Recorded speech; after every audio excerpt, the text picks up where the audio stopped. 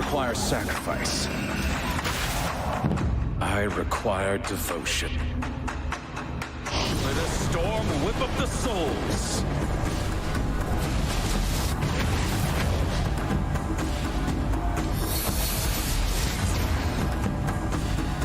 It was never my intention to bind all men to my will. First blood. Legendary. Mega kill. A gentle breeze is enough to shake the foes.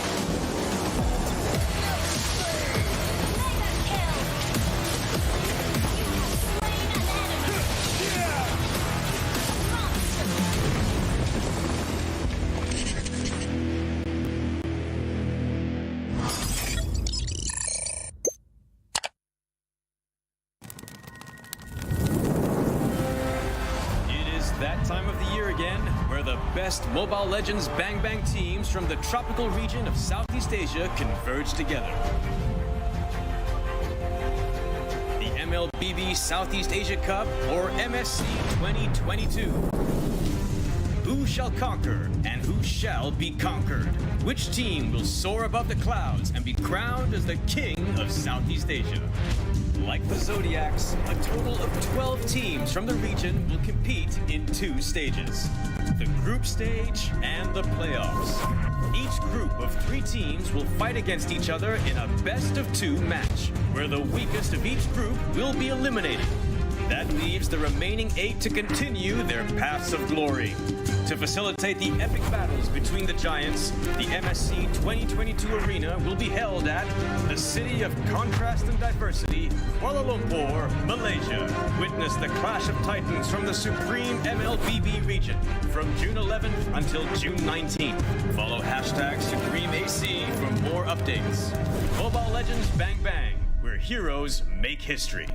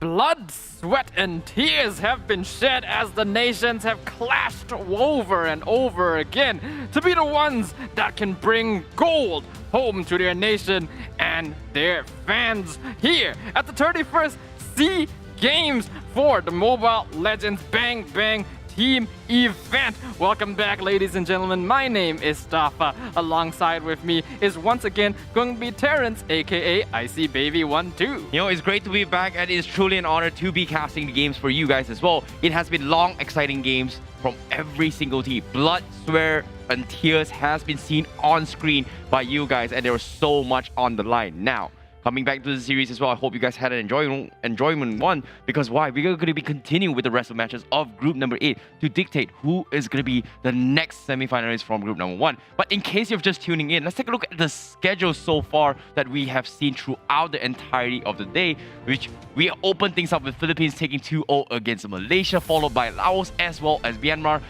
having 2-0.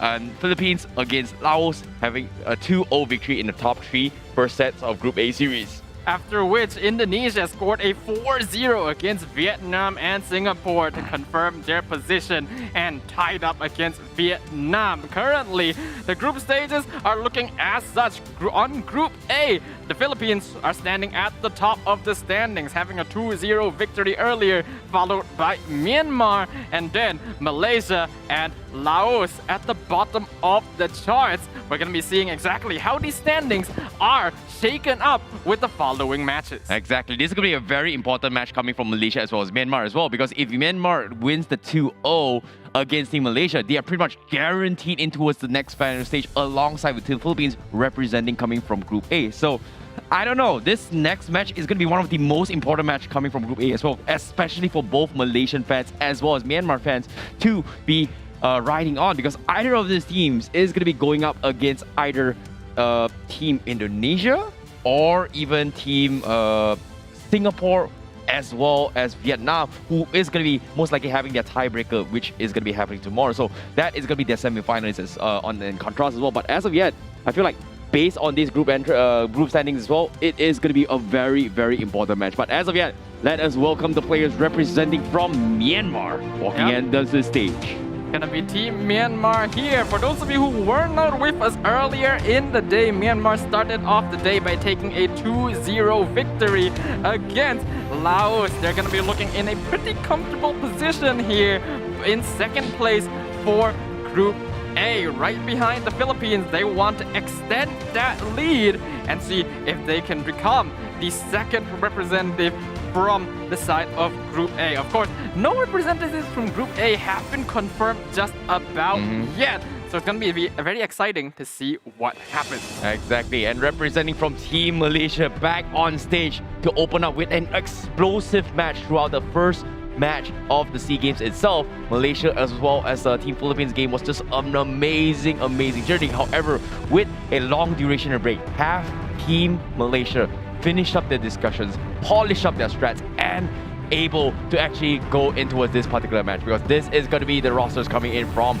Team Malaysia as they are up on your screen, ready to go to battle against Myanmar. Yep, in comparison to Team Myanmar, Malaysia started off the day losing 2-0 to Team Philippines, but they certainly didn't make it easy for them and put up a very good fight, oftentimes losing only because of a single mistake towards the late game. Now that they have returned after a long break, we're going to be seeing if they're able to remedy those issues and avoid making these same mistakes so that they can solidify their position in Group A. Agreed. A lot is on the line, but starting representing from the rosters of Team Myanmar, we have Black, Oh My Jenny, PS, Gumi, as well as Benno. Going to be starting off the rosters as well. Interesting enough, Team Myanmar, they have bring up their own meta and play it to their strength, and that is going to be the invade strategies coming from them. We did see a little bit of Hilda as well as Grok invades starting things off when they first appeared here in Group A.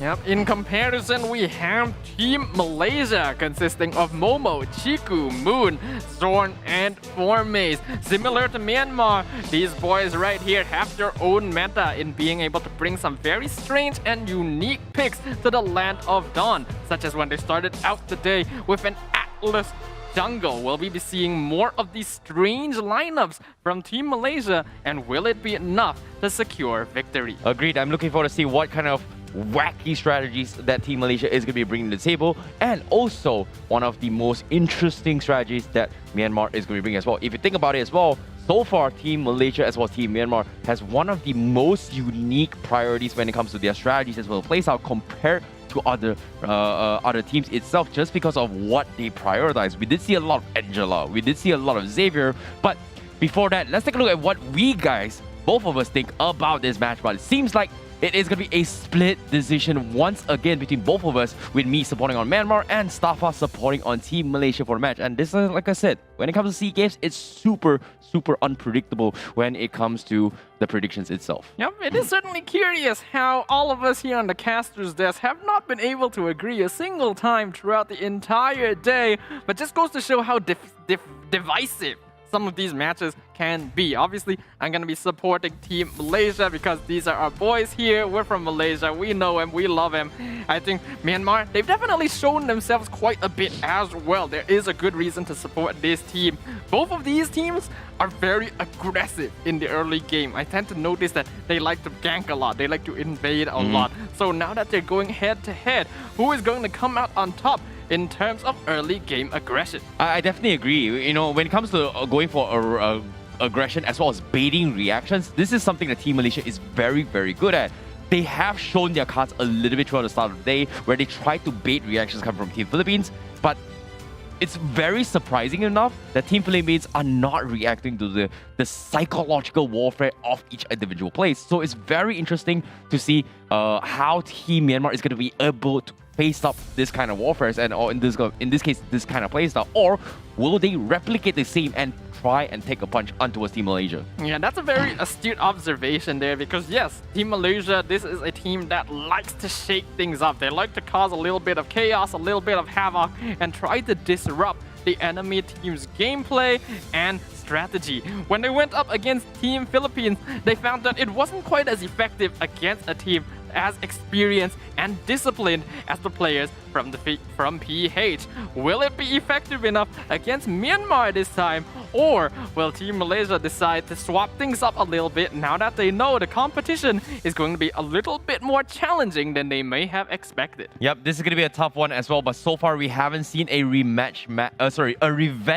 match yet, considering that Team Malaysia was looking for it to the start of the day against the Philippines. Unfortunately, say it did not happen for them. But as of yet, the confrontation history for both Team Malaysia and Myanmar since the 30th SEA Games is that Malaysia has gotten a 2-0 victory against Team Myanmar from back then. However, the competing rosters is going to be a little bit different this time from Team Myanmar. Yeah, but even despite that, we already saw history repeat itself earlier when Singapore was able to get a 1-1 against Vietnam. That happened in the last SEA Games as well. So I guess we will see if history continues to repeat itself here. 30 seconds left on the timer before the first draft of our 7th series of the day. And now that we're coming to the end of the day as well, it's becoming more and more important for these teams to really secure these victories. Exactly. We're always doing towards the end point of day number 1. And of course, I'm looking forward to see who is going to be our top 4 by the end of the day, or maybe even tomorrow. Sorry, apologize for that. There is going to be a tiebreaker tomorrow, so end of tomorrow's earliest phase of the game. But without further ado, we're going to be jumping straight into the drafts, and I believe this is going to be it, coming from Team Malaysia as well as Myanmar. As they are going to be playing a little bit more. Seems like they are still trying to resolve a little bit of their issues, but it makes a lot of sense considering that they want to verify the integrity of the match, make it as fair as possible for all the players to compete at the highest of conditions for the athletes themselves. Yep, we do have to apologize to all of you at home. Sometimes we do have technical issues. I'm sure all of us do understand that. We play games all the time. There's always going to be a little bit of problem here and there that we gotta make sure to resolve. And at a competition of this scale, you gotta make sure that any issues these players might be encountering are resolved as soon as possible, because they are fighting with the pride of an entire nation on their shoulders. So again, very exciting so far today. I personally have been enjoying very much my first experience casting for an international MLBB event. So I'm excited to see more. Yep, I'm looking forward to see how as well. And as of yet, you can see the pressure is on. You can see they have a lot of toys there coming from Team Malaysia to actually keep themselves in check, to keep their emotions as well, just because of how important it is. Because now, going to the stage of this the game itself, it is all about mental fortitude, considering that it has been a long day, especially for both Team Myanmar as well as Team Malaysia. Now, for them to close things up, we have Team Myanmar this time on the blue side and Team Malaysia on the red side. To see things off here, Team Myanmar doesn't exactly want to deal with the Cho. They have seen Zorn's Cho earlier today when they faced off against Team Philippines. It's something that Team Myanmar doesn't want to do about it, deal with it, and respect the ban. Well, as someone from Malaysia myself, I can definitely attest to this. Anytime you see a team play against Zorn, this show is going to get banned out. He's very confident on it, very aggressive, and you can see that Myanmar, they're already respecting that. Even though they only got to see it for like 1 or 2 games earlier today, the impact it has left is already notable. Now, with the seconds counting down, both teams going to be looking for more bans, and Myanmar will be getting rid of the Hilda.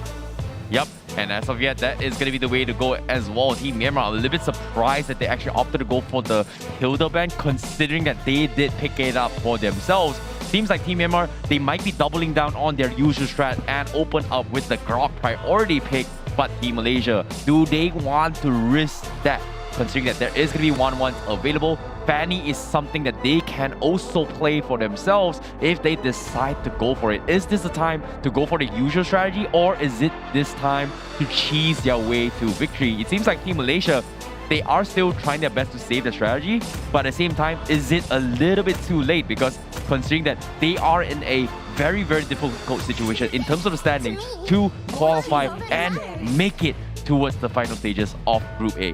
Well, I don't think it's impossible just yet. They still have 2 more games to play, so we'll see whether or not they can secure themselves a better position. The 1-1 going to be the next ban out of Malaysia. Understandable. Basically, every team has been banning out this hero. It is way too strong in the late game. So the ball, once again, going to be on Myanmar's half. Who else do they want to focus on getting rid of? I feel like the Ling is something that they have to respect coming from Team Malaysia. Ling is just out of control leading towards the meta. Ling is one. The other one would be Xavier as well, considering that we have seen a rise of the occasion of Xavier, which both teams has demonstrated that they can play. But Team Myanmar, they're going to be opening up the options and leave it up to Team Malaysia as they ban off the Grok. So that's going to be comfort bans coming from Team Malaysia, but Team Myanmar, but Team Malaysia, they will have to deal with potentially an Esmeralda Angela pickup, which Myanmar may consider picking for themselves. But with the Ling still open in the draft right now, as well as the Eve, which is a hero that Oh My Jenny has consistently been playing throughout the day, what will Malaysia try to get rid of at this point? Do they let the Eve through, force Myanmar in a situation to first pick it?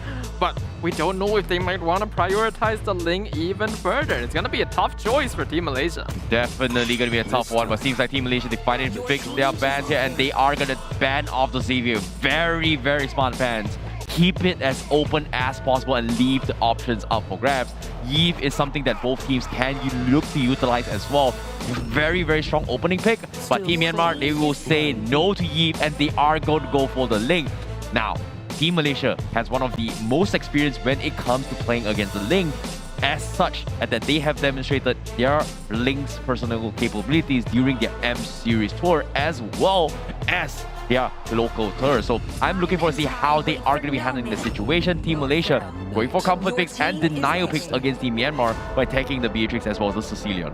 So far, Team Malaysia has consistently been locking in Moon's hero very early on in the draft, and looks like right now they are continuing that trend, giving him the Sicilian since the Xavier has already been banned out. They're also going to be locking in Momo's Beatrix pickup. This is a hero he is very comfortable with in the gold lane. Yep, Matilda was banned off a lot in today's draft. It seems like Team Myanmar, they are going to get it, and that is going to give the Ling a little bit more mobility as well as survivability on top of the Eve. Team Malaysia, they've got to figure things out a little bit more. Do they want to play the macro game, or do they want to go for the head-to-head fight? In this case, having the Sicilian and as well as the Beatrix is a pretty, I would say, standard pick in the sense where there's no clear objective for what they want to do, but they can look for inspiration on how Team Philippines play by going for the Popo Koopa role to set up for the Sanguine Claw. So it's a very interesting playstyle that Team Philippines played, but at the same time, Team Malaysia, do they want to try it themselves?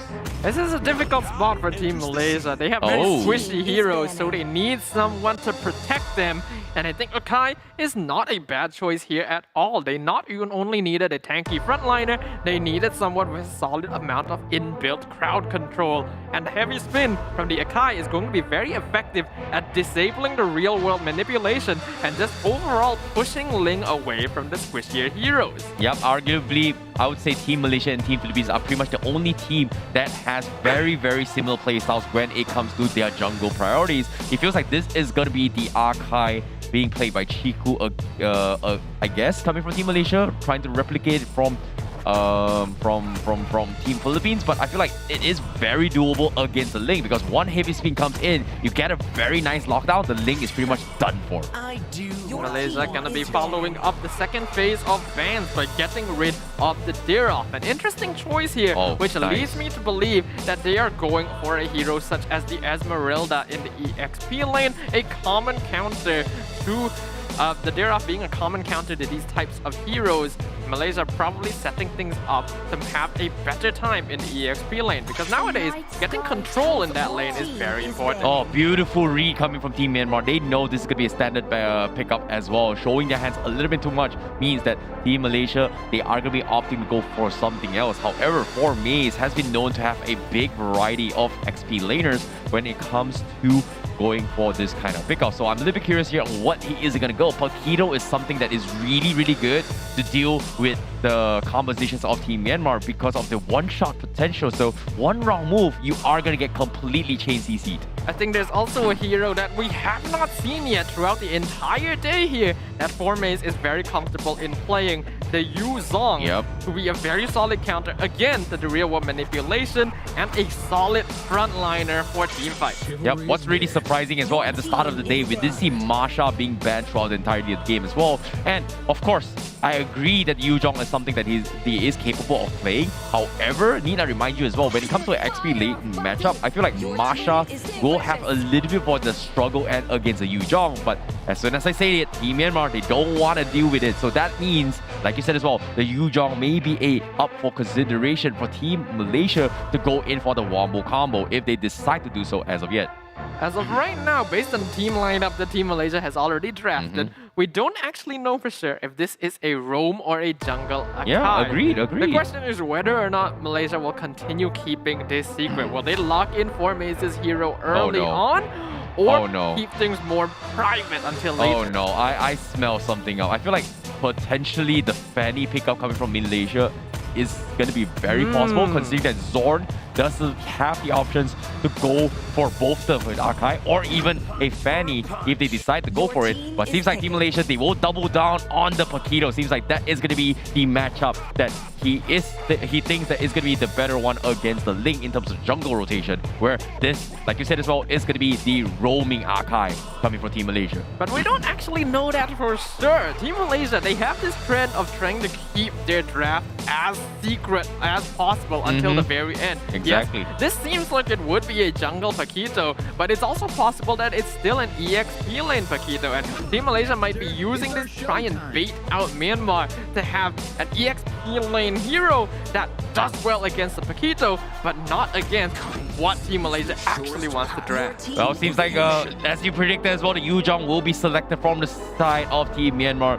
to go in for the AoE control. I would say both teams have a very, very balanced drop throughout this entire fight. However, now the final pick of the side of Team Malaysia, the XP matchup against Yu Zong, is 4Maize going to be going for the Uranus, or is he going to be forced to play something else, considering that the Masha as well as the Esmeralda has been taken out of the equation? I would say 4 out of all the most majority XP heroes from Myanmar has been taken out. But okay, looks like I'm going to be taking it back. They are going to flex the Paquito in towards the XP lane, and they are going to double down on the jungle Akai. And they're going to be locking in the Franco for Zorn as well. Another hero he's quite comfortable with. Team Malaysia going to be playing a more pick-off heavy skirmish style of lineup, whereas the side of Team Myanmar is going to have a very, very scary team fight lineup playing around the real world manipulation and Black Dragon form to set up space for the Ling and Claude. This is going to be an important game for both these teams to set themselves up in a better position in Group A. Agreed. 2 nations, 1 victory. The decider of the series is going to be having one up against each other for group number A. Who's it going to be? Ladies and gentlemen, this is going to be Team Myanmar on the blue side and Team Malaysia on the red side. And seeing how things is going to be happening as well, seems like the flexibility of the drafts from the side Team Malaysia has kept Team Myanmar a little bit wondering throughout the stage of the game. However, in terms of ballpark as well, seems like the Ling is going to be having a little bit of an upper edge when it comes to macro cross map plays. Interestingly enough, Zorn is going to be electing to poke out Oh My Jenny early on in the lane instead of trying to pull the purple buff. Well, it seems like that is going to be the case as well. We do see a little bit of the invades coming in from Team Malaysia. Seems like there is going to be a little bit of skirmish. You can see Team Myanmar, they are going to force the issue. Zorn is going to buy a little bit more time. And Team Myanmar, they're heading in towards enemy territory. The big Sanguine Claw comes in. And you can see Chico is going to be looking for the punish against that. Unfortunately, doesn't seem to be able to get the kill. However, they will settle down with taking Benno instead. So that is going to be first blood in the hands of Team Malaysia. Beautiful baits coming in from Team Malaysia. However, look at this. Zorn, he's not opting to go back anytime soon, knowing that PS may look to challenge the jungle objectives of an Archive, which arguably does have a weaker objective clear compared to PS. Yeah, so far Team Malaysia has been having a pretty solid early game. They know that they have the tankier heroes by far, so they are able to make more aggressive movements, and they're able to take first blood against Myanmar. That's not too big of a deal yet at this point in the game, only a slight net worth lead, but you can expect them to continue making these sorts of plays. Well, Team Myanmar, a little bit hesitant on going for the play. As soon as they saw Chiku showing himself, they immediately backed off and respect that, hey, there's no point contesting this wall. Chiku's level 4, they've got the Hurricane Dance.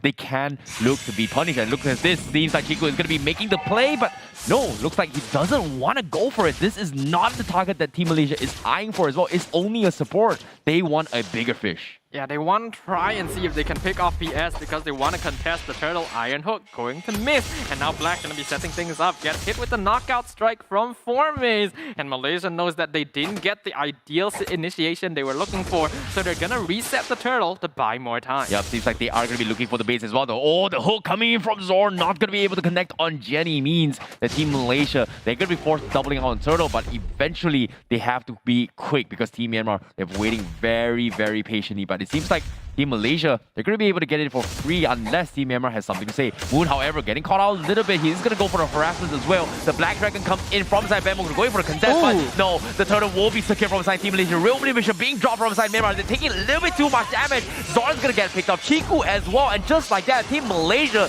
get completely overwhelmed by the CCs coming from Myanmar, despite coming up top with the turtle trades. Yeah, getting the turtle is not going to be worth losing 2 members, especially if one of them is Chiku, the jungler, which needs to stay alive at this point. Venno, already hitting level 4, is proving to be a bit of a problem, and since Formaze had to use his knockout strike to stop the real world manipulation, and it took him a while to do so because he didn't have his cooldown available, it allowed Oh My Jenny to do a lot of crowd control for his team. Yep, very, very difficult stuff coming in from Team Malaysia to fight against this comp, and considering that they do have a Ling being played by PS, Team Myanmar is going to have a little bit of an upper edge in terms of the early to mid stage of the game. So Team Malaysia's wise, it's all about dragging this out and scale in towards the later stage of the game. So it all comes down to who makes the first mistakes. However, here comes the hook again from Zorn. Unfortunately, doesn't seem to connect. Means Team Myanmar is going to be A-okay for now.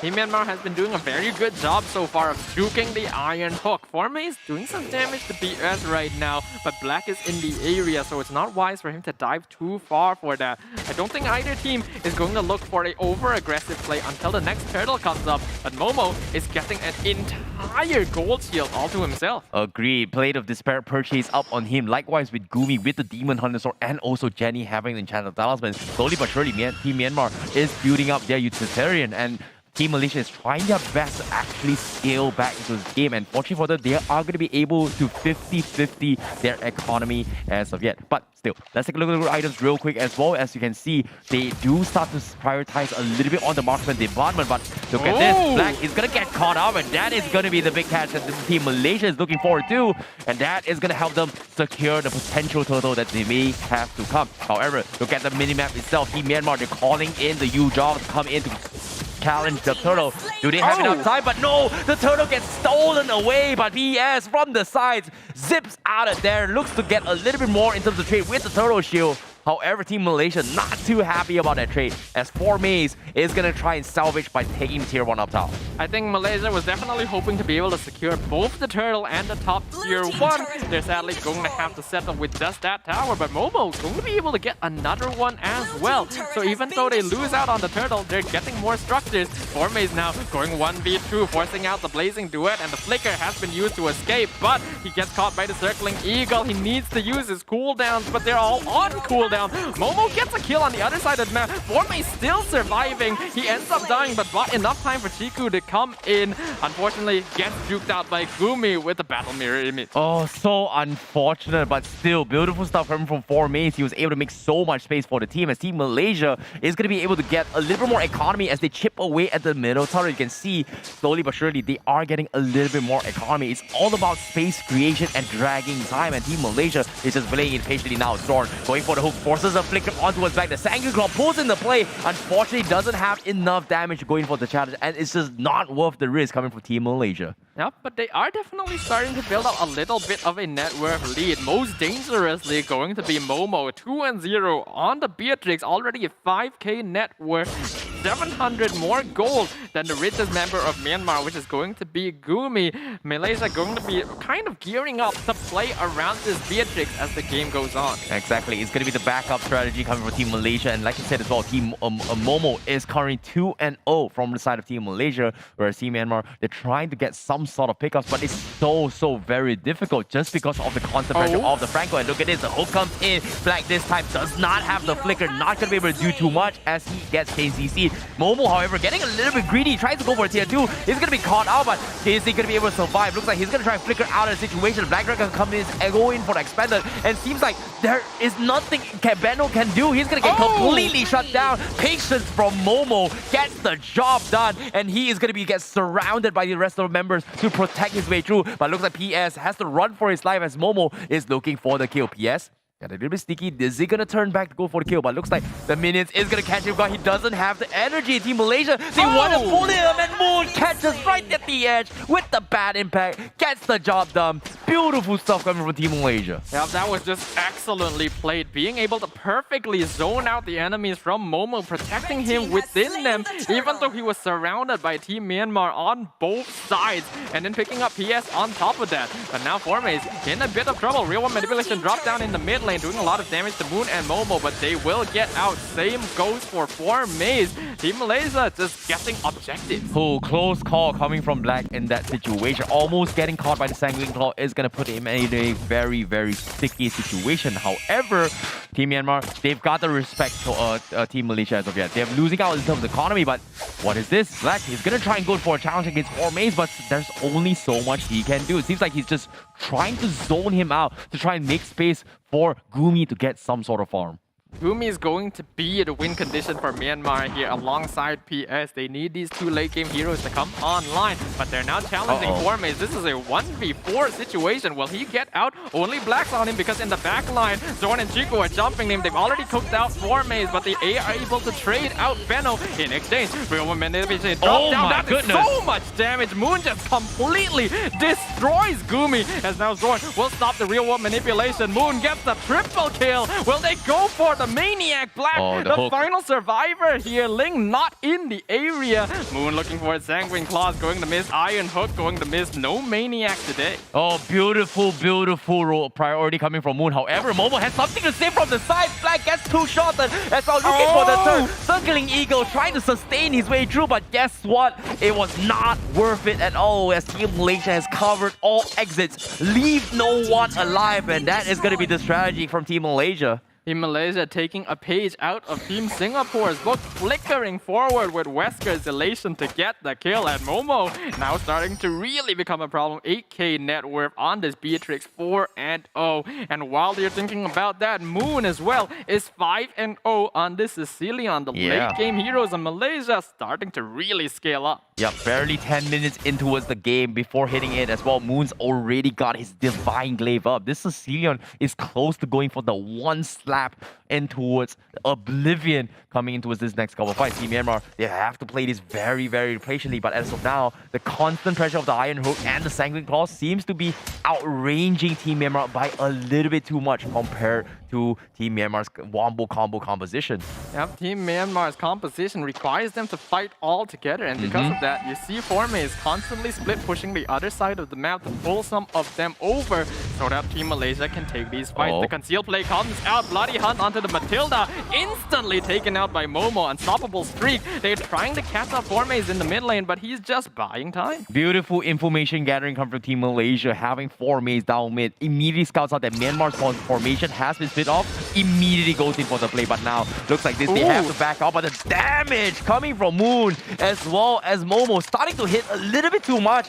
Team Myanmar not being able to handle it. As you can see, the oppression continues coming from Team Malaysia as they want to chip away at the objectives and get a little bit more map control. Lord will be spawned as of yet, but Team Malaysia, they're looking to go in for a pickoff. And Moon now is going to be using himself as a bait. Real Manipulation comes in. He's going to run for his life. However, it's not going to do too much. Team Malaysia going to be losing a little bit too much in that trade-off as they also lose Momo in that situation. Myanmar finding the right opportunity, and that is going to be huge for Team Myanmar to go for this play.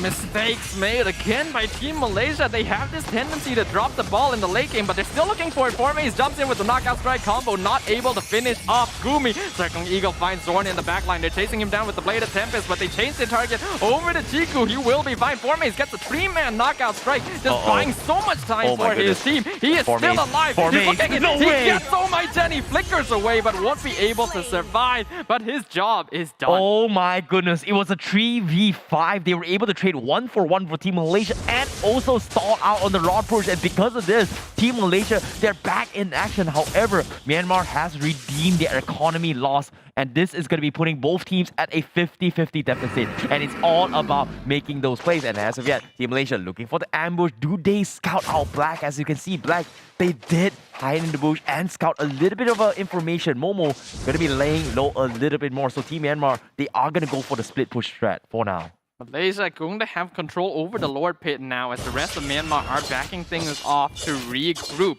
So far, they're going to be focusing on split pushing, and both top and bottom are pushing in their favor. So if Team Malaysia is not able to respond to that, it's going to be a little bit of a problem. And since they're doing so, Myanmar knows they can go for the Lord. Circling Eagle on the Zorn in the back line. They get the Lord. Chiku jumps in, but it's taking way too much damage. Meanwhile, they do find the Matilda on the side, going for the kill over the Team Malaysia. They're now chasing them down. They want Benno. Knockout strike. Not gonna find it. PS gonna get taken down by Momo as he flickers forward. Benno tries to jump backwards to save him, but ends up sacrificing himself as well. Oh, beautiful base coming from Team Malaysia. Myanmar, they had to take the Lord. They got the job done. However, they used a little bit too much to get the objectives. And now with the hook coming in from Team Malaysia, they can look to go in for the counter push. You can see Moon starting to step a little bit too much. However, now, with the offense coming in and the empowered minions, they're forced to go back and also defend against this Lord push. Iku is able to arrive at the Lord just in time to prevent him from being able to do damage to the tower. So they maintain their tier 2 down bottom. But both these teams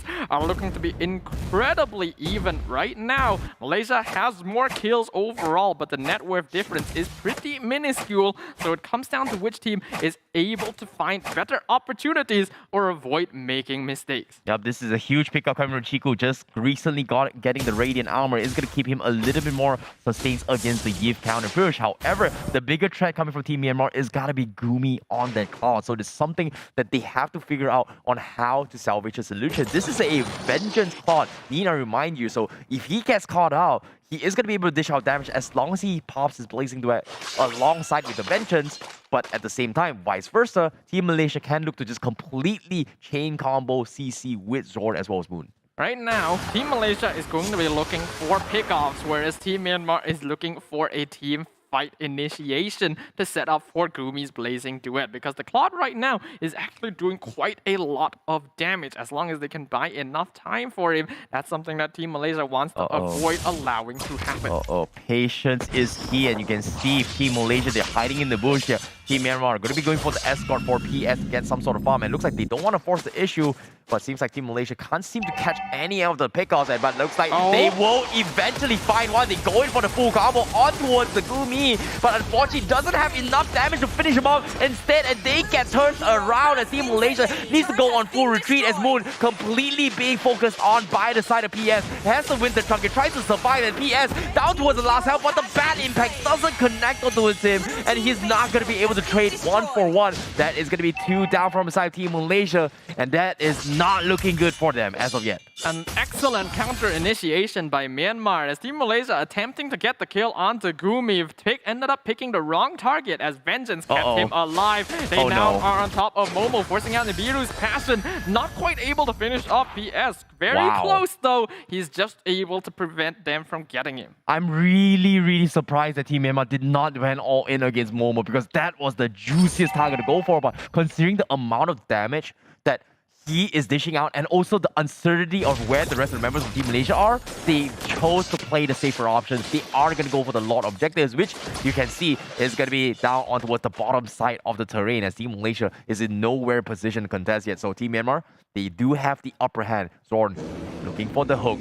Black reveals his position. Momo, on the other hand, first chase in the hard claws. Looks like they are going to go for the chain. They will take the bait, and that is going to be Black taken out of the equation. No ultimate up on Zorn means that is going to be free reign for PS to try to go for the Lord Steal once again. That was very weird from Black there. I feel like he knew that Zorn was there, but still allowed himself to get hooked. As you mentioned, Momo now going to be chunking out the Lord, but choosing to reset it because they know that PS is nearby, and they're not confident about it. They get the hook onto Benno, but Zorn's the only one there. Formaze coming in from the backline. He's just going to try and zone out Myanmar to buy time for his team, and it is working as the Lord goes to Chiku. Wow, that was huge as well. Team Malaysia, they played it perfectly. The lanes were pushed up to the top side. As soon as Gumi showed himself up top, immediately they go in for the zone tactics and clear up the Lord. Nicely done coming from Team Malaysia as of yet. But can they capitalize on this Lord push? Because as of yet, Team Myanmar, they still have a lot of damage to actually clear this off. It's going to be a 5v5, but no inhibitor in the mid lane to defend against them, so this is going to be important. Zorn holding on to his iron hook. Myanmar just pulling the Lord away. Black Dragon Form zoning out the rest of them. And they're not going to be able to do too much. Blazing Duet used to clear out the bottom wave. Real one manipulation as well. Iron hook going to get purified as Formaze is trying to get an engagement, but Myanmar just mounting a really effective defense. Team Malaysia now pushing up the top inhibitor. Are they still going to look for more? They get the snipe onto Benno, which is starting the initiation. Chiku in the backline with the heavy spin, not going to be able to push anyone out as Formaze gonna get chunked out. He's still alive though. Penetrates, gonna be clearing up the waves. They find the kill onto Black. They keep the inhibitor alive for now, but they lose the bottom one. Wow, what a surprising turn of events. You know, Team Malaysia, they paid up major ultimates coming from Myanmar. And, you know, it seemed good for Team Malaysia going for the offense, but what they did not expect was that they dragged it long enough. That was pretty much the second ultimate coming from Jenny with the real manipulation to actually counter this play. So Team Malaysia, they have to be a little bit careful. Momo, however, will look to chip away at the final inhibitors of Myanmar. It's down towards the last health. It's all about that one tick. And you can see Myanmar is going to be going for those body blocks, making sure that they have some sort of lane pressure on towards the top side before going for the disengage or the defense. Team Myanmar definitely on the back foot now. Their last inhibitor is literally one hit away from being destroyed. But 60 seconds left until the next Lord comes up means that they do still have time to make something happen.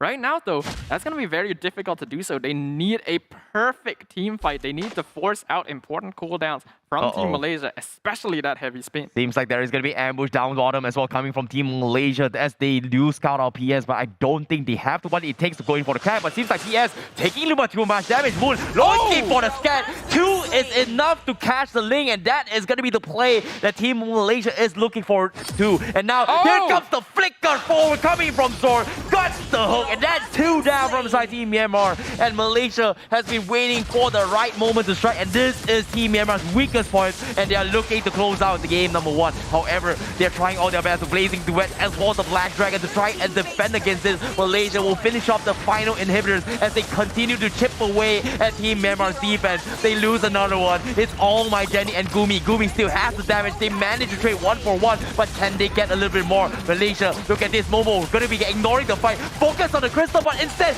gets taken down, but eventually all of them get wiped out, and that is gonna be game 1 from Team Malaysia. A clean victory coming out from Team Malaysia, recognizing that they have enough resources and enough bodies to just throw themselves at the crystal, ready to pop immortalities and lose members to ensure that they're able to claim victory over the game. Getting that pick off onto not only PS, but the hook onto Black as well was the difference they they needed to finally push into the base and end the game in their favor. Well, a little bit of a sigh of relief coming from Team Malaysia, but it is not over yet because now this is going to be the important one. Can they get the 2-0 against Team Myanmar to take away the number 2 spot from Myanmar in group number 8? That's pretty much the way to go. As you can see, the Malaysian fans supporting on Team Malaysia, and of course, a beautiful hook coming from Zorn. Just amazing stuff overall in game number 1. I think there was just some really good communication and coordination in terms of Team Malaysia's team fighting. They knew exactly where their players needed to be, and I do think I have to give a shout out to Formaze here. He did his job excellently, being able to split up team fights and buy time for his team to take objectives. Myanmar, though, definitely put up a really solid fight. These two teams are quite closely matched, and I am excited for game number 2. Yeah, it could have gone either ways in that situation. Team Myanmar, they had the ballpark in their control, but like I said as well, Ling is no strangers when it comes to fighting against fought by Team Malaysia, so they have some sort of experience. It's all about stalling, it's all about split push potential, and it's all about dragging the game. And Team Malaysia, they managed to put it off. However, for Team Myanmar, it's back to the drawing board again. Can they tie the series against Malaysia? Well, that's going to be their goal here. As we know, Team Myanmar is currently on a single 2-0 game. So if Team Malaysia are able to get 2-0 as well, then they will match them in second place, as you highlighted earlier, just one step closer to catching up to Team Philippines at the top of the group. It's going to be really intense. All of these teams want to be able to claim that semi-finals position. We don't even know for sure if Team Philippines are the ones that are going through, but they are in a very comfortable spot right now. Yeah, I definitely agree. I'm looking forward to see how it all goes through, but as of yet, I am looking forward to see the item builds coming in from the match itself, in case you guys are a little bit curious on how it all went down. And of course, that is going to be a little bit of a switch here. They did have the Arkai going full tank build from the side of Chiku. It is something of not a fan of me, considering that tank jungle being played from Team Malaysia is a little bit foreign for me, but they have managed to mirror Team Philippines playstyle and make it work for the team. Seems like Arkai might be the true meta in the current patch. I honestly think that tank jungle for Team Malaysia is actually not unusual at all, especially considering it is Chiku. He has a huge hero pool, and in this case, it works out really well because the heavy spin just so heavily disrupts the real-world manipulation Black Dragon form combo coming out from Team Myanmar. Usually, when you have these two heroes, you expect to be the one in control of the fight. But the Akai just made that impossible. Yep, agree. MVP for that match from the side Team Malaysia is going to be none other than Momo with his V3X play. He has set up beautiful plays, getting a lot of catches all by himself as a marksman, has been able to dominate his composition. Getting a lot of objectives for the team is going to be the way to go. And we talked about this before. Team Malaysia's backup plan is going to be none other than Momo, and he did deliver in that match. Yep, this is his signature hero here on the Beatrix. Very comfortable on it, able to make lots of things happen. We can see here in the highlights of that previous game that this was a very active game. As we mentioned, both teams are very aggressive early on. They like ganking, they like fighting, and that's exactly what we saw from them both. And I think Formaze, he just did an excellent job this game. He didn't end up being the MVP, but the amount of time he bought, the amount of space he created is just top tier. I definitely agree as well, because for him, as long as he's making space for the team, the rest of Team Malaysia is going to get some sort of relief in terms of space creation or pressure. Team Myanmar can't exactly snowball with the composition. You can see time and time again, they have these wombo compositions that completely obliterates Team Malaysia. But at the same time, when they going for the all-in push, Team Malaysia is able to try and drag this out as long as possible and capitalize on missed positions or mistakes from Team Myanmar. Team Malaysia specializes in splitting up these fights. They love this skirmish style of gameplay because they know that their players are mechanically gifted enough to take these 1v1s. Of course, that is not to say that Myanmar did anything wrong here. They were just outmaneuvered in many of these fights, going for one kill, but missing out on the overall picture of the fight and allowing Team Malaysia to take control. Yeah, the earlier moment there where Moon was able to get triple kill was something that Team Myanmar wasn't expecting, and I believe none of us actually expected as well, because when he came to save the day, he was setting up positions where Team Myanmar was actually underestimating his mobility and then getting slapped bit by bit and chipped away towards the fight. So for him to get a triple kill from that fight just gave them a little bit more damage. However, Myanmar played it very, very smart. Stealing this Lord away from Team Malaysia is what gave them the equalizer that they need to come back in this game, which, however, it all came down to a 50-50 coin toss, which obviously it could have been anyone's game. You can see Team Malaysia was struggling in all these fights as soon as Team Myanmar still forces a 5v5 fight. And like you said as well, Team Myanmar, they want to go for a full clumped out fight, whereas Team Malaysia, they don't really want to do it. It's all about split push for that, Joe. Yeah, and it ended up working out for them, especially in these final few fights. The fact that Zorn was able to find so many pickoffs that Myanmar found themselves often out of position is what ended up spelling their defeat, because they want to be the ones to initiate the team fight themselves. They have a lot of damage and their team composition is very scary, but when Team Malaysia is able to jump into their backline and just completely disrupt them, that's when you know they have lost control of the battlefield. I definitely agree. Team Malaysia just played it so surgical as well. It's all about slow and steady, bleeding up, slow and crazy,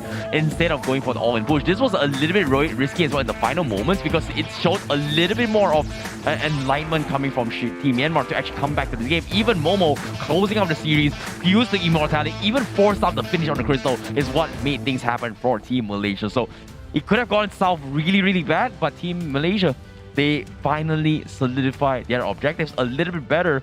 Seems like a little bit of repeat coming from how they played against Team Philippines from game number 2. Unfortunately, the difference between game 2 against their matchup against Philippines and this is that they were able to get the crystal down.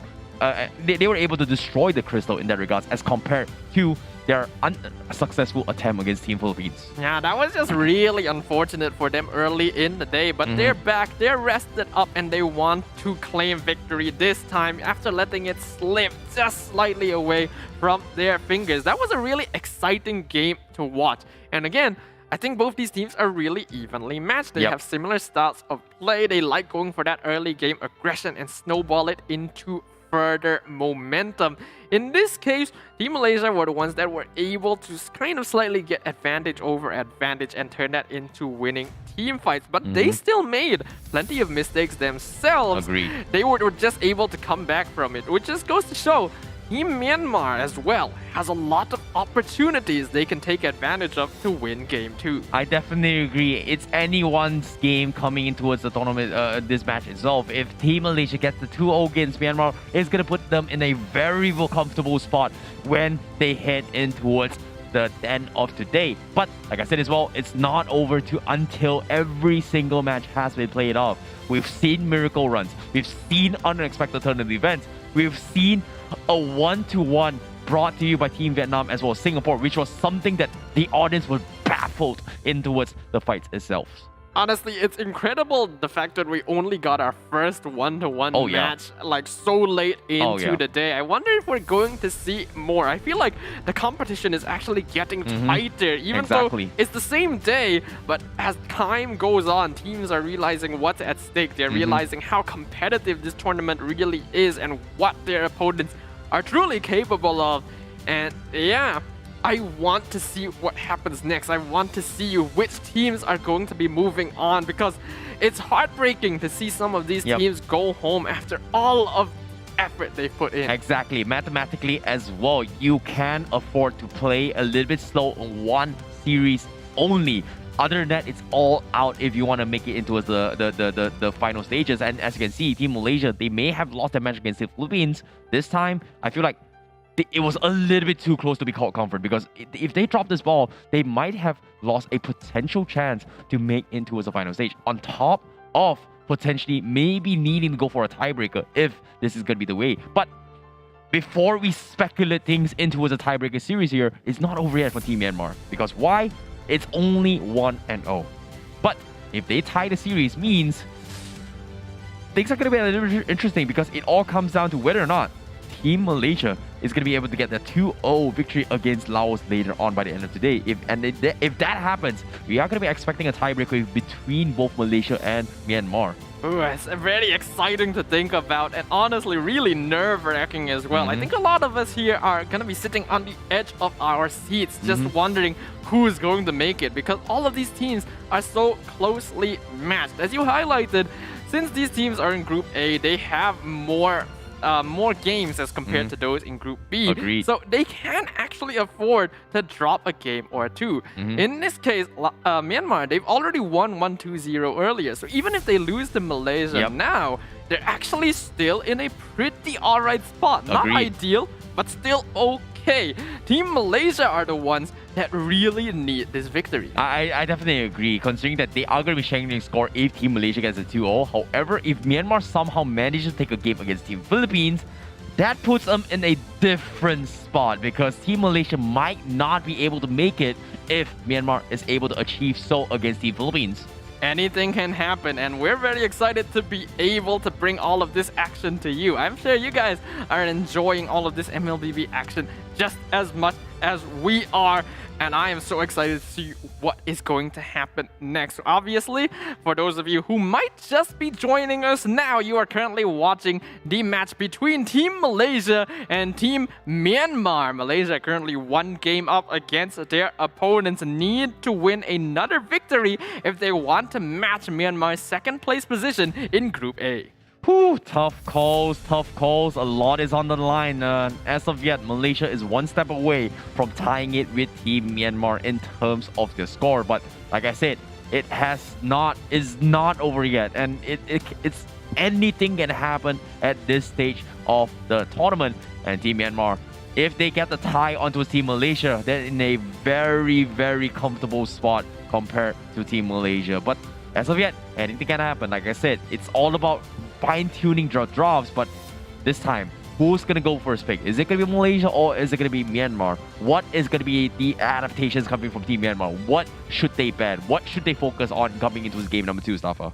I think one thing that Team Myanmar has to respect a bit more is this Franco pick coming out of Team Malaysia. Yeah. In that early game, we know that both these teams focus very heavily on making sure that they get that early farm so that they can snowball their momentum. This Franco proved to be a little bit of a problem for them, even though they were able to pick up the Ling, a hero that so far has been banned nearly 100% of the time. So that shows that Team Malaysia are not actually afraid of letting this assassin through. Yeah, what I'm really surprised is the Fanny is just completely ignored in all the games. But I feel like Team Malaysia, they have stepped up a little bit more, but I'm looking forward to see whether or not Team Myanmar is going to be able to pull off the potential Fanny. We know that Team Laos has been able to do it, but I'm not exactly sure if Myanmar is going to be able to bring that to the table. So Team Malaysia may have that as a pocket strategy, but is this now the perfect time to use it? Well, we will find out because the draft has once again begun. Team Malaysia going to be on the blue side of the draft this time. Team Myanmar on the red side. Grok going to be the first hero banned out. Yep, this is the most disciplined plays coming from Team Malaysia I've seen in a very, very long time, and I'm looking forward to see how far can they progress, because in terms of compositions, Ling is something that they may consider a play, but at the same time, tank jungler has been the way to go for Team Malaysia from all the matches so far. So do you think they want to pick the Ling for themselves? I think if they're given an opportunity where the Ling is actually led through the draft, they would probably prioritize going for it, because Chiku is actually very proficient with the Ling and has made some pretty amazing things happen before. In comparison though, they will prioritize the Wan more heavily if that's led through. I definitely agree, but seems like Franco will be banned from inside Team Malaysia this time. Not going to be taking the risk as Team Myanmar may consider picking up themselves. However, Hilda is going to be up for grabs for either of the sides. I think Team Myanmar would prioritize go for it as well. You can see a little bit of banter discussions coming from Team Malaysia as they are trying to figure out what Moon is going to be playing. Considering that Xavier was banned out in the first phase, they might opt to go for the first pick Xavier instead this time over the 1-1 and over the Ling. That is a good shout out. The Xavier is a hero that we know Moon is very comfortable in playing, so maybe it's something that Team Malaysia would want to prioritize. I'm wondering if they want to respect Black's Hilda gameplay because it can be very scary in the early game. No, they're gonna be banning out Oh My Jenny's Eve instead. Yep, yeah, Black's Hilda was something that we did not expect as well, but it was a great opener coming from Team Myanmar. So it's something that you can actually take into consideration as well. It's all about the invades. However, need I remind you, Masha completely being ignored as well. It's a pretty decent invade when it comes to roaming potential. However, has been nerfed a little bit and has been prioritized onto its XP lane rather than the invades of the, I would say, the roaming role coming from the Masha. So I feel like Team Malaysia, I don't think they would care too much about the Masha, considering that Yuzhong is a great way to deal with XP Masha. Yeah, but the Hilda is actually going to be banned out by Myanmar themselves. They are worried that Team Malaysia will pick it up. This means that Wan, Ling, all of these usual bans are surprised. open. Myanmar, they're just saying, okay, we are going to open up the draft entirely. You can have one. We're going to take two because we're on the second side of the draft. Now, options are very, very much available for Team Malaysia, right? But if you think about it, there are not a lot of teams that have figured out how to deal with 1-1. I feel like Team Philippines is a great representation on how they deal with the 1-1, which is going for the Ubi strategy in the sense the Estes pickup. However, Team Malaysia, do they have the drafts and composition to go for it? But it seems like they are going to play it safe, focus on towards their own comfort picks, and that is going to be the Xavier coming from Team Malaysia. And this time, the Ling and the 1-1 is going to be in the ballpark for Myanmar to pick it for both of that. This is quite risky for Team Malaysia. We know that they're quite effective with the Xavier. I did not expect this at all coming from Team Myanmar. They're just completely letting both of these heroes away. I actually quite like this because, Okay. well, disregarding the Matilda for now, the Beatrix is a hero that both these teams prioritize heavily, and we already saw how scary Momo is on it. Yes, picking up the Beatrix at this point would allow the 1-1 through, but in comparison, Beatrix is a hero that is much easier to play. Because of that though, Momo gonna be getting his 1-1, and we're actually gonna be seeing Chiku on a non-tank jungle. Well, technically it is still considered. Yeah, technically it's so, still yeah. a tank arena. Yeah, so I still like Team Malaysia. They're still gonna go for it as well. I feel like Ling is something they can go for, but based on how they played throughout the entirety of the day, it feels like don't fix something that didn't exactly go too wrong. The match against Team Philippines wasn't exactly a mistake. It was a very, very minor one. They played as well as they can. The strategy works, as demonstrated by both their gameplay against Team Philippines and also Team Philippines prioritizing on the tank jungle. So I feel like this is a great situation, but at the same time, it's all in Team Myanmar's ballpark. Because if you think about it, they have two very, very annoying heroes they have to work with. One being the 1-1, and two being the Karina. Yes, having the Susina is a great with the Karina, but is it a solution to the 1-1? We will see, but it is a very solid late game mage. Obviously, we've already seen many teams counterplay the Xavier by picking up the Sicilian for themselves, so they have a late game counter. So it's gonna come down heavily to execution, but what I am a little worried about in terms of Myanmar is that so far in their pick... I'm sorry. Oh, hold on. I'm sorry about that, but Team Myanmar, they are going to be banning the Atlas just because potentially, I feel like, you know, Team Malaysia, they can opt to go for it because of the jungle Atlas, but at the same time, if you think about it, a roaming Atlas isn't exactly too bad for the Xavier 1-more combo. So, okay, maybe I'm just being paranoid. I'm sorry. Personally, I don't really like it. I don't really think Myanmar needed to ban this out because, yes, the Atlas is very good at grouping people up for the Dawning Light, but I don't really think it's something that Zorn plays very prevalently. No, I think he does. I think he does. Technically, but they has are he the played it professionals. prevalently? I don't know. It all comes down to drafts. It all comes down to the playstyles coming from Team Malaysia for sure. But for me, I feel like the biggest threat coming from Team Myanmar is like how will they deal with this Karina, right?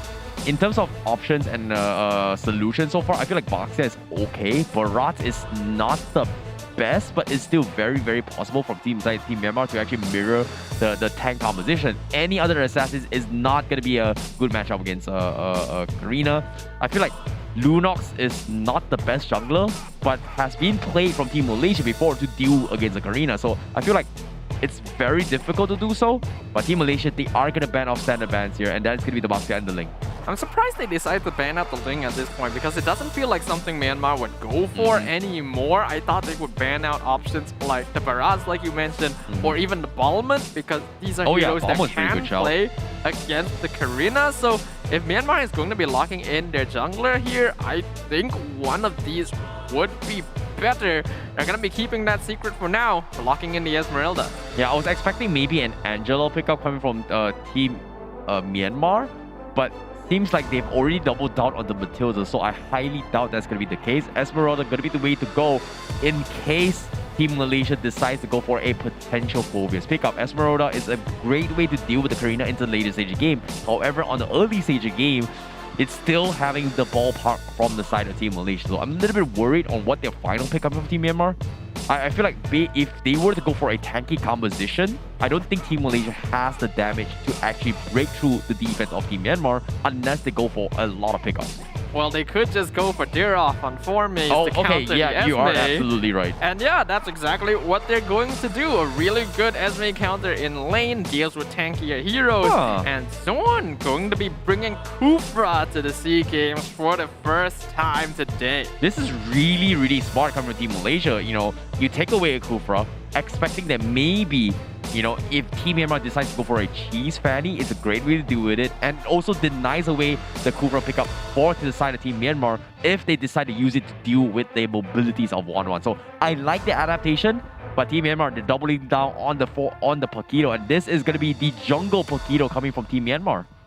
Jungle Paquito is very strong right now in the current meta, deals a lot of damage and has a lot of utility, and is not a bad choice to go up against the jungle Karina, but is actually quite heavily countered by the Kufra as well because it's a hero that relies heavily on mobility.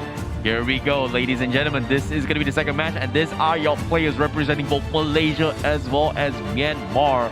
And they are going to be heading into the Land of Dawn for the 31st SEA Games here in Vietnam 2021. And I'm looking forward to see what kind of gameplay is Team Myanmar going to be able to bounce back with this composition, or will Team Malaysia get the clean 2-0? But as of yet, what I do know is Team Malaysia is going to be on the blue side and Team Myanmar on the red side. We can see two Purifies coming out from Team Myanmar on Oh My Jenny and Benno, so they are afraid of the CC that's going to be coming out of Zorn.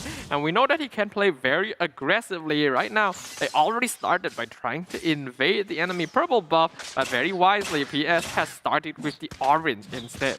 Yep, seems like this is going to be the case there as well. Momo going up against Gumi going for the sniper instead in the early matchup to go in for the harassments. And Invades is going to be on his way. Zor going to be making a little bit of play. Great setups coming from him as well. Immediately chunks down an early flicker. And here comes the recall that Zorn is known for.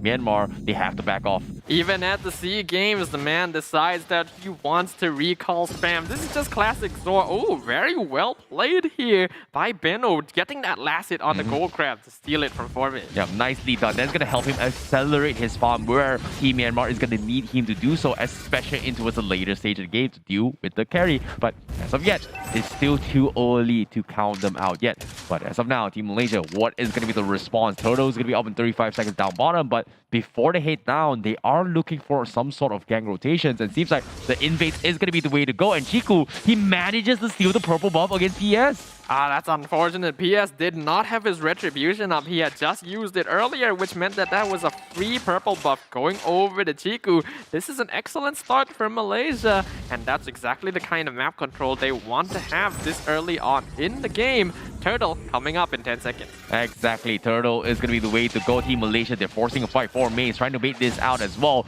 Chiku will secure the gold crab for himself, but the retribution is going to be up in 8 seconds, so now is the best time to go for Turtle. The rest of Team Malaysia are in position, and Team Myanmar a little bit late to the party. It looks like they might consider forcing the fight. PS wants to go for it, but nope, unfortunately gets stopped in the strike, and you can see immediate follow-ups coming from Malaysia. Beautiful catch coming from Moon to get the kill, and that is going to be not one, but 2 kills in the bag of Team Malaysia. You can't even blame PS for being out of position there. That Mystic Field from Moon was perfect and so fast to stop him in his tracks, allows Chiku to steal the turtle away, and then Zorn even stops his escape with the bouncing ball. Look at the traps coming from Moon as well. He's just so confident. He knows that he is going to get those shots in, and he will immediately go in for the shutdown. Zorn, however, is almost a level ahead against Black, who's arguably supposed to be the roamer and mirror matchup for each other, and this is not looking good for Team Myanmar if this keeps up. Yeah, but we can see that Momo is getting zoned out of lane by Gumi right now in the early game. The Beatrix going to be much more effective as compared to the 1-1, so Team Malaysia might have to put a bit more focus into ensuring he gets his farm. Formase going to be cutting out the wave in the EXP lane as well, and we can see that Oh My Jenny was sent home as Momo going to get targeted by the Circling Eagle again. He wants to get the crossbow of Tang,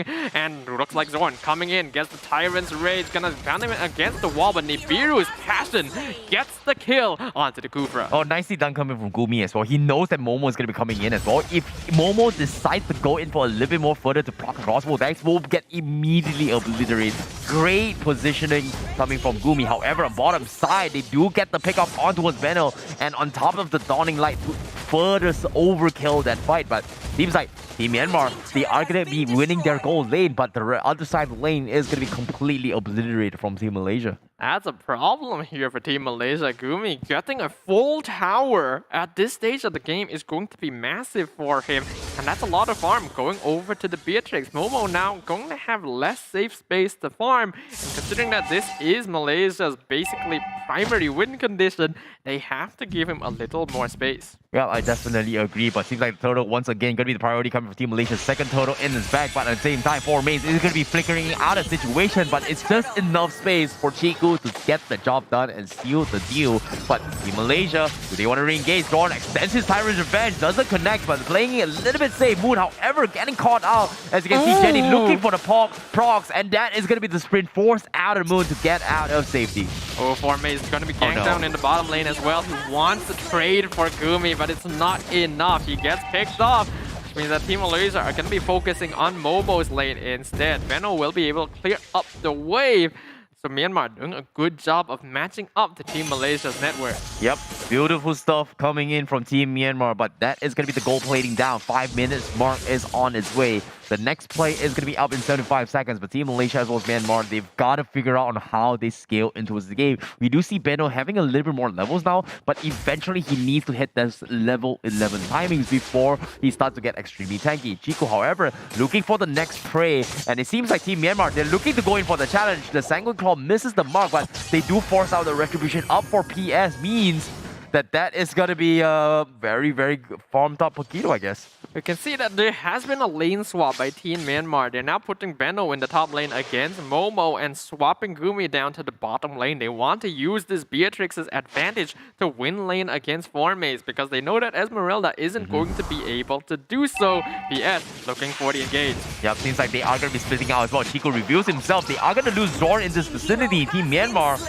will get a very nice pickup. However, Formase looks like he is going to go for the Abyssal Strike. Connects on two. Chico finally goes for the strike. Gets Gumi now looking for a little bit more. Beautiful stuff, but Black needs to run for his life. Moon, however, not going to be able to assist in that fight just because he was zoned down mid. Dawning Light comes mid. Not exactly sure where Moon is aiming for, but seems like that is going to be a little bit of a vision control. But before that, let's take a look at items real quick from both of these teams. Obviously, Gumi going to be very rich right now. Already completed the Blade of Despair. 5k net worth total on himself.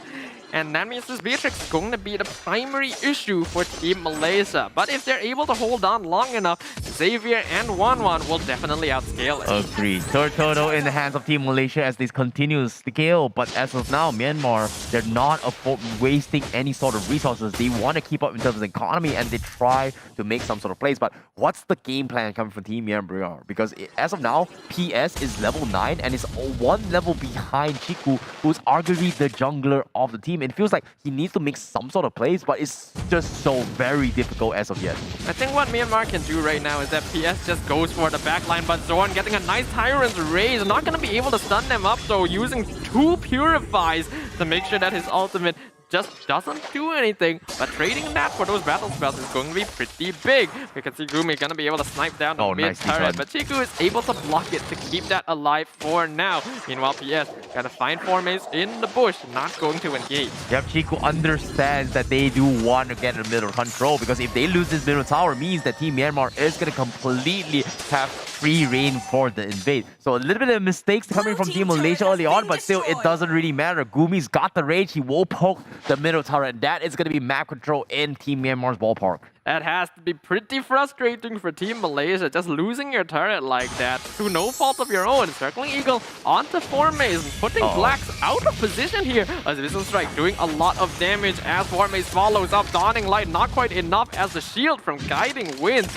keeps Black alive. I'm surprised Chico not opting to go for the play, but considering that there is a middle minion down middle, Team Malaysia, they don't want to overextend this play. Chico deciding if he wants to go for the bush check, but it seems like he is not going to go for it, and he does have a bigger fish to fry, and that's going to be Gumi. Look at this, reveals his position, but Gumi, gonna back off. Seems like Chico is going to farm off a little bit more. Right now, though, in terms of net worth, both teams are very even. Myanmar just slightly ahead, but it's a negligible amount. So both teams are just trying to buy time for their late-game heroes to start coming online. I do have to be a little bit wary for Team Malaysia because Myanmar, their late game is quite scary. Yep, agreed. But as of yet, Momo has been laying low for a number of times. It looks like this is going to be the first play. He does have the cross-border crossbow attack. He's slowly chipping away at those Esmeralda. Finally pops it, tries to get a couple of kills, but they've got the sustain. The Dawning Light not going to do too much, but Team Malaysia, they dropped the ball. They cannot afford to do this, but a beautiful slow from Moon to salvage the situation, but they will lose Chiku in the process. Not looking good for Team Malaysia as of yet. That is actually just really unlucky for Chiku. He died to the Lord's swing. He would have gotten out of there just fine with the blade dance. But just really unlucky. Gumi doing a lot of damage to Moon as well. Oh, whoa. Team Myanmar just giving it hard, making it hard for Team Malaysia as of yet. As you can see, they're slowly building up those items, and that is going to put Gumi in a very, very favorable position. We're having the Weapon Master on the Beatrix means that his damage is going to scale even harder towards the later stage of the game. But as of yet, what I do know, this is finally some sort of relief that Team Myanmar has been eyeing for as well in terms of getting the lead over Team Malaysia. Yeah, they're quite comfortable right now. The net worth lead isn't actually that big just yet, and Malaysia will have no problem clearing up this Lord, but they have to avoid taking any more mistakes, taking any more team fights that they're unable to do. They need more time for Momo and Moon to come online, and they cannot give out more map control to Team Myanmar. Oh no, Formaze is getting picked off. He wanted to go for the split push potential. Unfortunately, Team Myanmar, they perfectly understand the situation. Ignore the Dirov. Don't give the Esmeralda to Dirov. What we do, we take them out as a team, and that's going to be the ballpark coming in. And Team Malaysia with one man down means that Team Malaysia is going to be forced to go for the split push potential. And it seems like that is going to be the case as Chiku tried to go for it, but Team Myanmar is just scouring and going for the hunt, clearing every single bushes, looking for their next prey. And it seems like this is going to be the point of interest coming for Team Myanmar. Yeah, Benno has already scaled up to the point where it's very difficult to kill him as well. Dawning Light chunking them out a fair bit, but it's not going to be enough right now. And Zorn is starting to encounter a little bit of the problem with Kufra nowadays. The hero simply is not tanky enough to deal with the amount of burst damage that is becoming prevalent in the current meta. Oh, Momo almost wanted to go for the frog on the crossbow tanks, but seems like the Agra Force issue. The Dawning Light comes in, connects on 5, but at the same time is not enough of damage. Team Malaysia, they're propping a little bit too much, but finally Momo baits them out of the situation, changes the crossbow tanks, gets 1, gets 2, looking for a little bit more. And Team Myanmar, they're scrambling, they're underestimating the power of the 1-1, and that is going to be the shutdown. Triple kill for Momo, and Formaze as well as Zorn is going to clean out the rest of Team Myanmar, and just like that, they completely wipe them all out. This is the absolute threat of 1-1. There's a reason I've been saying this is the late game hero. That crossbow of tank instantly securing a double kill for Momo and allowing him to follow up. And then Zorn getting a nice Tyrant's Rage to finish off Team Myanmar, instantly turning things around. for Team Malaysia. They now have the net worth lead and they want to take as many structures as possible. Oh, patience has paid off. Team Malaysia waiting for the right moment to strike, and they got it. The perfect wombo combo, and Team Myanmar wasn't expecting that at all. However, it's not over yet. Even though they've got a team wipe, look at the economy. Pay attention to it. It's not really a big margin of lead from Team Malaysia, so technically, Team Myanmar still has the tools to actually fight back. However, Team Malaysia, they are going to try and open up the map for the next Lord fight, and Team Myanmar is gotta force this fight. Team Myanmar now are definitely aware of the fact that Momo is the primary threat. As long as they deal with this 1-1, they have nothing to be worried about. So Team Malaysia are going to be focusing very heavily on ensuring Momo gets the proc that crossbow of Tang. This is going to come down very heavily to Jiku, Zorn, and Formaze.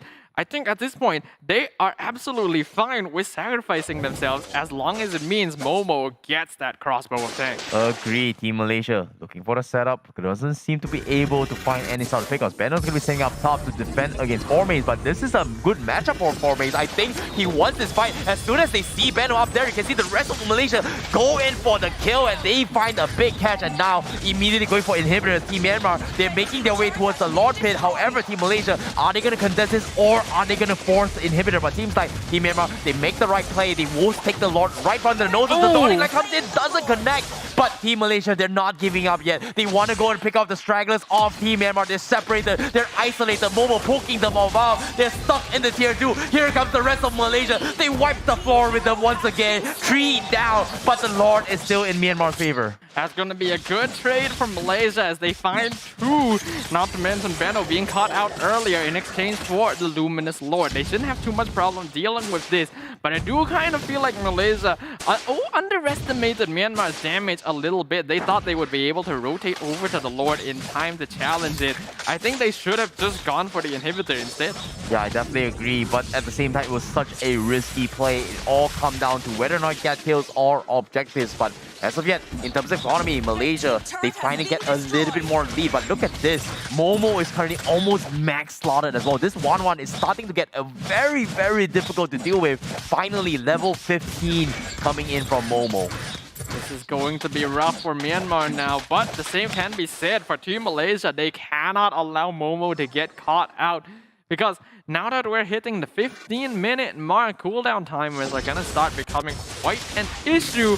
And considering that there really aren't a lot of towers left on the map, losing out important members at this stage of the game is going to be massive. Agreed. Now, with Chico having the anti-Kiras, we are going to be expecting a little bit more aggression coming from Chico to focus onto the dive on the Luzumi. Once you get the anti-Kiras proc, that means overall CC damage coming in from him is going to be very, very much reduced. So that's going to be a very, very small margin to talk about, but it all comes down to execution. However, for Mace, he is going to get a taste on his own medicine. He's going to try and make a run for it, but seems like Team Myanmar is not so confident to try and make a play right now. That was an instant retreat from Myanmar. Once they realized they couldn't engage on Formaze, they just backed up. Zorn going in with the conceal, but Myanmar has already gotten away, so they're not going to be able to catch them out. But they do force Myanmar back into their base, and that's exactly what Team Malaysia want right now. The less space they have on the map, the less farm they get. Now, Orange Puff is on a Momo, but at the same time, Benno's got a Blade Armor, as well as the Divine Clay's purchase coming from Jen. It means that the Sicilian is going to start to scale a little bit more. So it's all about those snaps. And Team Myanmar, they do have the tools to fight back, and Team Malaysia cannot afford to make this kind of mistakes. But they do kind of, going for a couple of pokes here and there. You can see Moon's slowly going for a check, but the Dawning Light comes, he connects on half, but Team Malaysia, they don't really care. You can see they're not even bothered to clear the minions. They want to freeze the lane so that they can push the Lord, and this is very, very smart coming from Team Malaysia. They just don't want to give the economy back into Myanmar's pocket. They're just allowing Zorn and Moon to threaten Myanmar and keep them within their base so that the rest of the team can get some farm, and they're waiting for the Lord to come back up. However, Myanmar has successfully pushed out of their base for now, so they will be able to challenge this Lord if Team Malaysia tries to go for it. I think they're trying to bait that in because Formaze is pushing the bottom lane. Exactly, they're looking for the split push potential as well. Team Malaysia, they are going to try and threaten Inhibitor, but as soon as the Esmeralda reveals his position down bottom, means that Team Malaysia is a little bit more comfortable to contest for the Lord, but still, it's all about the waiting game. Team Malaysia Still making not any moves yet. It all comes down to mistakes and movements from Team Myanmar. You can see the paranoia from the side of Team Myanmar is just unreal as they try to open up the map. Chiku does scout on the information. Zorn finally goes for the pressure. However, is this the wise call coming from Team Malaysia? Doesn't seem like it, and they're going to wisely retreat from this. They know that multiple members of Team Myanmar are here right now.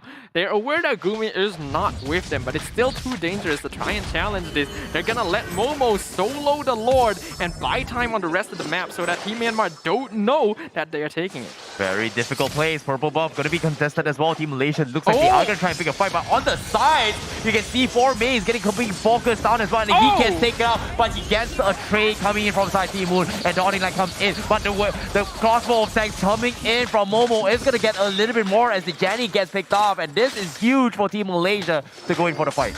Yeah, that was really well played by 4Maze. Yes, he definitely bit off more than he could chew, challenging Gumi there, but he was ready to sacrifice his life because he knew that Moon had enough damage to finish off the Beatrix, and that is the only member of Team Myanmar that is actually truly a threat at this stage of the game. So Chiku can now start working on the Lord as the rest of his team zones out Myanmar into their base. Nicely done coming from Team Malaysia, but as of yet, looks like the zone comes in. Dawning Light doesn't seem to do a little bit on towards back, but they can opt to threaten this. But just by this play coming from Team Malaysia, they're completely forcing Team Myanmar to stay at the base, and the Lord is going to be safely secured in the hands of Team Malaysia. However, ooh, that's a big snipe, and an instant reply from Team Malaysia to say, hello, I can play this game too. Momo has now completed his Malefic Roar. I do believe that is going to be his final item. If we look at his item build, yes, he is now full on items. This 1-1 is going to be doing a lot of damage, even to the tankier members of Team Myanmar. So they absolutely cannot allow this crossbow of Tang to activate. Luminous Lord now pushing up top lane. And Team Malaysia, they are timing all the waves to hit the base at once. Yep, very, very nicely done as well. But Team Malaysia, as of yet, they do have all max slaughter. Meanwhile, Team Myanmar, they're trying to finish up their final items before this next team fight. But I don't really know if it's going to be enough, because as of yet, the minions are coming in. The Lord coming on the top side as well. Team Malaysia, they've got a shoot aside, and it seems like they are going to go for every single side. No, the catch coming in. Moon almost getting caught off. He's going to be able to sprint out alive. Fortunately for him, but he still has the Dawning Light. They need this one play, but the inhibitor will be focused down from side Team Malaysia. They are not taking any sort of risk yet, as just because of Moon, how low Moon's HP is as of now. Yeah, they're going to make the choice not to go for an overly aggressive play. I think if Moon didn't get chunked out so low, Team Malaysia might have actually looked for a fight there, but they're not going to take the risk knowing that one of their primary sources of damage isn't going to be able to stay in the fight for long. They are satisfied with a single inhibitor. Yeah, that's going to be the safe play coming in, but as this game progresses, well, Myanmar is also going to be sailing a little bit more, but here comes the catch, and this is huge. They pull back the combo, and that's going to be the chains coming in as well. Jenny's going to be focused down. Black is going to be the first to fall. That is going to be the Romo. However, Momo looking to change for the crossbow attacks, but Myanmar, they have learned their lessons. They are going to back up and respect this. So that is a big catch coming from Team Malaysia. Yeah, they lose out Black, but all things considered, that's actually not so bad for Team Myanmar. Out of all of their members, that is going to be the least impactful pickoff for Team Malaysia. What is important to note is that another 50 seconds before the next Lord comes out. So Team Myanmar can't afford to give up too many more members. They gotta make sure they are all alive to challenge this, because this is going to be the final evolution of the Luminous Lord. Very, very long stuff into this fight as well. Team Malaysia going for the zone. You can see 4Maze doing a fantastic job, but it seems like it's going to be split push potential. But let's take a look at the items real quick. Everyone's pretty much max slaughter except for the Sicilian, who's opting to go for the Ice Queen's one as a final purchase, as well as the Matilda, potentially I would say a Tina shield to deal with the Karina as well as the Xavier. We're now reaching the point in the game where basically every player is going to be maxed out in terms of items. So the net worth difference isn't going to matter too much. It all comes down to gameplay and execution. Myanmar wants to buy more space. They know the Lord is back up. Sanguine Claw is going to be catching out Tiku. They're doing damage to Benno, but he is tanky. He will be absolutely fine. Momo wants to look for the crossbow of Tang, but Benno instantly gets pulled back by the guiding wind. Forme is going to be in a lot of trouble, but certainly Eagle pulls Black forward. They're going to be able to catch up Benno as well, but he pulled back with the guiding wind. Zorn going to be able to catch up Black. They find him. Crossbow of Tang has been activated, but it's all going on the Winter Trunkian by Benno, but he won't be able to survive. Dawning Light picks him. him off. Shiku jumps into the backline. Winter Trunking gonna be keeping Oh My Jenny alive for now as well, but they find the double kill onto Gumi. Only Oh My Jenny and PS are surviving now against all 5 members of Team Malaysia. Oh, that was a huge tug of war. Myanmar, they found the opportunity. They whipped the dawning light. It was good, but at the same time, Team Malaysia was able to buy time. But now, oh my goodness, Sword! What was that? That was the sickest Cyrus Rage I've ever seen.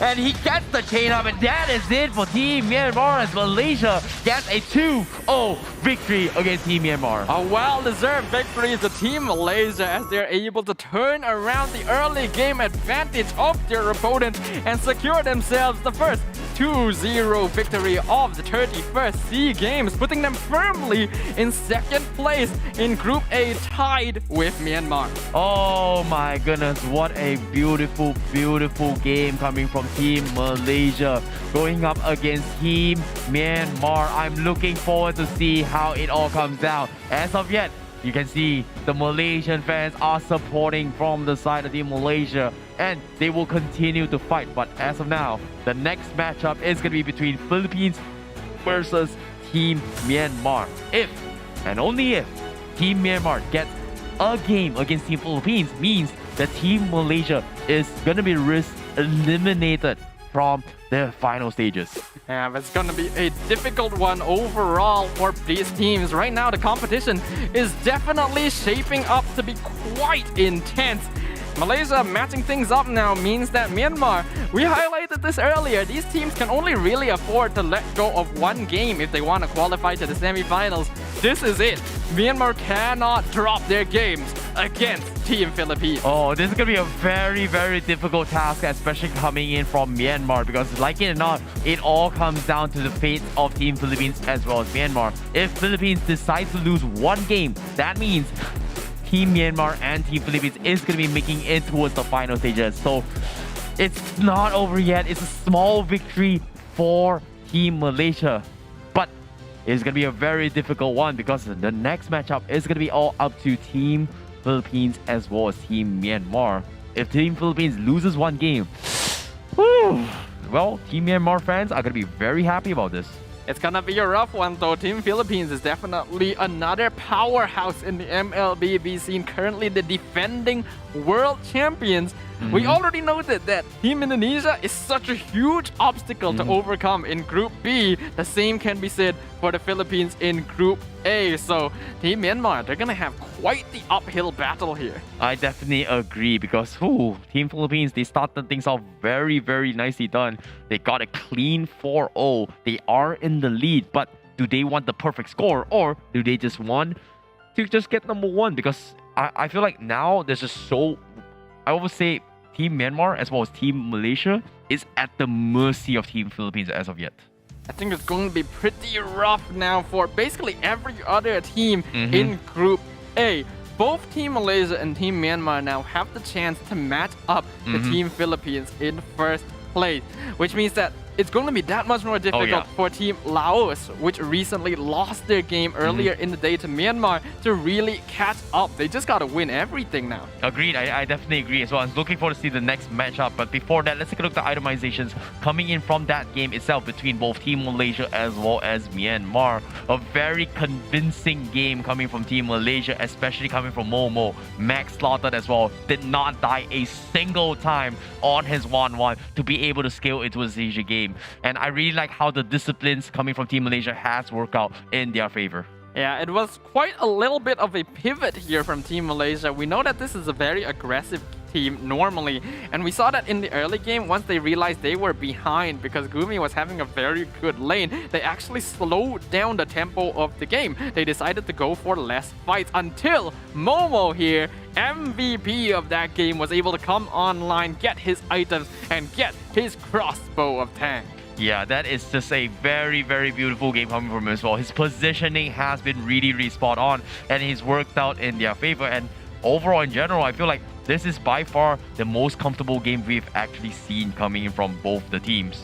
Yep, it's gonna be exciting to see how they continue onwards from here. We're still going to be seeing both of these key teams later on today. Team Malaysia will be playing against Laos in the last game. We're going to be seeing Myanmar against Philippines after this. But firstly, we're going to be looking at the highlights of that previous game, where we can see in the early game, lots of action from both teams. I definitely agree, but this final match is going to be the decider one very, very soon. But as of yet, you can see Team Malaysia, they have adapted to Team Myanmar a little bit better compared to game number 1. And they have been choosing their fights very, very safely. Even though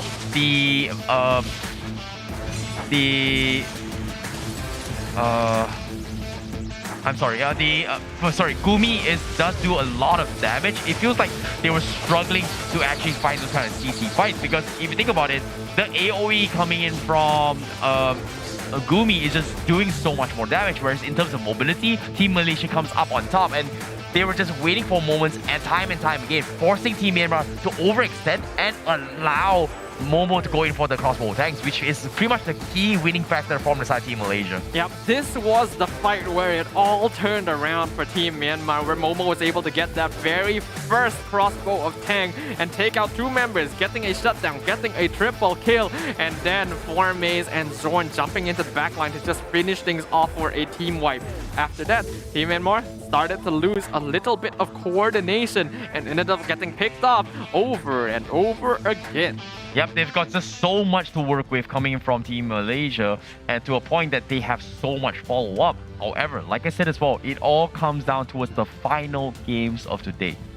Can they close up their game? Can they get a victory? Because as of now, for day number 1, this next match is going to be the decider match. We are not going to be taking a break. We're going to be jumping straight into it because this is going to be the decider match. The fate of both Team Myanmar and Team Malaysia is on the line for this upcoming match. If, and only if, Team Myanmar decides to get 1 game against Team Philippines, they are in perfect condition to actually take the number 2 spot. Yep, it's going to be real tight here because, yes, as you highlighted, if Myanmar gets a 2-0 against Team Philippines, they will match them in first place. But that's going to be such a difficult thing to do because this is the Philippines we are talking about. This is one of the best teams in the world. Whereas Team Philippines, if they get a 2-0 against Myanmar, have confirmed to move on into the semi-final. So both teams are vying for victory here because there is a lot at stake. Agreed. I'm looking forward to see how the head-to-head is going to come down, because this is going to be a little bit late here. But of course, apologize for that. Looks like we are going to be jumping straight into a break very, very shortly before the next match. Sorry for pranking you guys. It has been a long day. However, I'm looking forward to see you guys back here again to witness this monumental moment from the 31st SEA Games of Vietnam, to see who is going to be the next team to represent coming from Group A. But as of now, my name is ICBaby12. He is Tafa. We will see you guys right after this break for the next matchup. See you guys in a bit. 2022. Who shall conquer and who shall be conquered? Which team will soar above the clouds and be crowned as the king of Southeast Asia? Like the Zodiacs, a total of 12 teams from the region will compete in 2 stages: the group stage and the playoffs. Each group of 3 teams will fight against each other in a best-of-2 match, where the weakest of each group will be eliminated. That leaves the remaining 8 to continue their paths of glory. To facilitate the epic battles between the giants, the MSC 2022 arena will be held at the City of Contrast and Diversity, Kuala Lumpur, Malaysia. Witness the clash of titans from the supreme MLBB region from June 11th until June 19th. Follow #SupremeAC for more updates. Mobile Legends Bang Bang, where heroes make history. The MLBB Southeast Asia Cup, or MSC 2022. Who shall conquer and who shall be conquered? Which team will soar above the clouds and be crowned as the king of Southeast Asia? The MSC 2022 arena will be held at Kuala Lumpur, Malaysia, from June 11th until June 19th. Follow #SupremeAC for more updates. Mobile Legends Bang Bang, where heroes make history. Everyone was running, screaming. Mother, she abandoned me. Xavier has betrayed the light. Now go purify. That's not what I recall. Did it take you this long to see that old man's true face? Why are you so obsessed with us?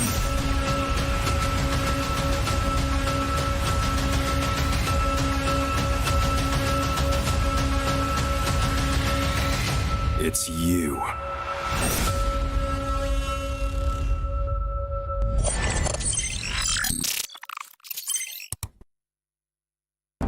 Which of you called me in? All is none.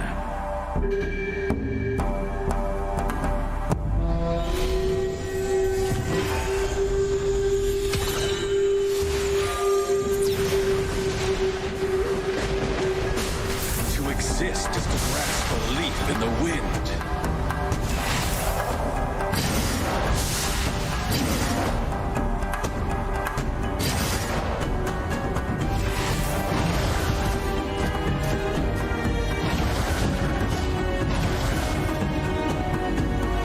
I don't require sacrifice.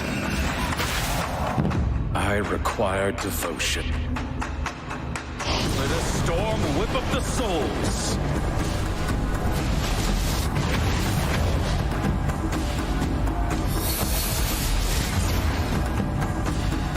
It was never my intention to bind all men to my will. First blood. Legendary. Mega kill. A gentle breeze is enough to shake the foes.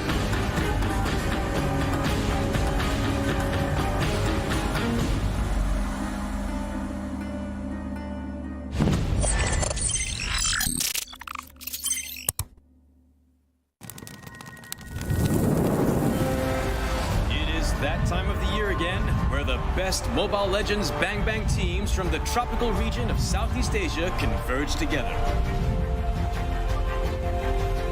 The MLBB Southeast Asia Cup, or MSC 2022.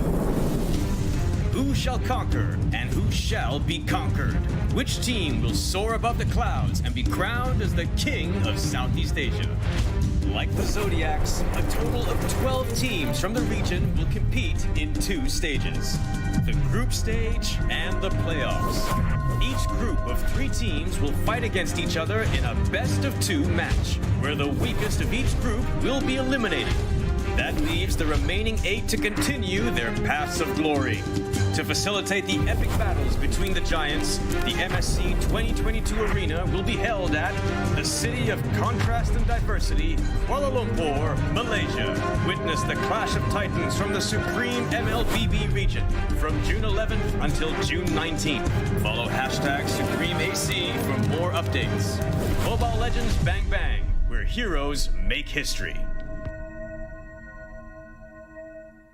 The MLBB Southeast Asia Cup, or MSC 2022. Who shall conquer and who shall be conquered?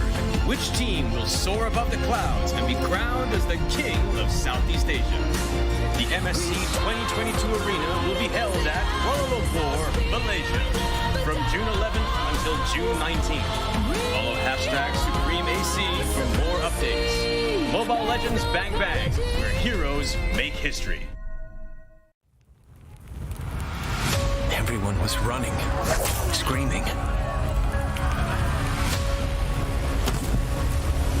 Mother, she abandoned me. Xavier has betrayed the light. Now go purify. That's not what I recall.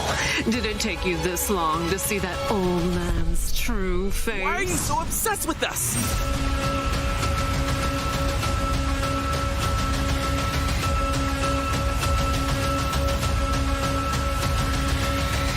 It's you.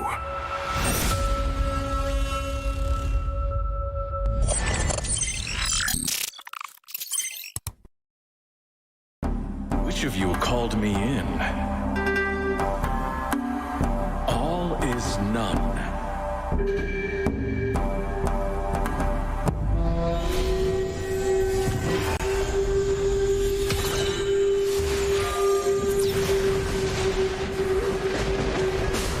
To exist is to grasp a leaf in the wind.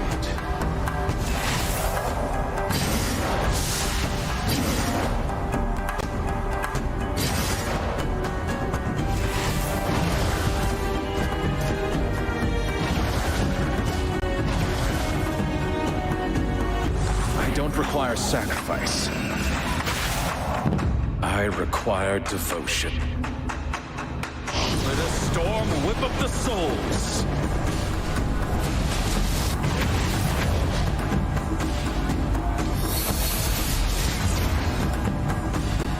It was never my intention to bind all men to my will. First blood. Legendary. Mega kill. A gentle breeze is enough to shake the foes.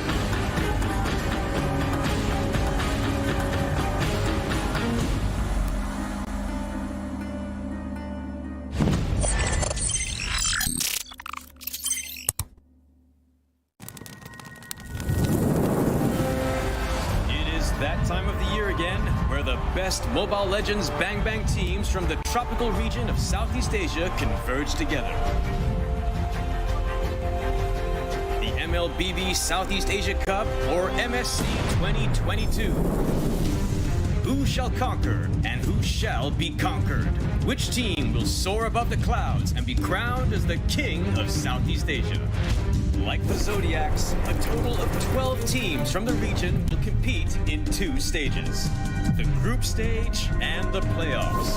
Each group of 3 teams will fight against each other in a best-of-2 match, where the weakest of each group will be eliminated. That leaves the remaining 8 to continue their paths of glory. To facilitate the epic battles between the giants, the MSC 2022 arena will be held at the City of Contrast and Diversity, Kuala Lumpur, Malaysia. Witness the clash of titans from the supreme MLBB region from June 11th until June 19th. Follow hashtag SupremeAC for more updates. Mobile Legends Bang Bang, where heroes make history. The MLBB Southeast Asia Cup, or MSC 2022. Who shall conquer and who shall be conquered? Which team will soar above the clouds and be crowned as the king of Southeast Asia? The MSC 2022 arena will be held at Kuala Lumpur, Malaysia, from June 11th until June 19th.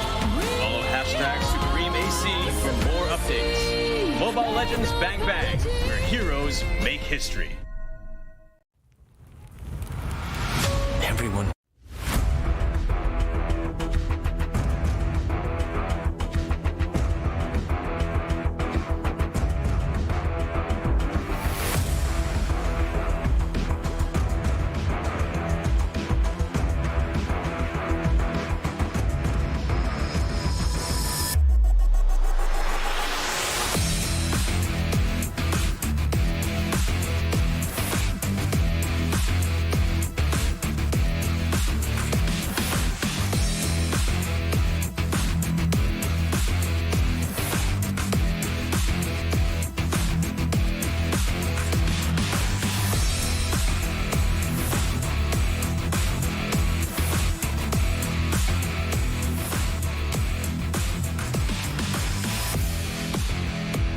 As we approach the end of day 1 here at the 31st SEA Games, the standings in the MLBB team event continue to get shaken up. Which of the remaining teams in Group A will be moving on to the semi-finals? We'll be finding out very shortly. My name's Staffa. Alongside with me is none other than, once again, Terrence, aka Icy Baby 1-2. Yep, this next match is going to be a very important one coming from Team Myanmar if they want to decide to get the lead against Team Malaysia to actually advance in the next group stage. Considering that now Team Philippines in the standings is 4-0, means that they are going to be having a huge thing. Sorry, is it 6-0? 2-0, 2-0. Okay, 4 wins so far, okay, technically, and no losses from the side of Team Philippines. But of course, when it comes down to gameplays and execution, I don't know. Is it very possible? Do you think it is possible for Myanmar to get the 2-0?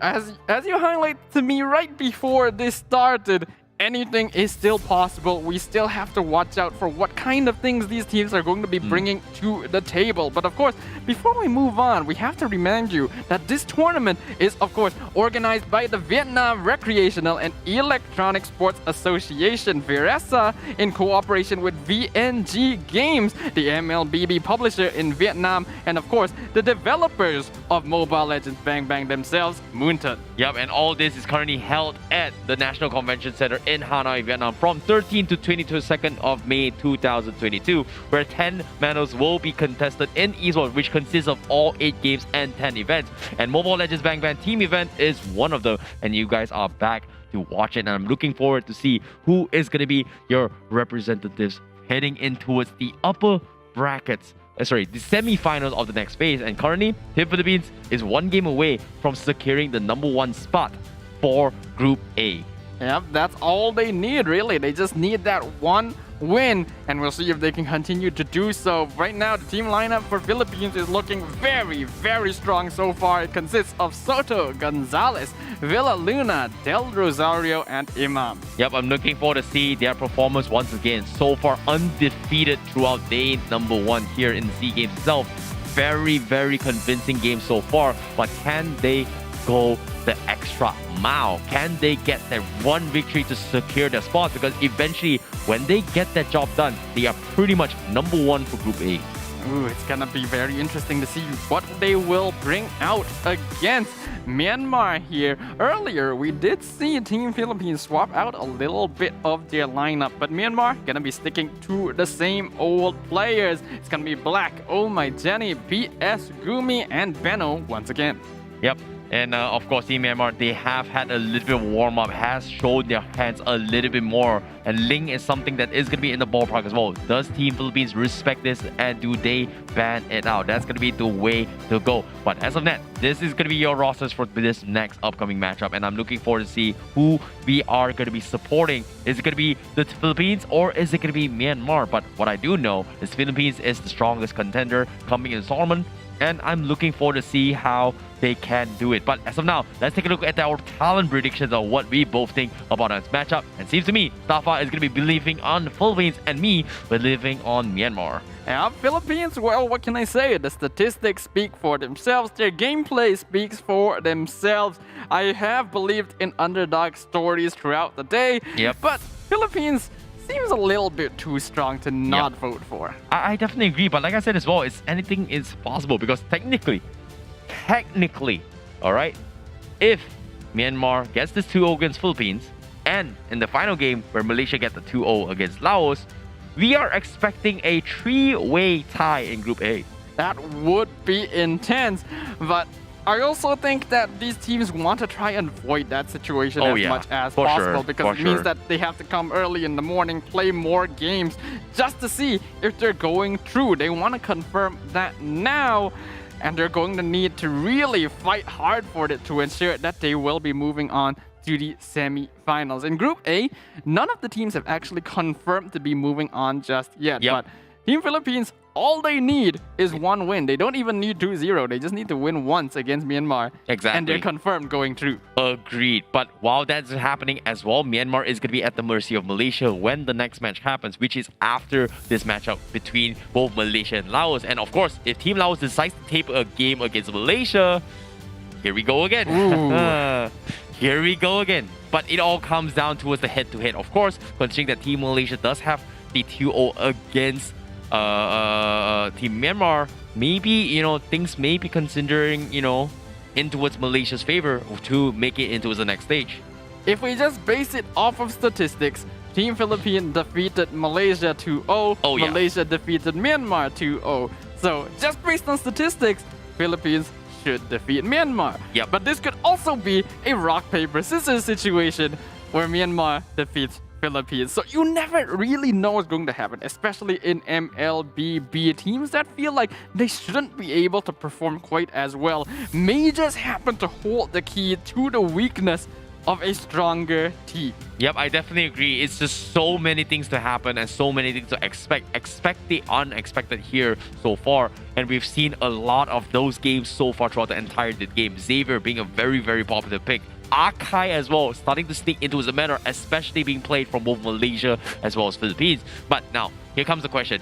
Will Team Myanmar adapt to this? Because Team Philippines, they do like to pick the Akai for themselves, but have they adapted to the Akai at all? Malaysia has brought up to the table. Have they figured something out? Is the Digi the way to go? But as of now, up on screen, we do see Team Philippines as well as Team Myanmar are ready for you guys, and we're looking forward to see and cast this game for you guys as of now. If we just base off of both these teams' gameplay throughout this day so far, obviously Philippines are still going to be known for their Ube strategy, the ultimate bonding experience still working out very well for their early game team fighting and momentum to bring them to their late game scaling. On the other hand, Team Myanmar plays a more conventional early game aggression style of play. And while it has worked out for them when they went up against Laos, it wasn't quite enough to break through the defenses of Team Malaysia. How well will it fare against the Philippines? Yep, this is going to be a very, very difficult task coming from Team Philippines as well as Myanmar.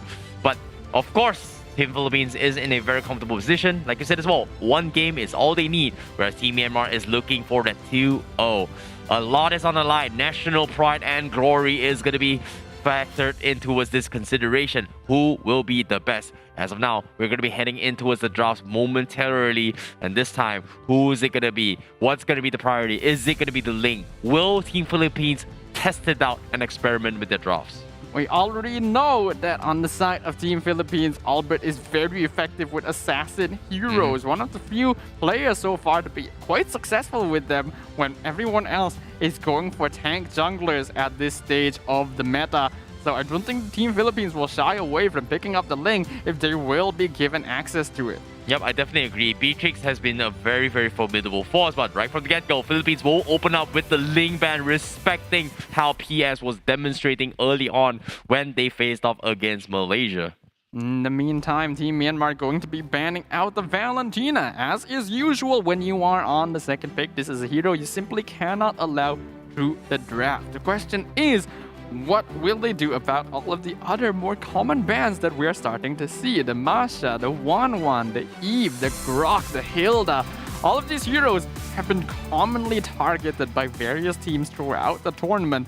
So we're definitely getting a bit more of an understanding of our overall SEA Games meta this time. I definitely agree. Team Myanmar, they do have the tendency to go for that facility. I'm a little bit surprised there is going to be a little bit of a priority difference. Valentina's still going to be the way to go, but Team Myanmar, they're still opting to whether or not they want to deny Team Philippines their comfort picks. But Team Philippines going for the usual bans here, afraid of the Franco, afraid of Ling, nothing else. Yep, the 1-1 going to be banned out by Team Myanmar here. I do think that Team Myanmar will just have to focus on getting rid of more meta heroes, because trying to focus down pocket picks for Team Philippines is impossible. They just have too wide of a hero pool to try and focus it down. Some people might say just ban out Villa Luna's heroes so that you can't do the Ube strategy. Well, he just plays a tank and he's perfectly capable of just pulling those off as well. Yep, and of course, seeing how things are going as of now, I'm looking forward to see how what their priority is, because the 1-1 being taken out means that once again, the Xavier is going to be in the ballpark. Team Philippines, they may not be prioritizing it, but we have seen them bring it out to the table. Eve is something that they have shown to favor a little bit more coming from Team Philippines. So Team Myanmar, do they want to ban it? Are they going to ban the Eve or are they going to ban the Xavier? It's such a difficult choice to make. They could also make the decision to just let them both through. Your team and it is does look picking. like that is the choice they're going to make. But they ban out the Akai instead. instead. So they're going to be challenging. If you take Xavier, we take Eve, and vice versa. Yep, it seems like that is going to be the smart play as well, considering that Team Philippines does have a very similar playstyle when it comes to going for the jungle role. Archai jungle was very highly contested. However, Karina is something that I don't think I've seen Team Philippines play throughout the SEA Games so far today. But they can opt to go for it. But it seems like Matilda is going to be the way to go, considering that it was banned in the earlier of today. So now they are going to play for the disposition. So this is something that Team Myanmar has to figure out on how to deal with. Ooh, I like this first pick from Team Philippines. This is a Villa Luna comfort hero. They're very comfortable with playing that Matilda in the early game. And even though, yes, this allows both Xavier and Eve through, they know that, hey, Myanmar is just going to pick one anyway, so we can still lock in the other if we want. And Sicilian is still up for contention. So Philippines don't feel any need to focus down on mage picks too early on. Agreed. But seems like the Beatrix from side of Team Myanmar is going to be comfort pick as well. We saw the power of what the Beatrix brought to the table. I'm really surprised that even though it's got a love-hate relationship coming from the marksman department, right? Some teams prioritize the Brody, some teams provide the 1-1 a little bit more. But it seems like Beatrix seems to be an okay, decent composition. Team Myanmar, they're going for the Beatrix. However, Team Philippines, they still have the option to go for the Popo and Koopa as a roaming position, or maybe even a marksman if they decide to flex it out. But as of yet, there's just so many variations that Team Philippines may be bringing it out to the table. In addition to that, we already saw earlier in the day that Gonzalez is capable of playing Grok in the gold lane, which is a hero that would actually hold up quite well against the Beatrix and counter the real-world manipulation. Philippines now just going for a super tanky lineup, locking in the Masha and the Baxia. All right. I like this. You know, we haven't seen a single Masha so far, and finally it's going to be brought up from side Team Philippines, and it is going to be likely in the XP lane, whereas Team Myanmar, they're not picking the Yuzhong, whereas they are going to pick the Dirov coming in for themselves to be flexed up in terms of the jungle role or potentially the XP lane. This is most likely going to be a Dirov jungle coming out of Myanmar. We know that PS is very comfortable with this hero, one of his signature pickups, and is a good counter to the Baxia and the Masha as well, thanks to his armor shred. Myanmar now going to be focusing on mage heroes, getting rid of the Sicilian. Wouldn't be surprised if they banned out Xavier after this as well. Agreed. I'm looking forward to see it come down. Like you said as well, Sicilian is gotta go out of the equation. Yves is something that does not benefit as well, as is not too happy about the of the Sicilian, but at the same time, Xavier, like you said as well, is completely ignored by Team Philippines. So I'm a little bit surprised by the play, but there is still a lot of options. Like Khadija Johnson is something that we haven't seen yet so far.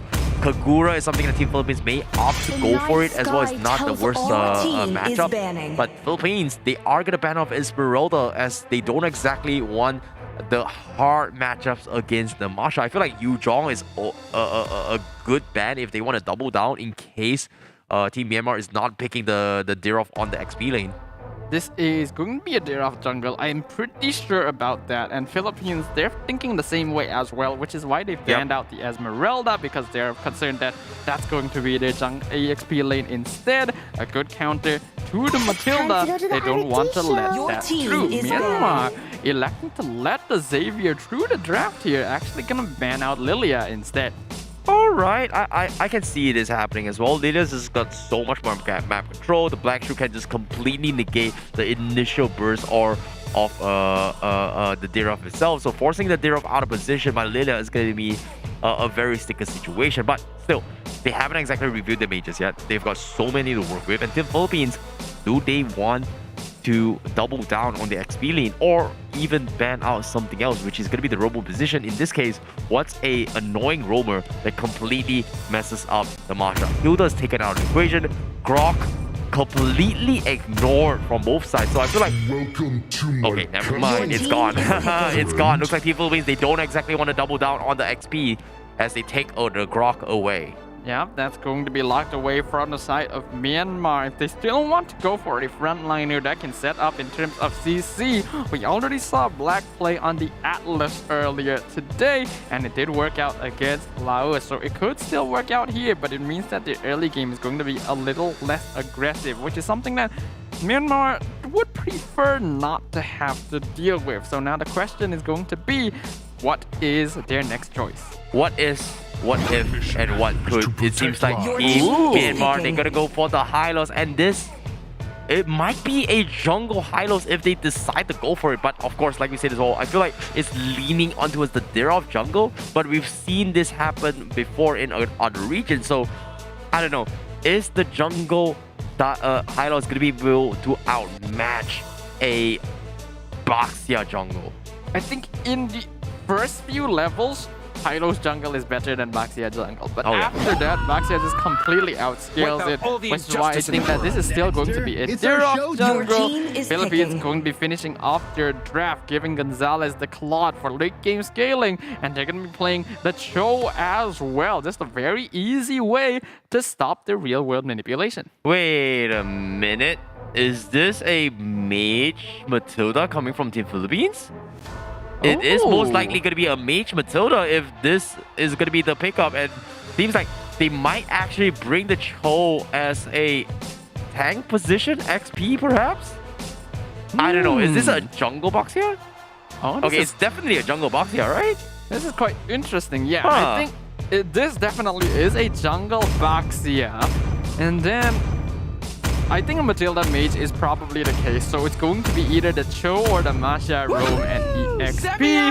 Myanmar finishing off their draft with the export to deal with the tankier heroes on the side of Team Philippines. Alright, it's very, very flexible coming from Team Myanmar as well. This might be a jungle export, might be a jungle Derov. There's just so many possibilities coming from Myanmar to flex up their pool. But let's talk about the matchup. An export versus a Masha. Is it an ideal one? I feel like export is gonna be doing okay against a Masha if it's gonna be the XP lane. Export should be able to hold his own against a Masha in the EXP lane, but even though the hero counteracts tankier heroes, it's still quite difficult to break through Masha's 3 HP bars. So hopefully it's gonna be enough for Myanmar, because they're the type of team that wants to snowball off that early game. And Philippines so far has been an unstoppable force with their mechanical gameplay and disciplined decision making. The Land of Dawn beckons once again as we bear witness to this first match between these two teams. Yep, this is going to be game 8 of day number 1 in the group stages as well, especially for group number A. As we have seen a lot of variations of compositions and adaptations, but we are going to see a very early invade coming from Black as Team Myanmar is going to go in for the harassment. Meanwhile, on the other side as well, this is going to be the Derov jungle coming in from Myanmar. Yeah, that's confirmed. It's a hero that PS is very comfortable with, and we can see that Vela Luna as well as Imam doing a lot of that. Oh, Black!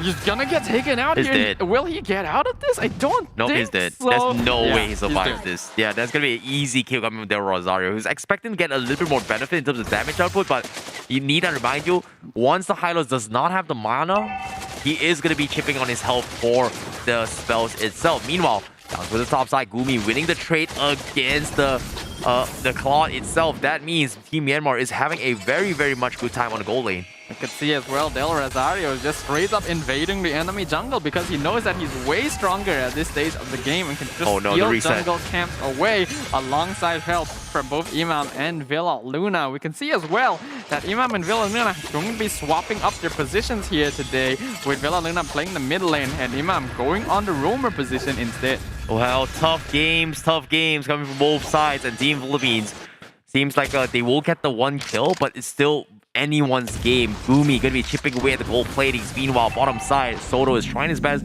to scale a little bit more. And as of yet, I'm a little bit curious on what Soto is gonna be building up on this Masha. Is it gonna go full tank or is it gonna go full damage? Because as of that, what I do know is the Sky Garden Heaven's base health will scale really, really hard on ultimate. But it seems like Team Philippines, they are gonna be forcing a fight. The Team Black gets completely focused down, and that's gonna be Philippines getting another kill in the bag. Myanmar now gonna be re-engaging PS on top of Imam, but he is absolutely fine. Deno right inside the turtle pit. Real manipulation brought down by Oh My Jenny and the last insanity, but it's not enough to stop Del Rosario from getting the turtle with the retribution. Yep, very, very nicely done coming from Team Philippines. And just like that, they get the turtle, they get lane control, they got more priority. Gonzalez getting a little bit greedy with a blazing duet.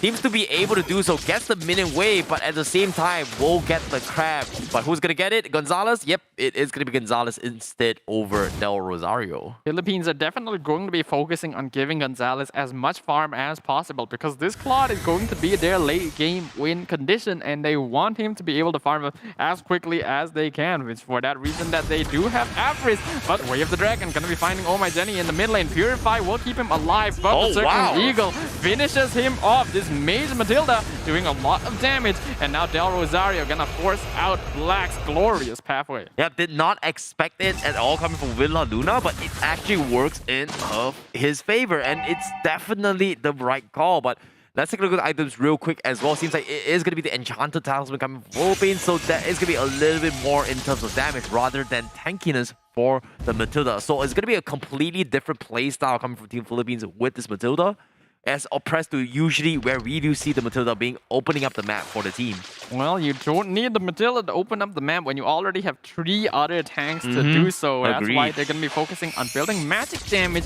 Circling Eagle going to be used by Villa Luna here onto the Myanmar backline. They're looking for a fight, but will decide not to push the issue. Yep, Del Rosario trying to go in for the setup. Who does he want to target?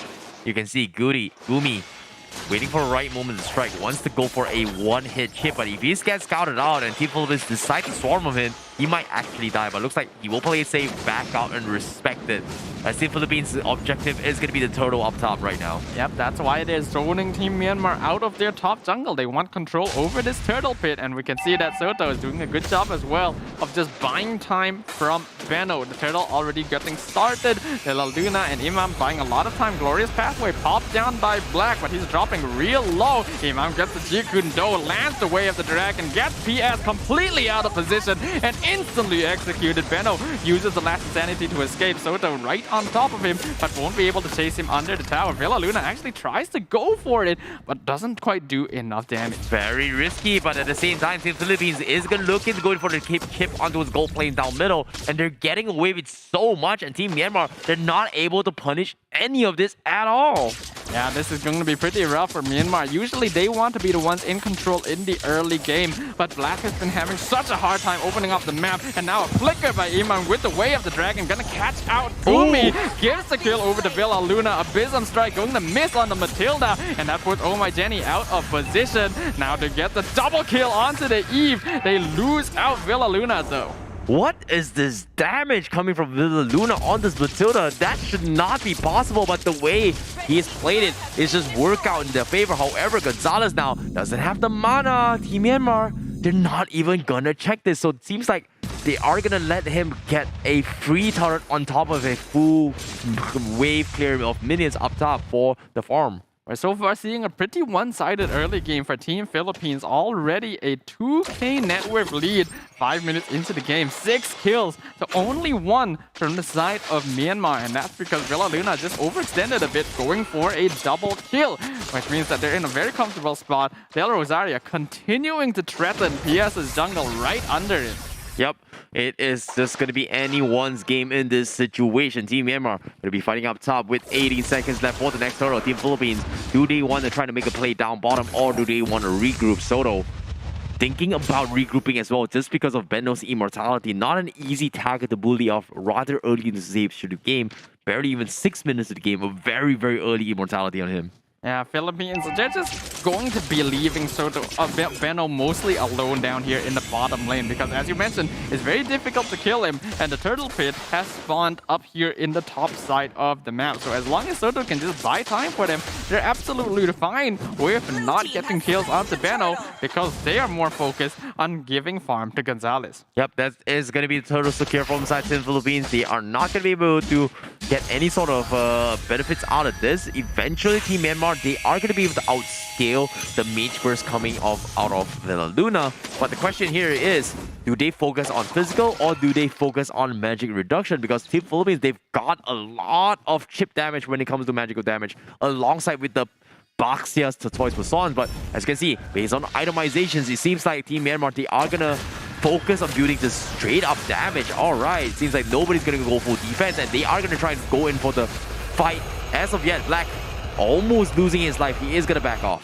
Yeah, but that was a 2v4 situation, and Philippines just able to walk away with no problem at all. Gonzalez, he's just completed his Demon Hunter Sword and Golden Staff, so the Claude is going to start being able to do some stuff. Del Rosario just drive-buying the orange buff, getting the Retribution steal right from under PS's nose. This Diraf not having a good game. This is huge coming in from Imam, as he is going to take a tier 2, and there's absolutely nothing that Team Myanmar can do to punish this show, as Team Philippines is slowly chipping away at all the armors and gold platings of every defense coming from Team Myanmar, not forcing a fight, not giving what Team Myanmar wants, which is going to be the full-fledged wombo combo fight. As you can see, Team Philippines playing very safe, just completely ignoring all of this fights. They just don't want to commit. The Philippines are just slowly extending their lead here because Benno is forced to rotate around to help out the rest of his team. Soto is suddenly able to take a free tier 1 tower, and Masha is continuing his split push, while Team Myanmar is forced in a situation where they have to answer 4v5 because they're already at a 6k net worth deficit. Yep. And as of now, Team Myanmar, they're showing their signs they want to focus on towards the middle tower, but the Lord is going to be spawned up top, and Team Philippines is having bush control over Team Myanmar. How will they do this? Laguna not going to be chipping his way through, but seems like they does have a little bit damage, but he is going to get sniped off from Gumi on that Beatrix. That means this is for goal time to go. However, Team Philippines, they're starting off the split push fight, and it seems like they will force the Glorious Pathway away from the side Team Myanmar, and that is going to be the disengage coming from Team Myanmar, as Team Philippines is going to be focusing on the Lord. Meanwhile, from Soto, is going to go into a tier 1 dive, gets the kill onto a Beatrix, goes in for the catch, and that is huge for Team Philippines. A very, very easy takedown and easy lot coming from Philippines. Soto is already feeling very confident in himself. He has a Guardian helmet, got the real manipulation being dropped down by Oh My Jenny to survive the blazing duet, will get him out. Imam able to escape as well, as Del Rosario comes in to just distract Myanmar 1v3. Gonzalez doing a lot of damage, almost paused Benno's immortality. They actually do, and even lose Black on top of that. They take 2 towers. This whole time, Soto just pushing the bottom lane by himself. Yep, patience coming from Philippines as well, rotation, understanding their mechanics coming into play. It's just huge, and what was very surprising was that Villa Luna was using the circling eagle to build up his width and able to chain in onto his Black, who's actually already out of the dangers of the Philippines, but because the circling eagle allowed Villa Luna to circle around Benno, they just completely take them all out of the side. So that was huge coming from him. We're already seeing a very big problem for Team Myanmar. This is a 9k net worth lead for Philippines. Basically, we've reached a point where it's very difficult for them to come back from this. The push is coming in from Philippines. Glorious Pathway already popped down to defend against the Lord. But Philippines, they're just tanking the tower. They don't mind. Myanmar, they're able to clear out the Lord successfully. He is slightly out of position, but he's fine. Gonzalez just chunking down the tower, even tanking damage from Myanmar because he does not care. He knows that he is way ahead of his opponent. Agreed. Meanwhile, here it comes. They are going to be showing a little bit signs of fighting back, but as of now, they're just so not in the lead in terms of economy. They're almost 10k apart, and this, I think, is by far the biggest lead in terms of difference throughout the entirety of today's game so far. I do feel inclined to agree with that situation here. We can look at the farm overall. Gonzalez is just so rich as compared to the rest of Team Myanmar. In fact, most of Team Philippines has already outranked Myanmar in terms of net worth, and that's including Villa Luna, who right now has basically the same amount of farm as Gumi on the gold lane. This is not ideal. Yep, this is not ideal indeed, considering that Team Myanmar is still going for a little bit of the push as from the sides. But as you can see, Team Philippines seems like they are going to struggle a little bit in terms of the scaling, just because of what in terms of damage output is going to be coming to the table. And it makes a lot of sense considering that the only magic damage is going to be coming from Villa Luna as well as Del Rosario, which easily can be neglectable, but looks like they are going to force the issue. They change the down on Gumi, and Gumi actually losing a little too much, and as a priority targeting is going to be the way to go. The Blazing Duet isolates the fight, and Team Myanmar, right in the middle of it all, gets completely separated as they get picked off, as Black and Gumi is down for the count. Losing only Villa Luna from side Philippines is going to be a 4v3. Looks like this is going to be go time to knock towards the doors and inhibitors of Team Myanmar. Or do they back off and focus on the Lord? Well, it looks like Team Philippines, they're just going for it. They're just gonna take the inhibitor. Del Rosario buying a lot of time up here in the top lane. Team Philippines, they're so ahead at this point that they can just run at Team Myanmar and not care about any damage they're taking because they're so bulky. Last Insanity not gonna be enough to finish off Soto. Agreed. Soto can look to grow and threaten the Lord right from get-go, but looks like they don't exactly have the ultimates to fight this. And Myanmar, they are going to push out. However, on the bottom side, that is a huge minion wave going to be pushing on towards the towers of Myanmar. So that is going to be the defense coming from Beno before regrouping for the Lord. But Team Philippines, they have bigger pictures, they have bigger objectives, and that is going to be stealing the buffs away from Team Myanmar for now. Yeah, the more they do so, the just further ahead they can get. These small little moves by Philippines have just been adding up over and over again throughout the course of this entire game. And now Myanmar, they are just so far behind. It's gonna be quite impossible for them to be able to come back into this. They need a perfect pickoff, and well, Team Philippines, they're not the type to make mistakes. They're already on top of Beno. He's in a lot of trouble. Immortality already popped down. We can see in the back line, they're getting jumped by Del Rosario and Imam. He gets the kick onto the enemy gold lane. Gonna be able to pick him up. They do get the kill onto Imam in return, but PS not gonna drop down. They've already lost 3 on the side of Myanmar. Gonna be able to get the double kill as Del Rosario comes in, and he's not gonna be giving up on Oh My Jenny either. That's the final member of Team Myanmar. The crystal is completely exposed. Real world manipulation not going to matter at all, as Philippines going to confirm moving on to the semifinals of tomorrow. Yep, that is going to be a very convincing game coming in from Team Philippines. And look at this, the fans are very, very happy about this situation. It's 1-0 against Team Myanmar. However, from the side of Team Myanmar, it is pretty much in the face of Team Malaysia if they want to make it into tomorrow's game. So as of now, can Team Myanmar take the 1-1? I don't exactly know, but what I do know is Team Philippines is very happy with this. You can see the fans down there. It's just straight up cheering on for their countrymen. Team Philippines currently considered the strongest team in the world as they are the defending champions of the M Series, and they're certainly making that known right now. Not taking any prisoners, going for a clean sweep in the group stages. Myanmar, they want to get this final victory because if they don't, as you mentioned, their lives are in the whims of the final match in which they have no say. Exactly. This is going to be a very difficult situation for Team Myanmar. However, Team Philippines is going to be very, very happy for now. Congratulations for day number 1. But all in all, they still have one more match to go. So I would say, early preemptive celebration for now. But anything can happen into the semifinals. It's all about making it that stage. And currently, Philippines is there. I think a lot of people going into the SEA Games here were expecting that teams like the Philippines and Indonesia would be moving on to the semifinals very, very quickly. Well, they are the first teams to be guaranteed moving on, so it looks like their strength in the MLBB scene is still continuing to dominate their peers. And now the remaining teams are going to be left fighting for the scraps. Only 2 slots remain, 1 for each group.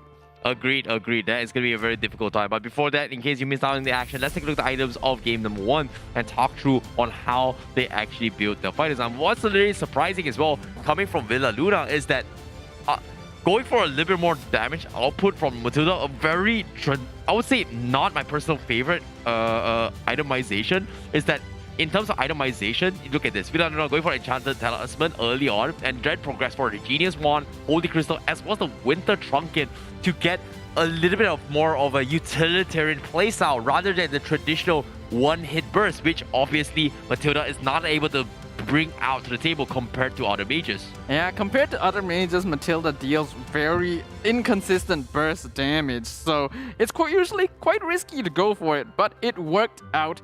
MVP of this game gonna be going over to Del Rosario from Team Philippines on the jungle. Baxia, a 3-0 and 8 KDA, constantly threatening the enemy jungle, stealing buffs away from PS and just opening up space for his late game cores. Yep. That is a beautiful game coming from him as well. I like the itemization coming from him as well. Going for the Motor Nelson, Sky gotta have an immediate transition for Radiant Armor, Blade Armor, and also Dominance Ice to get the sustainabilities that he's been eyeing for to get a couple of kills. And because of that, the Beatrix coming in from Team Myanmar was not able to do too much, and we talked about how to deal with it. As long as he run right into space, there's exactly nothing he could have done. And you can see time and time again, Team Philippines, they're just so smart in choosing their fights. And when they go for the isolation, they don't really force a 5v5 fight. They try to pick up as much as they can and focus fire into one target, and then they will go into the next fight. You can see that the style of play from Team Philippines is just so calm and collected. Even in situations where Myanmar actually is able to catch them out, they're able to decide, okay, we can get this objective before we leave, we can trade for this kill before we get out. They're completely fine. And throughout the game, you can tell that this is just a completely Team Philippines oriented game. They were dominating from the very beginning and just slowly getting more and more farm to the point where they can just run at Myanmar and there is nothing they can do about it. Yeah, I feel like the cloud pickup was a little bit uncalled for, even though it's not really on the meta that is we're coming in. But considering the mobility he does bring to the table, Team Myanmar had no way of locking him down. Considering that how aggressive and tanky Team Philippines is, Team Myanmar, they need to drag this game a little bit too late before they come over line. And every single time they get caught out, it was pretty much Adel Rosario opening up the fight, saying that, hey, this Pretty needs to die. They immediately sent the full force of Team Philippines on towards him, and because of that, they were, cracking into his defense. And by this stage of the game, Team Philippines is so far ahead in terms of economy, and they're just winning every single trade against Team Myanmar. Philippines is still the same. They played this kind of clean ML throughout the entirety of day number 1, and they're not about to stop that even in their final game here in Group A. They want that clean sweep. They want that 6-0 record against their peers, and they're not about to give up on the opportunity to just completely flex on the competition. Agreed. Beautiful stuff coming in the 31st SEA Games so far, and that is all and all. An amazing game coming from both the teams, and I'm looking forward to see how well they perform, because as of yet, that is going to be game 1 for both Philippines as well as Myanmar. And Myanmar, I don't know, mathematically, is it still possible for them to make it? Oh, it's going to be so difficult because Philippines, they not just have a big hero pool that makes it hard to draft against them. Their gameplay is always so mechanical, so disciplined. The coordination is another level. They are not one of the top teams in the world for a reason, and it's going to be quite rough. But I think Team Myanmar, they have the potential. We've already seen them really output some pretty impressive gameplay.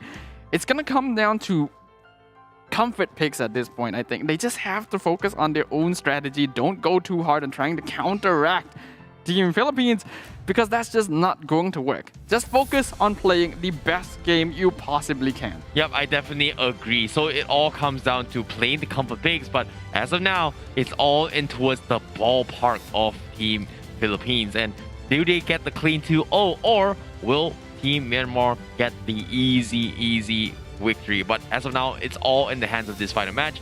Is it going to be the exit, or is it going to be the redemption? It all comes down to this next upcoming match as well, alongside after this series with the final series of today with Malaysia versus Laos. It's gonna be quite the exciting one to watch for. And since we can see here that Team Myanmar weren't able to get their 2-0 victory, they're going to be eyeing that game very closely as well, because it depends on how well Team Malaysia does to determine whether or not Team Myanmar will be moving on to the semi-finals. You never want to be in that position where your survival in the tournament depends on how well another team does, but that is just the nature of competition sometimes. Exactly, I definitely agree. Anything can happen in this stage of the game, and as you can see, Team Philippines and Myanmar, they're just so far ahead, and I'm looking forward to see how Game 2 is going to be on its way, because Team Philippines, they're just so far ahead when it comes to competition. And now, they demonstrated that they can play a variety of playstyles, but I feel like Team Philippines, they are still sticking to their roots in terms of priority picks, which is going to be the Enchanter style majors or support. It's worked in the M series. It has been nerfed due to that popular pick when it comes to Team Philippines playstyle, but now, even despite the nerfs, Team Philippines still made it work, which is kind of surprising considering that a lot of other regions, they tried to replicate the Team Philippines playstyle, but could not duplicate the success that they have doing it right now. Yeah, going for these enchanter supports really just comes down to how mechanical Villa Luna's gameplay is. They are the factor that allows these sort of hero picks to work. We see basically every other team that has gone up against Team Philippines instantly bans out the Matilda. And now we see exactly why that is the case, why they prioritize the Matilda over more obvious options like the Xavier, like the Eve. It's just so strong in the right hands, and Myanmar, they definitely need to ban it out in game 2. Yep, I definitely agree as well. But at the same time, what do you ban? Eventually, if there's just so many on the board, there's the usual Link, there's the usual 1-1, there's usual this. I feels like you've got to figure a way to deal with everything. And currently, having the Baxia is an okay situation. But even with the Baxia, Team Philippines has dealt with this kind of scenario. So I feel like it's more like, how do they force a gameplay that suits their playstyle and force Team Philippines to react to them rather than allowing Team Philippines to kind of play the mastermind and choosing whatever they want to do. It's kind of a harsh reality to have to say this, but I don't think it's possible. Just based on the way these teams have played, I don't see that happening. You are not going to be able to disrupt the way that Team Philippines wants to play their game because their hero pool is just too wide and they're able to adapt to too many situations. It's for that reason that before this, I mentioned Team Myanmar should just not focus on what Team Philippines is going to do, focus on what they are going to do, pick the most comfortable and most effective lineup they can, and hope that will be enough to bring them further. Yep, I definitely agree as well. It is something that they have to play in terms of consideration.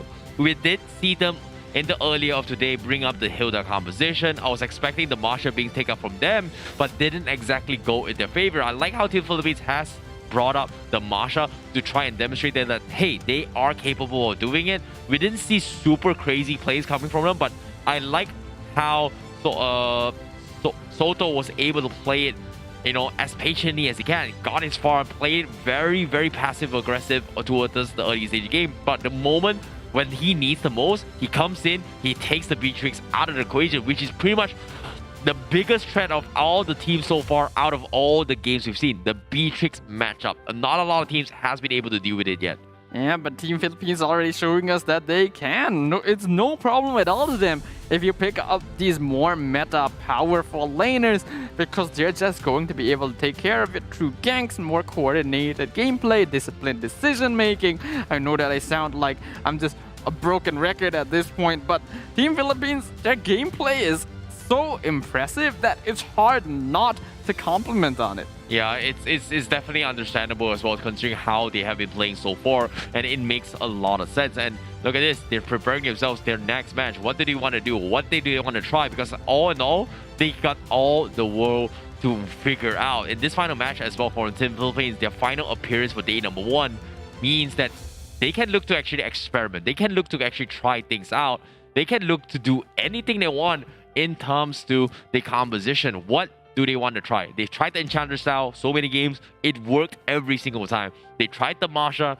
It worked. Do they want to try a split push comp? Do they want to try a potential, maybe even a Belleric XP? It's just all in their favor. But what I do know is Akai is something that worked in their favor. And maybe, just maybe, teams may need to actually study the Akai coming in from Team Philippines for the semifinals, especially from Team Indonesia as well, who's already in the seedings for the semifinals for tomorrow. Well, I think we've already seen many other teams going for the Akai, even if not necessarily in the jungle position. We've seen some go for it in the EXP lane as well, because the hero is just very effective at dishing out damage in the early game now, and the heavy spin is just very impressive here to be able to disrupt team fights.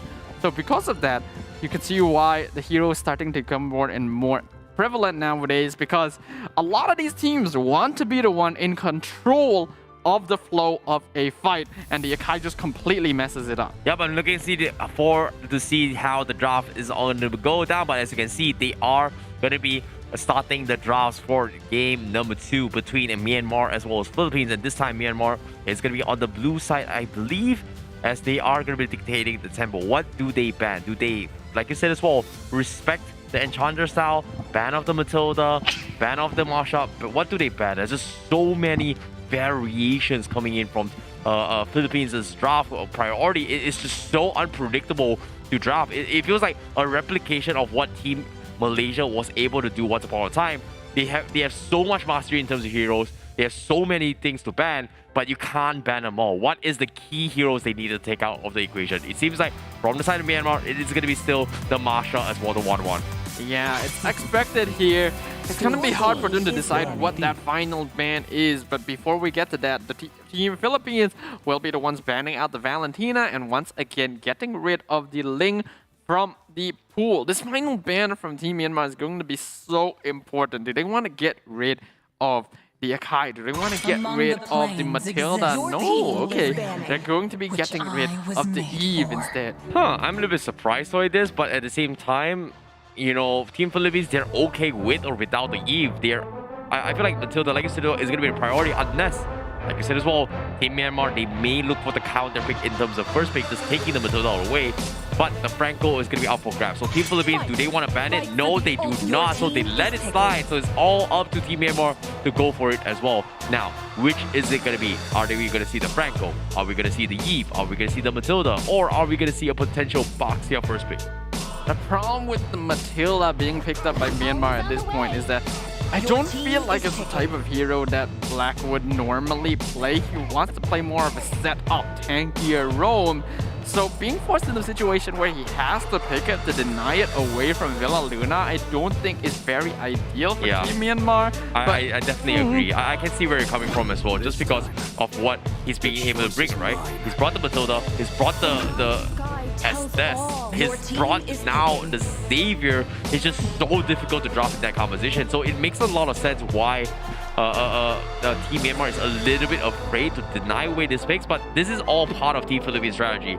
Oh, you think what you think you know, but actually I know what you think, and that's gonna be the big mind games in their draft.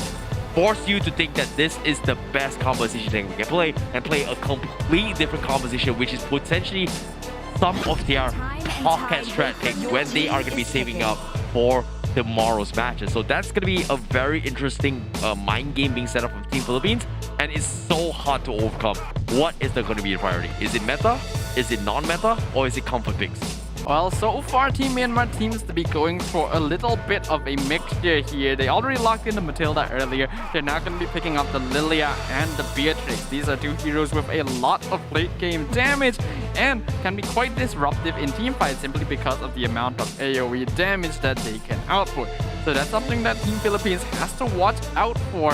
Having Xavier and Esmeralda means that they're going for that late game, so they need something that can solidify the early game rotations for them. Yep, and as of yet, that is going to be the Boxia pickup coming from Philippines once again. That means they are going to be having Del Rosario on the MVP bench again for Team Philippines. Looks like they're not taking it easy. They want to go for the clean 2-0 from side Team Philippines to show and assert dominance as one of the best teams coming from Group A. Meanwhile, based on the draft as well, we do see that Dirov respect has been given in towards PS on his composition. This is going to be a very difficult one as well. What is PS going to play? The Akai is still in the back as well. Does he want to bring the Akai to the table? So far, PS hasn't actually had that big of a hero pool shown. We've seen him play the Boxia, we've seen him play the Dirov, so I am interested to see what else he can bring into the game right here, because Team Philippines have already forced him into that position. I wouldn't be so worried though. I don't think his hero pool is that small. Team Myanmar are going to be banning out the Angela instead, and this is very understandable. Having the Angela combo with either the Boxia or the Esmeralda just makes a difficult to kill hero even more difficult to break through. Yeah, I definitely agree. But as of now, what I really like is that Team Myanmar, they are going to be taking a reference onto how they have brought the Angela coming from Team Philippines. And we know for a fact that the Team Philippines, they can go for the hard gun up towards the Boxia or the Esmeralda to kind of wreak havoc towards the back line. So it's something that they have a good mental picture of, but Team Philippines, they are going to ban off the standard junglers, which is going to be the Karina and Dirov. And PS, what kind of jungler is going to play? Are they going to be forced to play the Barrage, maybe? That is a possibility.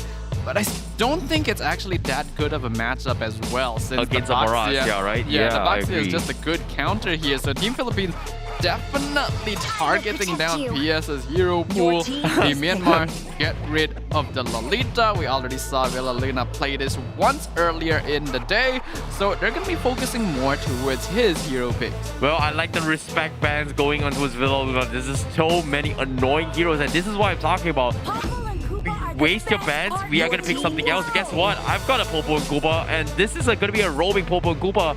As earlier today, we did see Team Philippines kind of brought this roaming Popo and Koopa play by Villaluna against Team Malaysia and came out on top. The only difference in variation is that instead of the Xavier, they have the Cecilion. So I feel like it's interesting enough, but can they make it work? Or is it going to be flex in the sense where this is still going to be the marksman from the side of Philippines? But Team Myanmar bringing something new to the table. That is going to be the Hellcurt and Grok. So it's going to be a difference in the approach coming in from Team Myanmar as their final game of today as the last hoo-ah salvation to get some points against the Philippines. This is very interesting coming out of Team Myanmar. Going for the Grok is not unusual, considering that the hero has actually been led through the draft. I didn't even notice he was still available. That's a solid pickup in the EXP lane, but the Hellcurt appearing for the very first time today. Gonna be able to make use of the Dark Knight Falls to kind of obscure the map, making it that much more difficult for the Xavier to be able to snipe objectives and perhaps even making use of the silence to get some cheeky pickups. Yep, I definitely agree, but Team Philippines, they're sticking on us towards the double marksman composition, and yes, I was right. This is going to be the roaming Popo and Koopa with also Gonzalez going to be playing on the Claude on the gold lane. So a double marksman composition earlier from the get-go, but a little bit of a different variation. Setups with the traps, also setting it up for the blessings coming in from the Xavier to go in for the one-hit combo. Team Philippines trying something new. Looking forward to see how it all goes down, because this is going to be their final appearance for today. Likewise, coming from Team Myanmar, as they are going to go through their final matches together and united. Who's going to be the better team? But as of now, let's head into the game very, very shortly. As we all know, Team Philippines have already guaranteed themselves a spot in the semi-finals. So this is going to be a very important game for Myanmar, because this is the final game that they will have control over. And if they're not able to claim victory, well, it's going to come down to how well the teams perform in the final match of the day. Yep. Seems like that is going to be a little bit of a, I think, is it a roster switch coming from Team Philippines? They're having USI playing it on the Xavier instead. It does seem like they have swapped out Imam here. Uzi going to be replacing his role here on Team Philippines. They've already confirmed their position in the next game, the next round of the tournament. So why not allow some of their sub players to have a turn on the battlefield? Yep, to try and keep things interesting from side Team Philippines, they need to keep themselves in focus for the next match to come. So I like how they're getting for the swap, but at the same time, let's see how things work out, because as of now, Team Myanmar, they are going to be able to go in for a couple of harassments here and there. Brando going to be on the XP lane against Soto. Not exactly an okay matchup, but I feel like Soto is just going to benefit so much from the average. But interesting enough, let's take a look at the economy from Team Philippines, right? We've got average on Soto, average on Villaluna, and average on the Claw. So this is going to be easy economies coming from Team Philippines, who's known for that, I would say, poking strategy where they just don't come in and fight in early stage of games. Yeah, that's actually the most amount of averages I have seen on one team so far. So Team Philippines are definitely leaning more towards that late game. We know that they're very comfortable once they get that scaling. And they are a team that is able to farm very quickly, even if they are dealing with a better early game team. So Team Myanmar, they're definitely going to have a timer on their heads here. They got to make something happen and try to deal with Team Philippines as soon as possible. Yeah, I definitely agree and see what's happening coming from Team Philippines. They've got to make things work as well. You can see they're just completely ignoring fight. They're going for objectives time and time again, but eventually ultimately, it all comes down to getting those economy. Don't need to risk unnecessary kills, and that's going to be the way to go. You can see Villa Luna just being a little more space. Black going to be split off from the rest of the pack, but Team Philippines is still keeping the turtle in Jack Soto, deciding whether or not they want to go in for the contest. Unfortunately to say, Del Rosario says, I am going to focus on the orange buff instead, which is just not worth challenging in Hellcurt rather early in the decision game.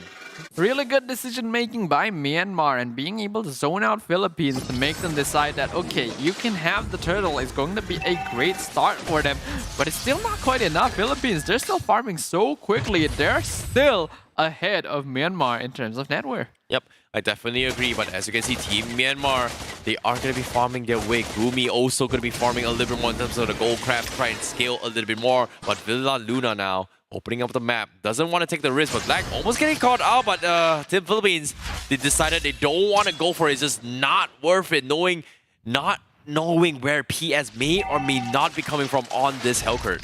Yeah, but they don't mind that at all. As mentioned already, Philippines, they're going for the ultra late game. So as long as they're able to stay ahead of Myanmar until we hit that 10-minute mark, they are absolutely fine. They don't need to take these fights at all.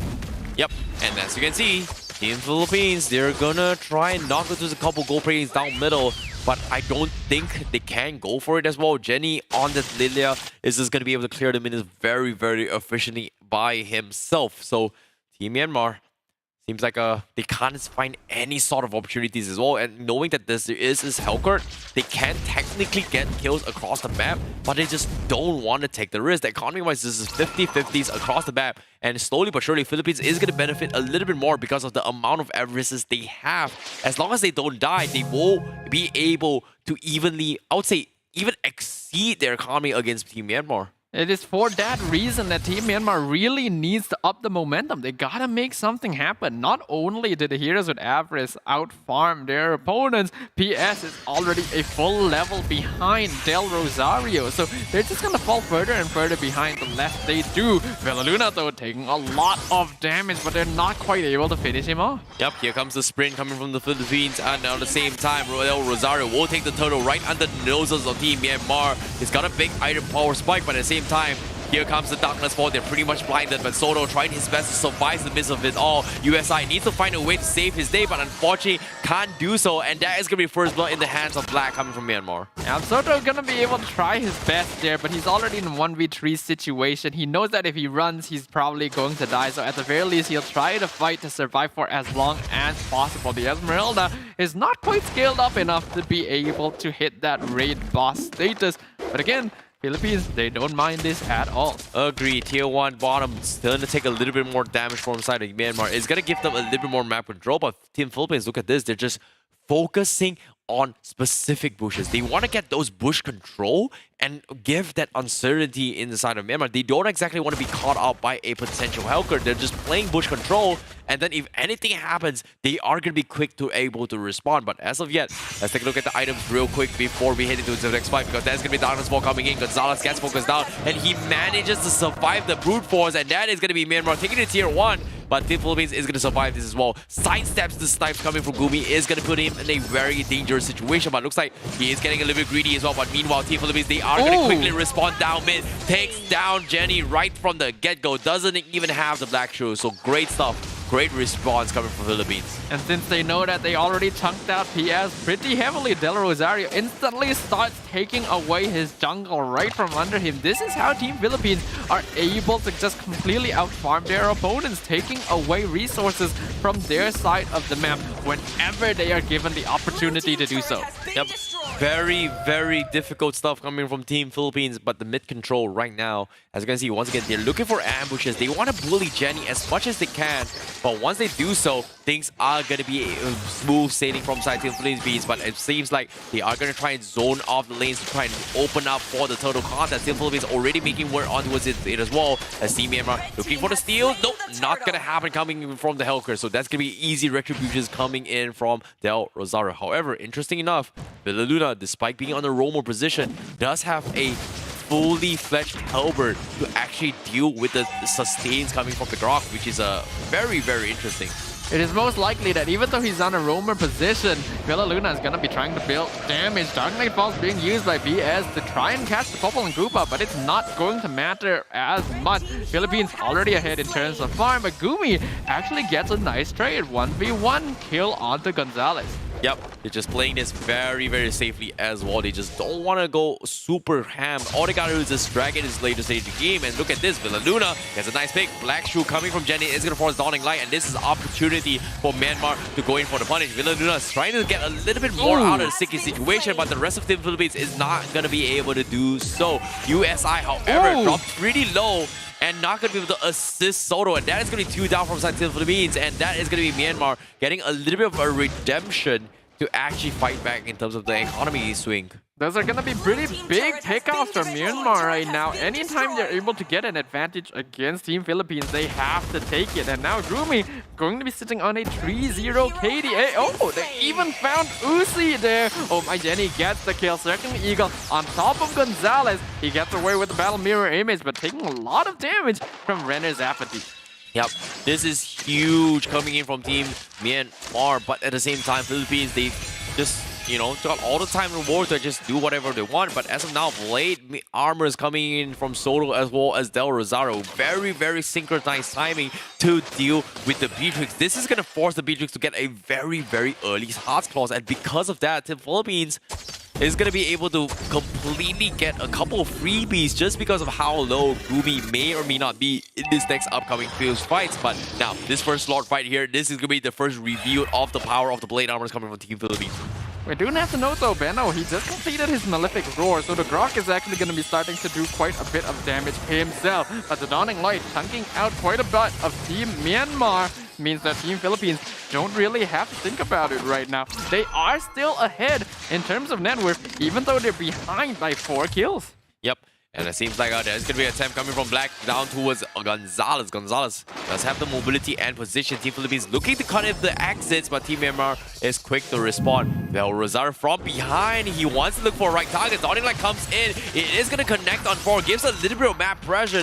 He has not shown himself yet, and I don't think Team Myanmar knows he's right behind. Team Philippines looking for the setup. They want to try and catch them off guard and force a fight so that Del Rosario is going to be able to capture the situation. Gonzalez now going to be starting up the Lord, but Villa Luna going to be focused out as well. A big Dawning Light comes in, Darkness Fall comes in, and there's no choice but to force the issue. Gonzalez, this is the biggest run for it as well, but eventually Team Myanmar is able to punish the midst of this confusion, getting 2 kills, and Del Rosario being a headless chicken right now, all by himself, unable to do anything but run for his dear life. The rest of Team Myanmar, they want to go for the fight, but unfortunately for Del Rosario, the shield unity is going to keep him alive. But no, the setup coming from USI has something to say. The Dawning Light, good enough to trade for Black, but Del Rosario will be completely bursted down from the Shadow Bombs. Myanmar actually getting some really good trades here against Team Philippines. We saw that they were trying to set up for Del Rosario to come in from the back line, but Villa Luna getting caught out so early on instantly turned the plan around on its head, and Baxia was caught out in just no man's land, not sure what he is able to do. Myanmar finally going to be able to regain that net worth lead against Team Philippines, and this is looking to be the most promising situation we have seen so far from a team up against this powerhouse. Villa Luna going to be focused down as well. This is going to be a Popo and Koopa, does not have the tanky abilities to do so. So with 1 man down, Team Myanmar is looking to threaten for the Lord. Del Rosario looking for a fight as well. The Storm comes in from the Lord, not connecting on anyone. Team Myanmar, they are going to go in for the reset because Soto is going to be a little bit too low, and that is going to be the pickoff coming in from Gumi. As even though they've got the blade armor coming in, Gumi, all it needs to do is just 1 snipe, and that is all it takes to actually chunk them down. So the sustains coming from the Matilda is going to be good enough. Darkness Fall comes in. USI going to be caught out, and that is going to be Team Myanmar picking away at Team Philippines. Gonzalez forcing the Blazing Duet, taking a very long time to kill off Black, and Black somehow manages to survive the midst of the convulsion, forcing Del Rosario to overcommit. And Black, he's not even dead yet, and everyone from the side of Team Philippines will be crumbling to pieces as they get picked apart. And now Gumi missing the snipe, and Gonzalez has no choice but to retreat and farm his way through.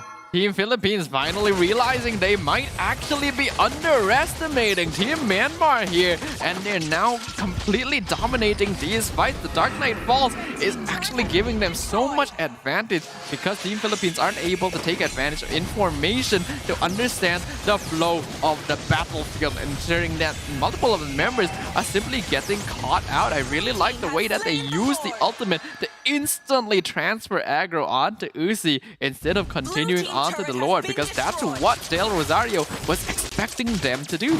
Difficult games, my friend. Seems like Team Myanmar, they're leading in terms of kills, but Team Philippines, they're able to capitalize in terms of training objectives. And so far, Gonzalez is still alive and in the game because all he needs is just one good fight and things will immediately swing in Team Philippines' favor. And this is something that we've seen a lot coming from Team Philippines, especially when it comes to playing the turtle defense. As long as they find one opportunity and strike, that's where they hit the hardest. And Team Philippines, they're just playing it as safe as they can, and it's not over yet. Big Dawning Light comes in, but it's unfortunately not as strong as we expect it to be. However, with the Lightning Truncheon, it might be a different story in this next fight.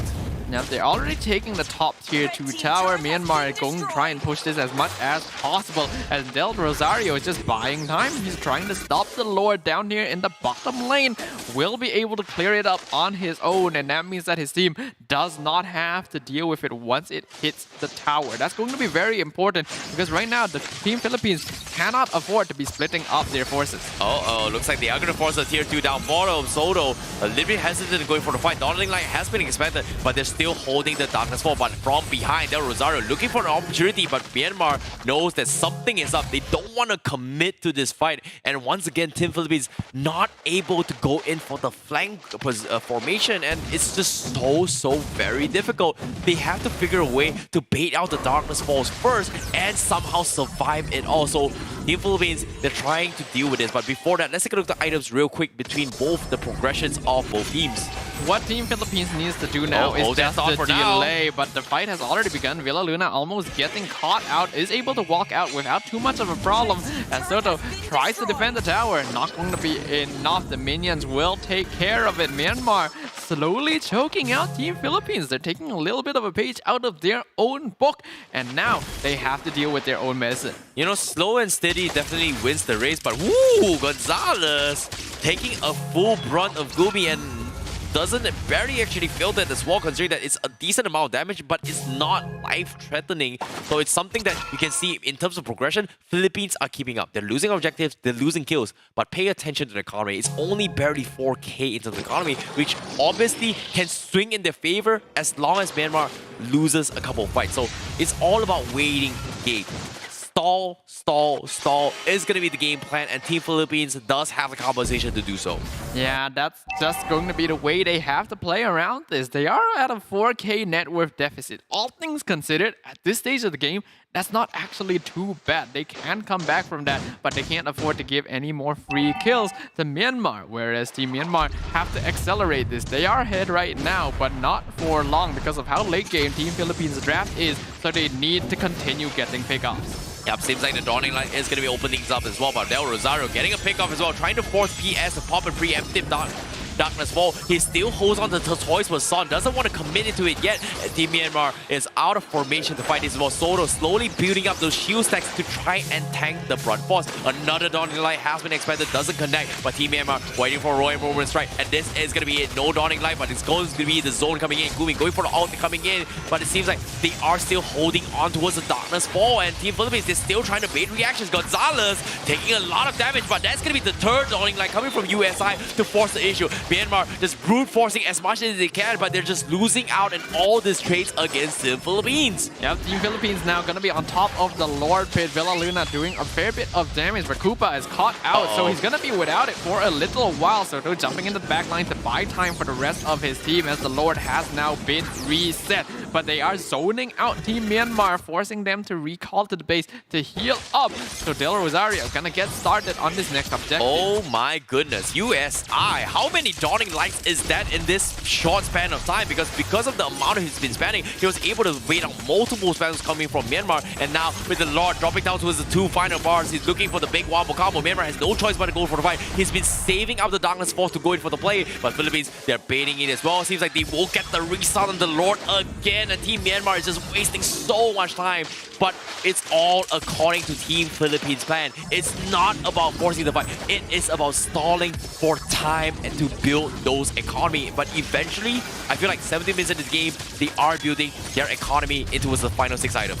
Yeah, Team Philippines gonna be chunking out the Lord yet again, but they know that Team Myanmar are in the vicinity. They're just holding the Lord there, resetting it once again. Oh no! Dawning Light doing a lot of damage, forces out the Black Stews. So that's a cooldown that Oh My Jenny not going to have available. Gumi trying to split push the top lane to buy some time, but Soto is already there to respond to it. This does mean that Team Myanmar now have control over the Lord Pit, but will it be enough? Dawning Light comes out. Benno gonna get stunned by Koopa. Nibiru's pass had already used to zone out Team Philippines. As Soto comes in, he sees that their health is low. Koopa going for the bite yet again, and the Lord not going to be focused on Soto. Gonna be able to walk out of there just fine, and this is quite the intense dance by these two teams. Oh my goodness, it's just trades after trades after trades, but no commitments whatsoever. It's been just poking and poking and poking, and every single time Team Philippines is just coming up on top, but it's so risky to force the fight just because of what it may or may not do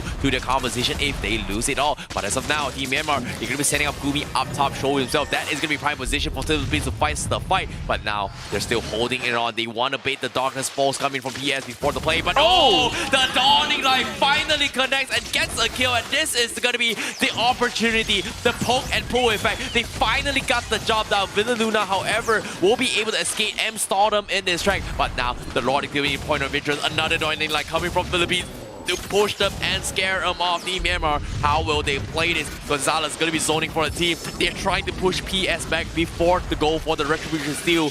Team Philippines, they're playing it slow. They don't want to fight this as well. They're opening up the map. They're getting information on the help, but they are saving up as much as they can. The Dawning Light again. Finally, PS pops the Darkness Fall, and this is going to be goal time. They're pretty much blinded, and Team Philippines is very happy about this. Finally, with a little bit more vision, they close out the Lord. They will get a couple of pickoffs, and Myanmar could not wait no longer. And because of this patience coming from Team Philippines, they are able to punish the impatience of Team Myanmar. This is just some incredible self-control coming out from Team Philippines here, finally identifying the exact moment that they can go in for the fight. Benno getting picked off so early on is just really detrimental to his team, because before then you could tell how important it is for all 5 members on both teams to be alive, to be able to dance around the Lord Pit. But this is now going to be pushing up the top lane. This is the final evolution of Lord as well. Team Philippines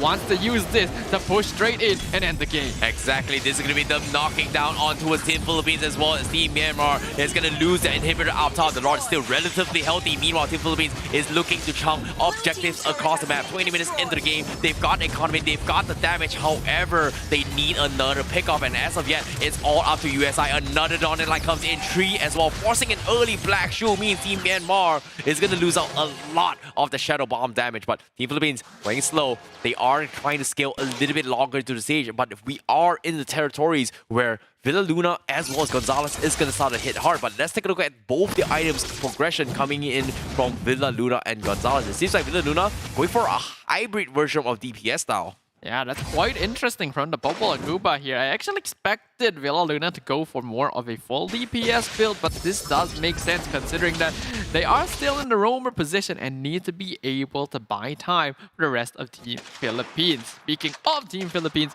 they have been able to regain the net worth lead so far, and that means that Team Myanmar is going to be in for a little bit of an uphill battle here to ensure that they can maintain their position here in this game. Well, this is a good time to actually calling for the pause as well. You can see the intensity of the match as well. The push and pull, right? The patience coming from both teams to actually go to fight.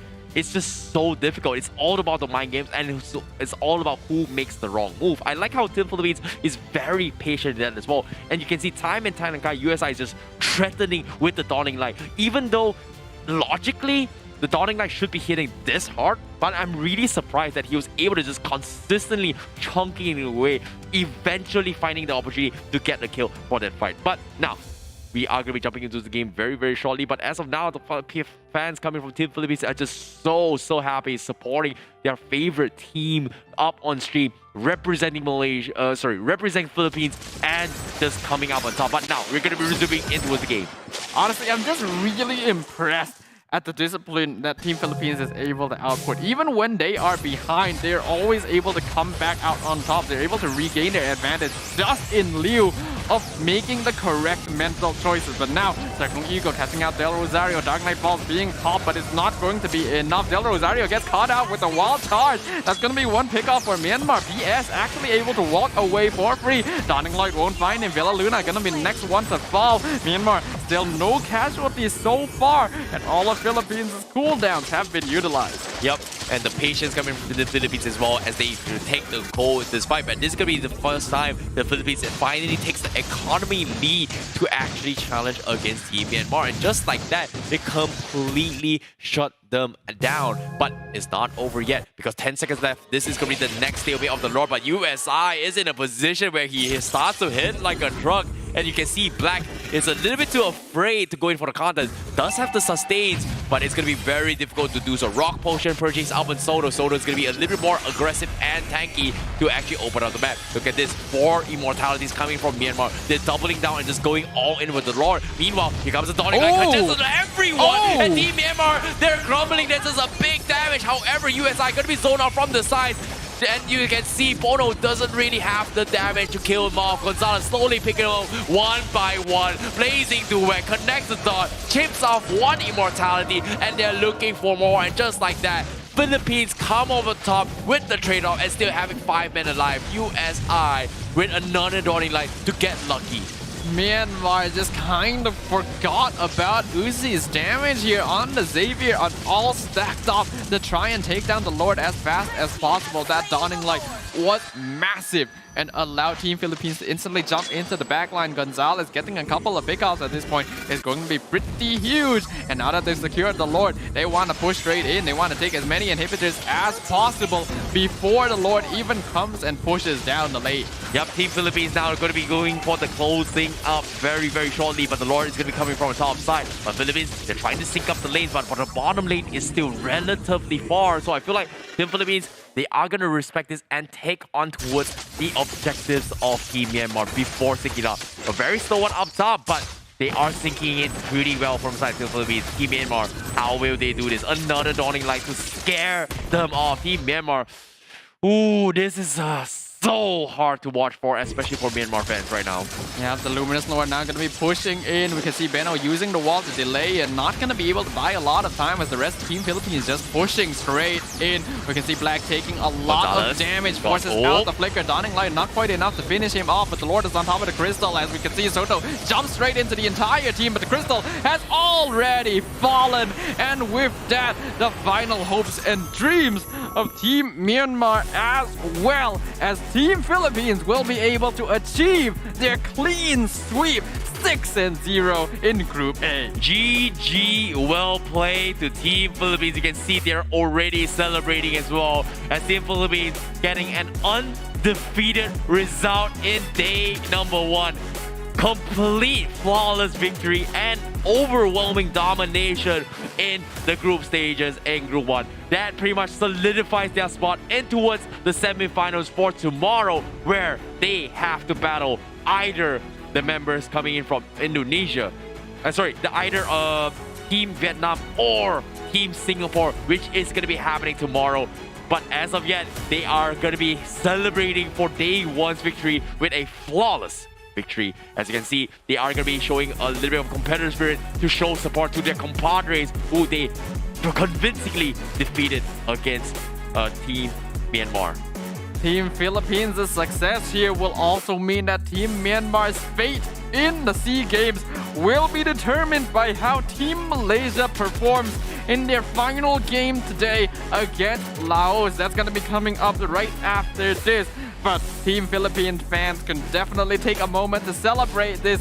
They are going through to the semi-finals in the flashiest fashion possible. Oh, this is going to be a very, very difficult situation to be in, as Team Myanmar's fate of making it into day number 2 is going to be in the hands of Team Malaysia. But as of now, from your perspective, up on camera, you can see Team Philippines is very, very happy about their performance so far ever since the coming back of Oh My Venus, also known as Villa Luna, in towards the pro scene.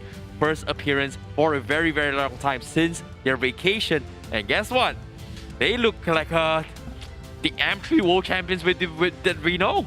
It really goes to show the difference that these players make in this lineup, because I'm sure a lot of us have noted that Blacklist International in the recent MPLPH actually didn't even make it to playoffs when Oh My Venus and Wise were not playing. Now that they're here in the SEA Games, even though they're playing with a couple of newer players, they are still able to truly show what the Philippine region is able to accomplish in MLBB. Agreed. I'm looking forward to see how it goes down, but let's take a look at the itemization real quick coming from both Philippines as well as Myanmar. I'm a little bit curious on how PUSI was able to capitalize this situation, right? I guess the standard builds coming from him, but he was able to spam a lot of his dawning lights very consistently into the fight. I'm not exactly sure if it's intended, but it just shows maybe for the fact that how long the fights were drawn out in this poking, or in this case, a stalemate between all these pickoffs, especially coming from Philippines.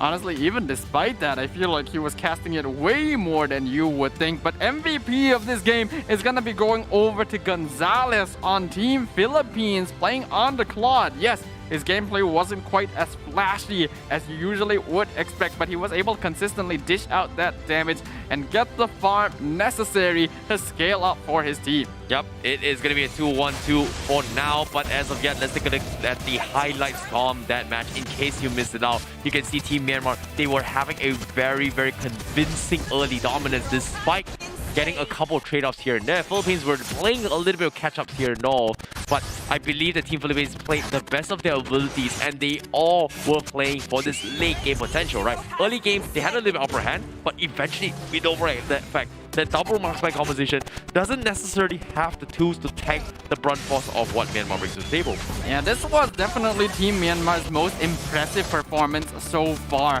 and it is heartbreaking that they ended up losing to Team Philippines here, because they had such an impressive performance. They were winning out these fights. They were making use of the fact that Team Philippines has a much later game composition to just up the tempo, up the momentum, get the pickoffs, win the fights that they needed. It's just that in the end, Team Philippines were able to win the mental battle. Yeah, I definitely agree. And what was really huge about the play is, well, they understand their priorities really, really well. They needed to bait out down spells. Like, time and time again, in this stalemate, especially if it was this Lord, what happened was that they were fighting every single time. Every single time they throw up cells to bait reactions. As long as the Darkness Falls does not drop, they do not go in for the Lord finish, because they want to be extremely clear on how the situation go. As soon as the Darkness Falls comes in, they group up as 5, they immediately focus fire on whoever that comes in. But eventually, into the later stage of the game, Hellkurt does have the tendency to lose his power spike, which we do kind of expect a little bit more of aggression coming from the early stage of the game, especially coming from Myanmar. But I think the effect of this game that we have seen is that Team Philippines is not actually 100% impenetrable. There are ways to get through them. They adapt quickly, but if you're able to pull the rug out from under them quick enough, stuff like this Dark Knight Falls disrupting the battle for them actually makes a lot of difference in the end. And I'm interested to see what teams are able to advance upon on this to go further. Yep. And as of yet, we are going to be taking a very, very short break. And right after this break, we will be resuming with Team Team Malaysia going up against Laos. And that is pretty much it for the 31st SEA Games Vietnam for now. We'll see you guys right after this break.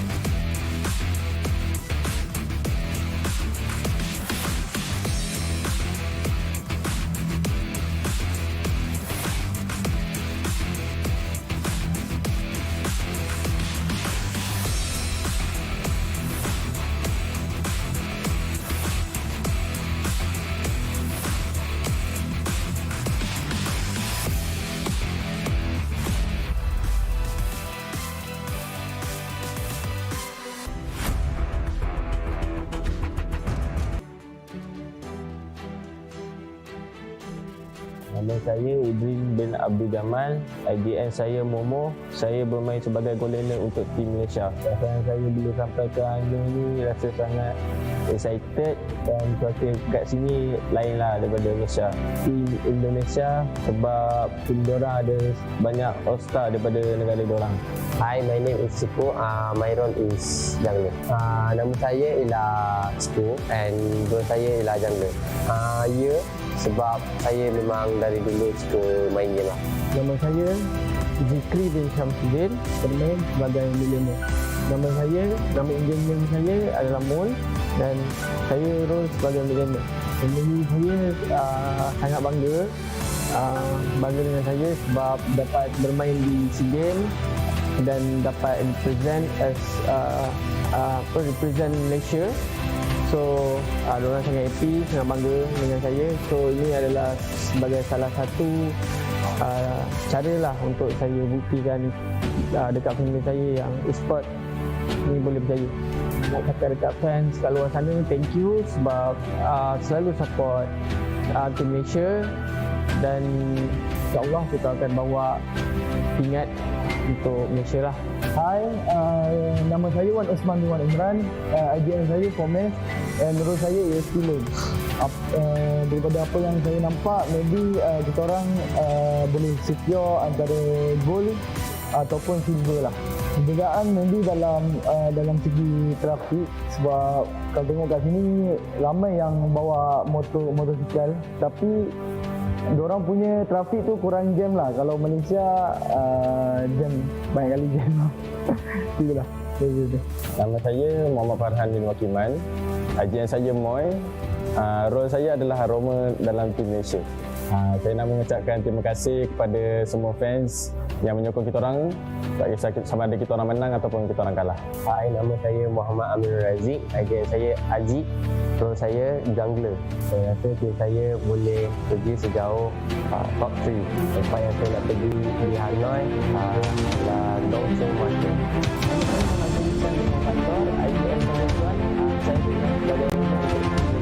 Tim yang saya nak lawan adalah tim Indonesia sebab diorang bawa turun semua pemain-pemain yang all-star dalam diorang punya country. So saya rasa ini adalah tim yang seronok lah untuk lawan. Pekerjaan saya untuk sekarang ni memang full time gamer, tapi nak kata susah tu memang susah, tapi kita orang dah biasa lah untuk training skill semua. So nak teruskan dia punya passion tu memang kena keep motivate diri sendiri lah untuk terus main game ni. Kita orang aim untuk dapatkan goal and then kita orang cuba untuk dapatkan gelaran champion lah dekat pentas M4. Hashtag belum. Ini special. Kita orang aim untuk dapatkan gol and then kita orang cuba untuk dapatkan gelaran champion dekat pentas M4. Dan Mobile Legends adalah game yang paling best lah dekat negara saya and then saya harap e-sport dekat Malaysia dapat berkembang lebih jauh and lebih maju. Hashtag Hashtag Malaysia boleh.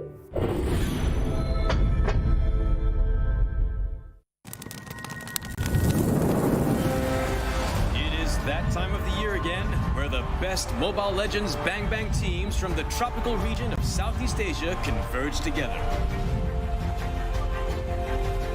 The MLBB Southeast Asia Cup, or MSC 2022. Who shall conquer and who shall be conquered? Which team will soar above the clouds and be crowned as the king of Southeast Asia? Like the Zodiacs, a total of 12 teams from the region will compete in 2 stages: the group stage and the playoffs. Each group of 3 teams will fight against each other in a best-of-2 match, where the weakest of each group will be eliminated. That leaves the remaining 8 to continue their paths of glory. To facilitate the epic battles between the giants, the MSC 2022 arena will be held at the City of Contrast and Diversity, Kuala Lumpur, Malaysia. Witness the clash of titans from the supreme MLBB region from June 11th until June 19th. Follow hashtag SupremeAC for more updates. Mobile Legends Bang Bang, where heroes make history.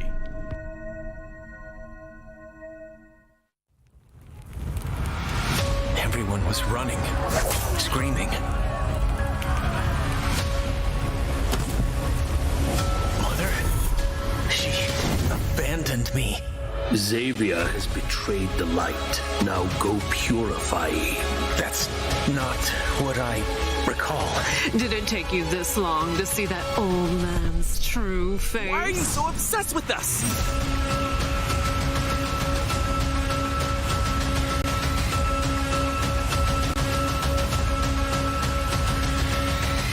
It's you.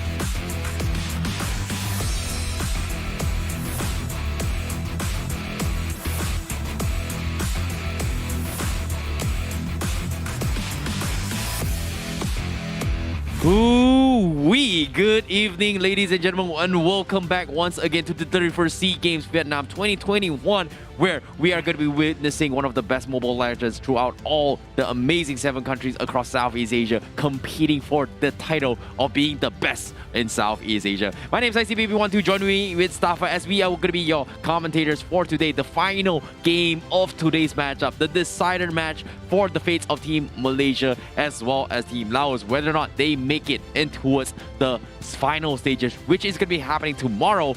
And as of yet, for those of you who do not know, all this is also brought to you and of course organized by Vietnam Recreational and Electronic Sports Association, also known as VRESA, which is the 31st SEA Games esports organizer in Vietnam, in cooperation with VNG Games, the Mobile Legends Bang Bang's publisher in Vietnam, as well as Moonton being the developer of Mobile Legends Bang Bang, to bring you all this action.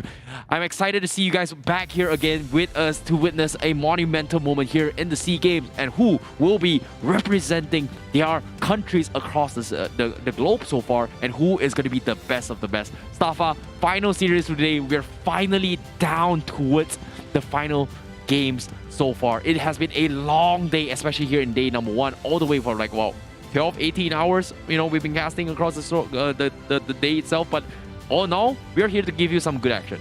Yep, it is going to be the final game of day number 1, the final game of Group A, the final game of the group stages all at once. The team that started off the day, Malaysia, going up against Laos to determine who else will be entering the semifinals alongside Team Philippines. It's not just going to matter the fate of these two teams, it is going to be affecting Myanmar as well, who is going to be sitting and waiting to see what happens here. Yep, I'm looking forward to see who comes out on top in this situation, and as of yet, Team Malaysia looks to be the stronger contender out of all the teams. All Malaysia's got to do is just win the 2-0 victory, and they are going to be pretty much guaranteed in towards the second seed for heading towards the semifinals, which is going to be happening tomorrow. I'm looking forward to see how it all goes down, because eventually it comes down to this final moments. However, as of now, Team Laos, they haven't exactly faced off Malaysia before, so this is a great learning experience to play with arguably the best in the business, the best in the world coming in comes to Mobile Legends Bang Bang. They themselves, even though they've lost their match against Myanmar, they've lost against Team Philippines, they have learned to adapt, and hopefully in the near future we are going to be seeing more coming from Team Laos when they perform in the higher stages of Mobile Legends Bang Bang action. Now, something we have to note right now is that Myanmar as well as Malaysia are both in a pretty equal spot. But in terms of predictions here, we can see that I'm going to be voting for Malaysia, whereas you seem to have other plans here. Well, I always like an underdog story, even though mathematically this is not possible. But at the same time, based on how they progress and how they drop and how they learn from the bans and picks coming in from all the teams, they have tried the Philippine meta, they have tried the Malaysian meta, they've tried the Myanmar meta to try and incorporate to their style, and they are slowly learning. Of course, there is going to be a lot of fine-tuning in the near future, but hopefully this final game is going to be a learning experience for them. And I believe that in the near future, Laos is going to be able to stand on the highest competitive level of Mobile Legends back then, if we get the chance to see them in action again.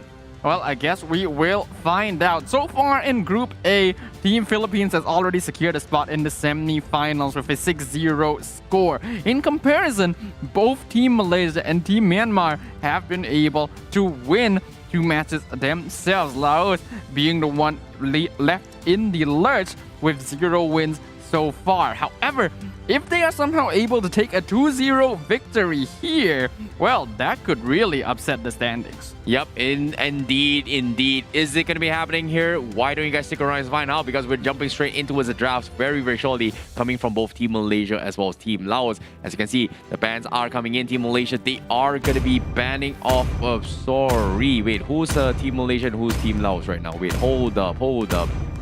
Seems like Team Laos is going to be on the left side and Team Malaysia is going to be on the right side. I apologize. I think the logo is going to be flipped, but based on the perspectives of the drafts itself, it seems like Cho is going to be banned off, as well as the Xavier and on top of the Eve. So that's going to be showing respect on towards Team Malaysia's composition on the right, where they are going to be banning off the Valentina and 1-1. Pretty standard coming from Team Malaysia. Yep, if you couldn't tell from the fact that the uniforms are on the opposite side, you can instantly tell that Laos is going to be drafting on the left side, considering that they did ban out the Cho, and there is no way that Team Malaysia would do that themselves. They're going to be banning out the Valentina, the 1-1, and now finishing off their draft with the Sicilian, since you know that the Xavier has already been taken out of the pool, so better to just not have to deal with these late game mages at all. Yep, seeing a priority there coming in from Team Laos, they are going to go for the Beatrix once again. This is something that Biston is very, very comfortable with. Dirov is something J4Z Bin is also very comfortable in coming from Laos. I'm not exactly sure if Team Malaysia, they want to just straight up deny their pickups as well, considering that 4Maze has a big variety of hero pool when it comes to the XP lane. But now, Team Laos, they have options. Do they want to pick the Archive? Do they want to pick the not the Xavier, I believe the Baxia again, if they want to go for it. But it seems like they are going to pick the Franco from the side of Team Malaysia instead. Yeah, so it looks like we're going to be having a little bit of difficulty with the graphics right now. I kind of wish that my ears were sensitive enough to be able to tell what was the next hero picked up just based off of their voice line. Unfortunately, my personal hero pool is not that big. Sorry, what? Really? Yeah. I must say you got a pretty decent hero pool. I think compared to some of these people up here, definitely not. Can you play Fanny? No. Really? Why would I be able to play Fanny? Fanny is the easiest hero in the game. How could you not play the game at all? I guess I just have some issues there, but it looks like they have been able to resolve the graphical issues here. They've actually put the countries on the correct side this time, so we know that the Masha was picked up on top of the Franco there. Really strong early combo. This is why I really like Team Laos, right? You're asking me why I'm predicting. Look at how quickly they're adapting the meta. If you give them a little bit more time, eventually they are going to be able to come on top, because I believe this is their first time coming to the big stage, and they weren't expecting that, Archive to be fitting the meta. They've tried Team Philippines composition. They are going to be denying Team Malaysia's draft as well by bringing the Archive for themselves. Even though they may not have full mastery, I feel like you should not be afraid to experiment and to understand each other's perspective. And I like that Team Laos is willing to put this on the line for the final series of the SEA Games itself. This is an amazing learning experience for Team Laos, especially if they want to progress further in the future. But now, seeing how this composition, I'm looking forward to see whether or not can Team Malaysia deal with this composition? Well, they're gonna be locking in the Brody, so that's going to be Momo's answer to playing against Biston on this Beatrix in the goal lane. All things considered, I believe that Beatrix should still have the advantage here, but if the Brody is able to outplay in terms of mechanics, Momo can definitely make something happen in terms of lane dominance. The second phase of bans now going to start, being the Kagura being the first one banned out from the side of Malaysia.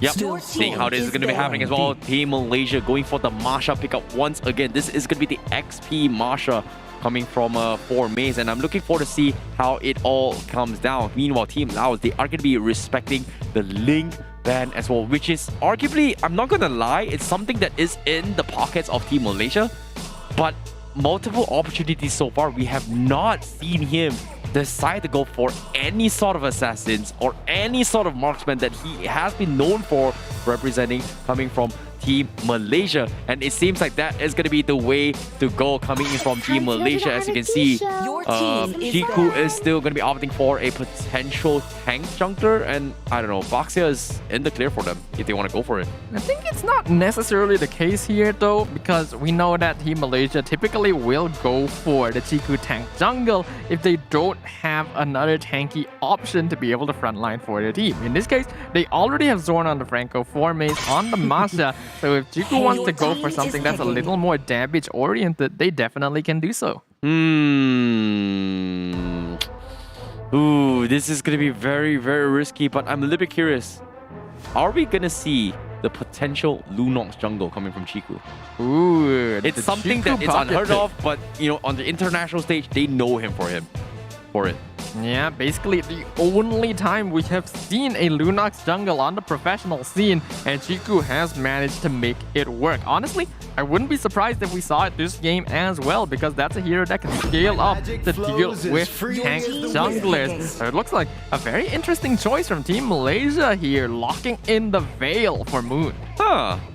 Not expecting this, considering that he does have a preference towards leading onto his Kagura, but or maybe even the Lunox as well coming from Team Malaysia, but seems like they are going to go for the Veil Wombo combo, trusting in Zorn's capabilities to go in for the hooks. He is going to look for those one-shot potential. I was expecting maybe a Kadita, but I feel like Veil fits the picture a little bit more in terms of damage output. However, Team Laos, they are going to go for the Bobo Kuba. That is going to be the roaming one perhaps, and that is pretty much concludes a jungle Archive coming from Laos. However, when it comes to mage, what is going to be the mage coming from Team Laos? Not many options left in the pool as Team Malaysia banned out the Kagura and Lilia previously. So, your team is Jungle Harley. No, I don't. No, I don't think so too. Yeah. No, I think this is a mid lane Harley. Oh, it's been a while. I really miss a Harley. It does bring a little bit of element of surprise. However, when it comes to invades, I don't know how they're going to kill this Masha at all. I really have no idea how they're going to kill 4 Maze as of now. It's going to be one of the difficult tasks to do coming from Team Laos, whereas Team Malaysia, they're opting towards their final pick, which is going to be the jungle role. And there's just so many options for Team Malaysia. If they want to go for it, they can go for the Assassins, they can go for a mirror matchup, they can even go for, I would say, the iconic Lunox jungle if they want to as well. I think an obvious choice for Malaysia right now is going to be the Karina jungle. They had not been banned out yet, but no, they're still going to go for the tank jungle here with the box here. And as you highlighted, Laos doesn't actually have a lot of consistent damage to deal with tankier heroes. So it's going to come down to just delaying until the late game to the point where Biston as well as Nanoship can actually get some items to deal with these tankier front lines from Team Malaysia. Yep, Team Malaysia going to be sticking to their roots here. They are going to go full tank jungle straight from the get-go. Team Malaysia is going to go in for the mirror matchup. Boxer versus Arkai. This is going to be the way to go. And I'm looking forward to see how Team Laos handles this situation, because as of now, they are going to be ready to head off into game number 1 in this final series so far. The final BO2 of day number 1 in the group stages.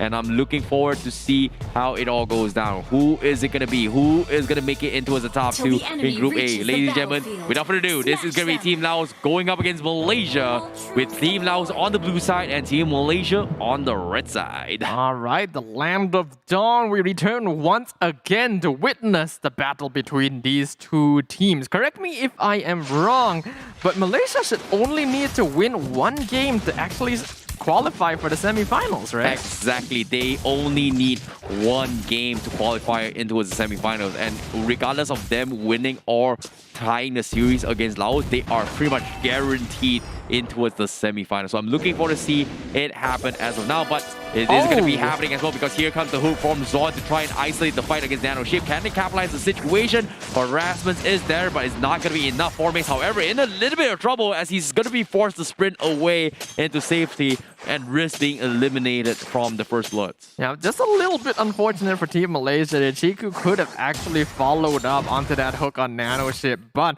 he ended up not being able to jump over the wall with Shield Unity, which meant that they weren't able to follow up on that kill.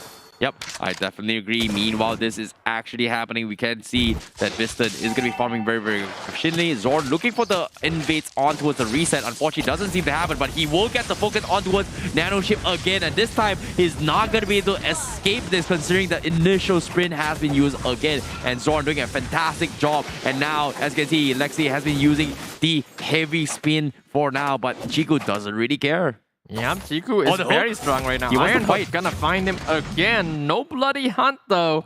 So Team Malaysia not gonna follow up on that. Yep, seems like Malaysia is going to have a very, very decent lead as of yet. Rather early to the game, considering the first blood they've gotten, especially in the hands of Chiku, the jungler from the side of Team Malaysia. Yeah, speaking of the jungler on the side of Team Malaysia, Chiku already on top of the turtle. And Formace gonna be delaying Jasmine. Actually, might get taken out here. They do take the turtle. Formace able to juke away from the Paquito. And that means that Jasmine is now the one completely out of position. Free kill going over to Chiku. Yep, there's nothing he could have done in the situation. Laos, however, going to be get a full blading on the top side. And Lexi is going to be bursted down as Momo as well as Zorn is going to be enough to chunk his way through. Beautiful stuff coming from Team Malaysia as they continue to pull the lead in terms of economy. Meanwhile, mid lane, Moon, uncontested so far. But before that, let's take a look at a quick itemization as well. Very, very quick Molten Essence up on the Masha as well as Chiku on that box here. You can see that Chiku is already farming up quite quickly. Momo as well, already hitting that 2k net worth mark pretty early on into the game. Laos so far has not been doing a very good job of avoiding this early game aggression from Malaysia. And honestly, it's hard to blame them when you have both the Baxia and the Franco just constantly invading your jungle. Yeah, look at the aggression coming from Team Malaysia. They want to close up as quickly as they can. It is getting late both in Vietnam as well as in Malaysia. But look at this, the big catch coming from Wu as well as Chiku will be on the receiving end on the sides as he picks him off. And that's going to be another kill in the hands of Momo as Team Malaysia gets a very early 2k lead. And just like that, Zorn will be forced to sacrifice his life. But for the greater cause, Team Malaysia is going to come up on top. Yeah, but he really didn't need to do that. He was just flexing on Laos there, flickering forward, trying to get the hook onto Nano Ship in the bush, knowing that he wasn't able to get it and already recognizing that, whoops, well, I'm dead, and he just doesn't care. Yep, I definitely agree. Meanwhile, Team Malaysia, you see this as well. Moon gets a nice combo onto his Lexi, but it is not going to be enough damage. They need the rest of the team. Nano Ship, however, a little bit of awkward position. Gets hooked back, gets chain CC. There's nothing this Popo Gobo can do out of the situation. Zorn actually ends up hooking him out of the windstorm there, but it doesn't matter because Malaysia is just completely running away with this game. Jack gonna get chased down by Formace now. Jasmine trying to save him, but it's not enough. Wow. Iron Hook lands on the Paquito as well, right into the bloody hunt. Malaysia is just absolutely dumpstering Laos in this early game. Yeah, that was a pretty cheese threat, but you know, as long as the hook lands, all is well. And oh, he actually stole. Oh my goodness, Zorn. He actually sold the minion. Oh my goodness, that is not what you're looking for onto a Team Laos. And oh, I feel so bad. That is just a slow and painful torture at this stage of the game. For those of you who may not be aware, Zorn here in Malaysia is referred to as the king of emotes. I don't think I need to explain why that is the case. And right now, Team Malaysia are just working on destroying Laos's mental state by just constantly taunting in their faces. Jack's in a lot of trouble now. Zorn holding in with the ultimate as well. They are going to go for the receive again. Nice stun coming from Momo. JVCK making the run. The hook comes in from Zorn. Not going to be able to connect, but Team Laos, they are going to go for the disengage. Chiku says the Toys Person is available. Do they want to overextend? But seeing how low Moon is, they don't want to risk it. So that's going to be the reset coming in. Team Malaysia will settle with the tier 1 instead, as Momo will slowly chip away, as Team Laos will concede the top side of the lane. Malaysia is just completely overrunning the map right now. They have full map control, just roaming around with Chiku and Zorn to secure kills. And then we can see that the rest of the team is doing a good job of holding their lanes as well. Right now, the tower count is 1-1, but Malaysia are 4K ahead in terms of network. Agreed. Seems like Chiku is going to be rotating his way through to prioritize on his buffs, while the rest of Team Laos is going to be getting for lane control. However, Nano Shiv, again, getting caught out on the combos from Moon, is going to force him to recall back into his base.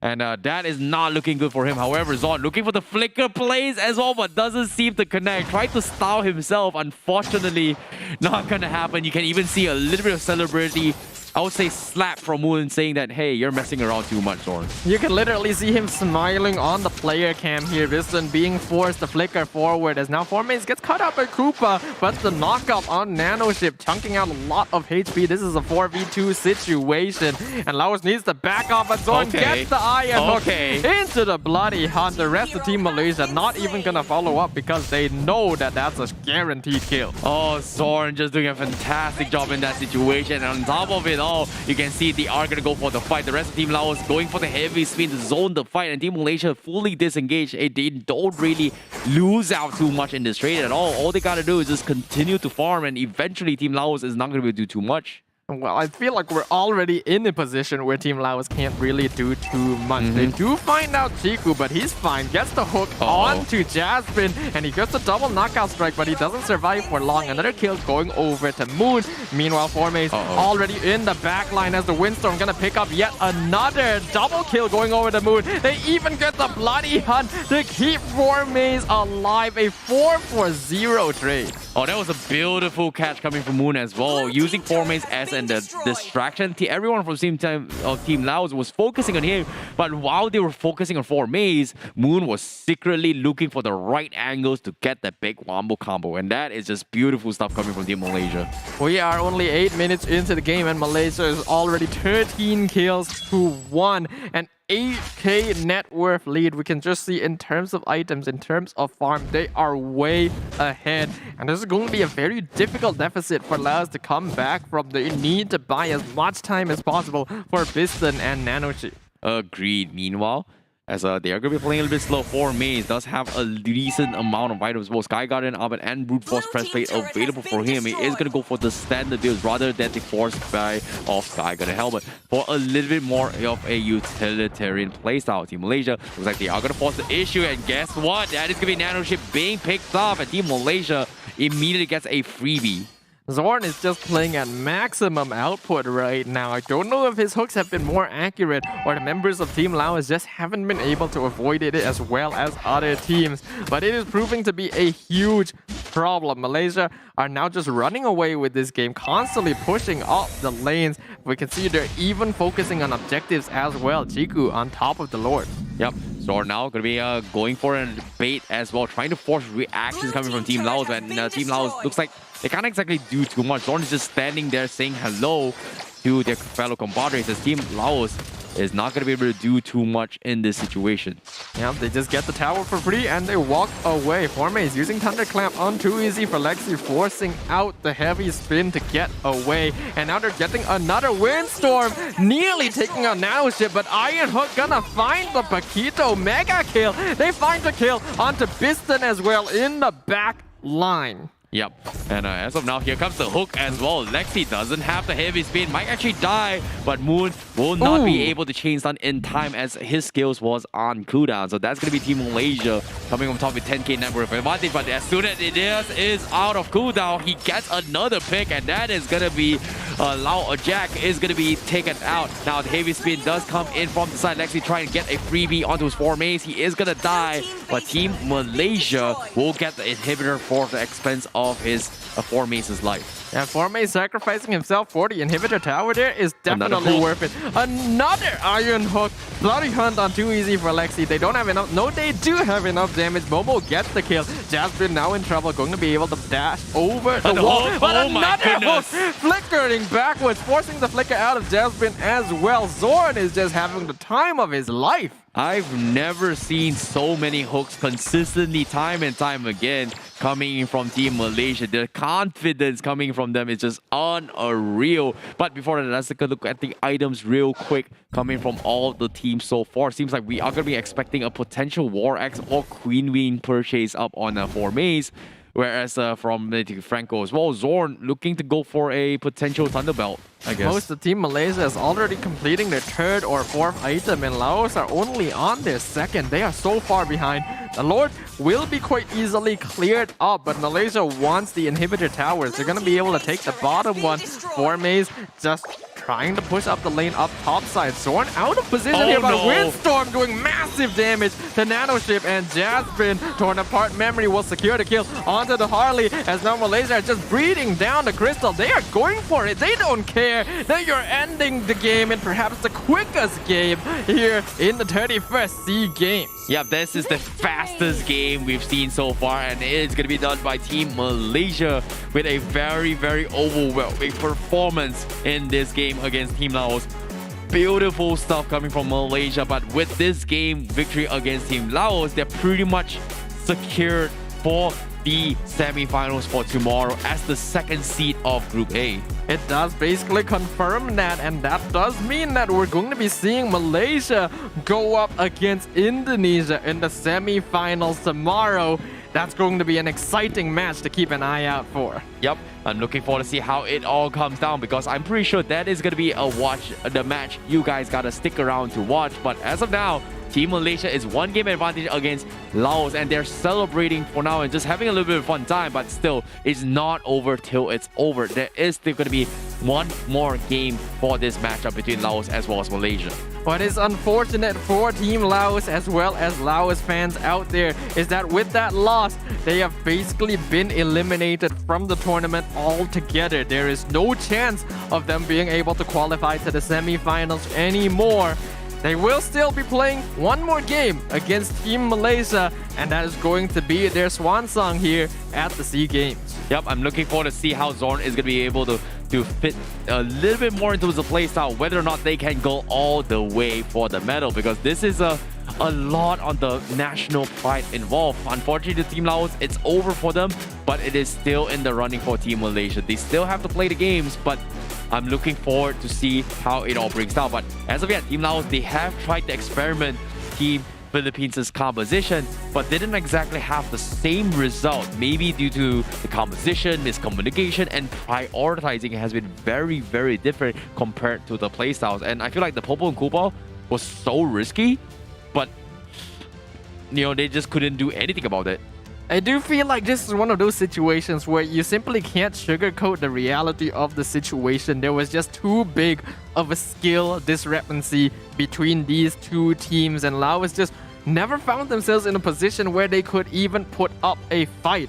Maybe in terms of the draft, Team Malaysia had a really strong early game. So to try and mitigate a little bit of that damage, Team Laos could have definitely drafted their lineup a little bit safer.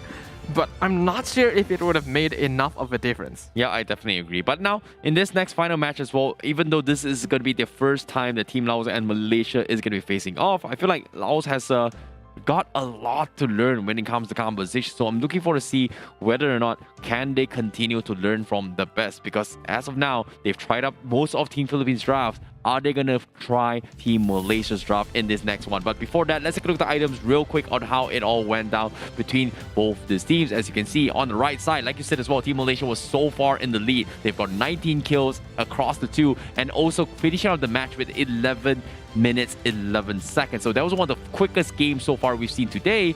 But based on items, like I said as well, they're just like 2 to 3 items ahead as compared to Team Laos, who's barely finishing their second item. And 19 kills to 2 as well. Malaysia was just completely in the advantage this entire game. And once they were able to get those initial pickoffs, that momentum never stopped. They were just rotating around the map so effectively. Zorn was getting so many hooks.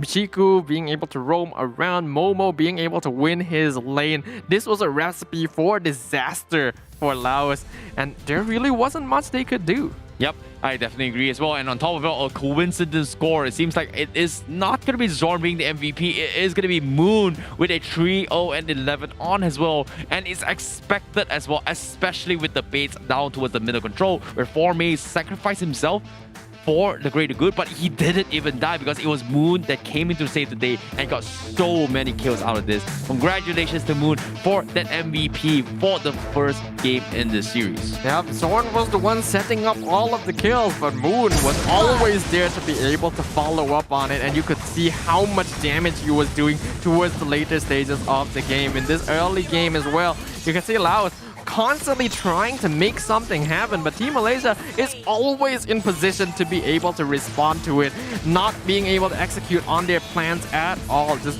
beautiful rotations from Team Malaysia. Agreed, but while all this is actually happening as well, as soon as they got an early aggression, you can see Zorn time and time again going for preemptive pokes to try and catch them off guard, and every single time that happened, Team Laos is nowhere to be found, and I'm a little surprised that they are always very, very separated in all these team fights, and because of that, Team Malaysia, they're just not afraid to just consistently go for the fights.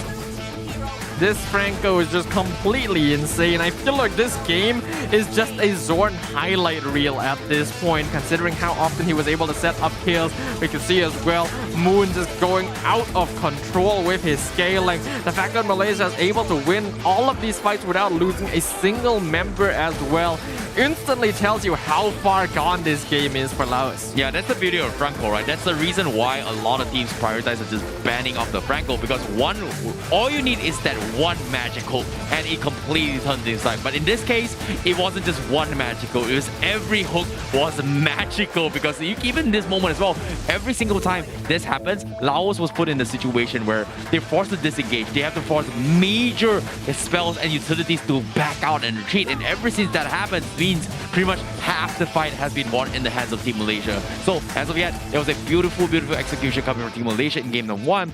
And also a mini congratulations to them as they will be heading into the semi-finals for tomorrow. Yep, even though that's confirmed though, it doesn't quite mean that the day is over yet, because this is still a best of 2. We are going to be sending Laos off here with one final game, and we'll see if they're able to put up a solid performance against Team Malaysia. Something to note as well is that since Team Malaysia has qualified for that second slot, we will also be saying farewell to Team Myanmar, who by association are not going to have enough points to move on. Yep, that is pretty much it for Group A as of yet. But of course, we are here to have a pretty decent time and fun times here for the first SEA Games, and of course, for the official standings of the match, all matches will be played throughout, regardless of having enough points or not. So Team Laos, it's going to be the final farewell match for them, I guess. May as well bring out the fun pocket picks, bring out the comfort pick, bring out whatever lineup they would like to play. Because if you're going to be able to play a weird hero on the SEA Games stage, well, why not? Well, I'm looking forward to see whether or not are they going to be bringing the Fanny as well, because we did see the Fanny pick up earlier today by them. So, is it going to happen? I'm looking forward to see how it goes. But as of now, game number 2 is going to be very, very much prepared, and I feel like Team Malaysia has revealed a lot of their hands as well. They have been focusing on playing with Zorn's Franco pickup, and I feel like it is a very, very big indicator for the semi-finals. But at the same time, I don't know how Team Indonesia is going to be clashing, because if they go up, tomorrow, when they face off against Team Indonesia, it's going to be their first time fighting off against each other. Yeah, that's going to be exciting to look out for here. Very excited to see how the games tomorrow are going to turn out. But day 1 is pretty close to being over here. One final game. I'm sure all of us are feeling tired. The players are feeling tired. Us here on the caster's desk, you can imagine we are feeling exhausted. But we are still committed to bringing this one final game to all of you. So, you guys, even though the results are already pretty fixed, we already know what's going to be happening. Don't turn off the stream just yet because you don't want to miss a single moment of SEA Games MLBB action. Agreed. I'm looking forward to see the final match as of yet. And I don't know. It seems like, are we looking for the fun? Are we looking for, maybe a very convincing stop? Or is it going to be experimental? Because I know for a fact the biggest fun that Team Malaysia had in the previous round was none other than Zorn, getting all those hooks time and time again. Are we, by any chance, ever going to see the fanny plate from inside Team Malaysia at all coming into as the SEA Games? Or is it going to be the pocket picks? Well, if we're going to see it, I feel like this is the game we're going to see it on. Since Team Malaysia, there's no stakes for them anymore. They're already going to make it through. The same thing can be said for them as it can be said for Laos. They can just play whatever they want. They can test out whatever strategies they feel like they need to field test. And so, if that is the case, we could have a very entertaining game ahead of us. Yep, I definitely agree. But as of now, without further ado, we are going to be getting yourselves prepared for game number 2 with Team Malaysia currently on their final match alongside with Team Laos on the final match for today. And it is going to be a pretty long day considering that Team Malaysia did start things off in the first game of day number 1 and now we'll be closing out the last game of today. So it's really interesting to see how far apart, but based on the scheduling, they are going to be very exhausted and hopefully they will have enough rest for tomorrow. Yep, definitely gotta make sure to do that. But before they go back and get that rest, it is time for the final game of the day. A single minute left remaining before the draft begins to determine, well, it's a bit hard to say because this match really isn't going to determine anything at this point, but hey, we can still enjoy a little bit of Mobile Legends gameplay from these professional teams representing their national banners. Yep, and as of now, things are going extremely difficult coming from both Laos as well as Malaysia. And I don't know, I feel like based on this final match, are we ever going to see a potential switch up? Are we going to see Chico play something that is not tank jungle? And I feel like Team Malaysia is trying to put an identity where they want to play this, and they don't want to give up a little bit more strategy. And it's just weird considering that Team Malaysia does have the flexibility to play a lot of the strategies. Yeah, but, well, we guess we will have to see. 10 seconds left. Let's see what kind of draft we have ahead of us. Let's see what the final game from Team Laos here at the 31st SEA Games is going to be, because the draft has now begun. Laos is going to be drafting on the blue side and Team Malaysia drafting on the red. Yep, seeing how this is happening as well, the Franco gonna be banned off from Team Laos. No, not surprised. Okay, I'm really not surprised, but at the same time, it makes a lot of sense. Meanwhile, comfort bans are coming our way. Ling is also going to be in the picture as well. I feel like Team Malaysia, they should not be playing it. They should be banning it as well. We do have a little bit of glimpse on what Lexi can play as well, but it's all up to the Malaysia, I guess. Yep, Xavier going to be the final ban coming out of Laos here, which means that Cho is actually going to get let through the draft here. So we'll see whether or not. Oh, hold on. Zorn is not playing here today. Oh. Team Malaysia going to be fielding their substitute players. We did mention, well, not much is at stake for them now. It's time to test things out. Ajik and Moy are going to be joining the lineup here. Wait a minute. So Team Malaysia, they are gonna be swapping in Zorn and as well as Ajik. And is Chico playing? Chico is playing, so technically Momo is out of the equation, I guess. Yeah, that's going to be quite interesting. Let's see what Malaysia has in store from us. They ban out the Sicilian. Laos instantly locks in the Eve. I'm looking for to see Ajik as well as Moy play. How far have they improved ever since their gameplay? But now coming from Team Malaysia, I feel like they've got a lot to work with. But this is a perfect time to just have fun. And it seems like Team Malaysia, they are going to play the Cho alongside with the Beatrix. Okay, an interesting choice here. Now that Ajik and Moy are going to be playing, it's very interesting to see which lanes all of these players are going to be in, because this is one of the strengths of Team Malaysia. Their players are actually capable of playing a variety of not just heroes, but roles and lanes as well. Laos going to be locking in the Grok as well as the Ling, which has now been let through the draft. Agreed. But as of yet, let's take a look at how they actually play this, because Team Laos currently going for the comfort picks. They have the link, and I know that Team Malaysia does have experience to play with this, but I feel like this is going to be a pretty long game for Team Malaysia. This is not their usual composition in terms of their starting roster. It's not their main roster, but at the same time, I feel like based on this composition, it's more like they have a lot to work with, and can they deal with it? And yeah, okay, Karina is gonna be the way to go. It seems like Ajik is gonna be playing it from Team Malaysia instead of Chiku, I guess. Yeah, Ajik is going to be an exclusive jungle player on the side of Team Malaysia, whereas Chiku is more of a flex pick. He can honestly play any lane in the game if he wants to. So I'm very interested to see which lane he will be playing here. We're also seeing that Moon could potentially be playing on this Joe, and even though normally he is the mage player, we have actually seen Moon play on tank roamers in the past. Yeah, technically we did see him play Cho as well as Franco, I guess, but considering that this is going to be the final match, they are going to be playing to let off some steam, playing a couple of relaxation heroes, I guess, or maybe even in this case comfort picks to a certain degree. But I'm a little bit more concerned because how will they fare off against the Link? That's going to be the question, because Team Laos, they've got a very mobile composition, they've got a very aggressive rock. Team Malaysia, however, well, I don't know, it seems like they're just keeping a lot of options open. We'll see whether or not those options do work out for them, because we've already seen from the way that Team Malaysia drafts is that they do like to keep their options open. They like to draft up flex picks very early on in the draft, just to make sure that, okay, if we need to adjust something based on the enemy lineup, then the option is always open. I definitely agree, but seeing how this is happening as well, Clint is going to be banned off from the side of Team Malaysia. Next one is most likely gonna be the carry as well if they decide to go for a very technical composition, but I don't think carry is something that they're afraid. Brody, however, can stop their momentum, so I guess that is going to be the way to go from Team Malaysia, whereas Laos on their final ban, it is going to be Esmeralda. Formaze is also going to be in the picture. He does have the flexibility to play either the Benedetta or the Paquito if they want to go for it though.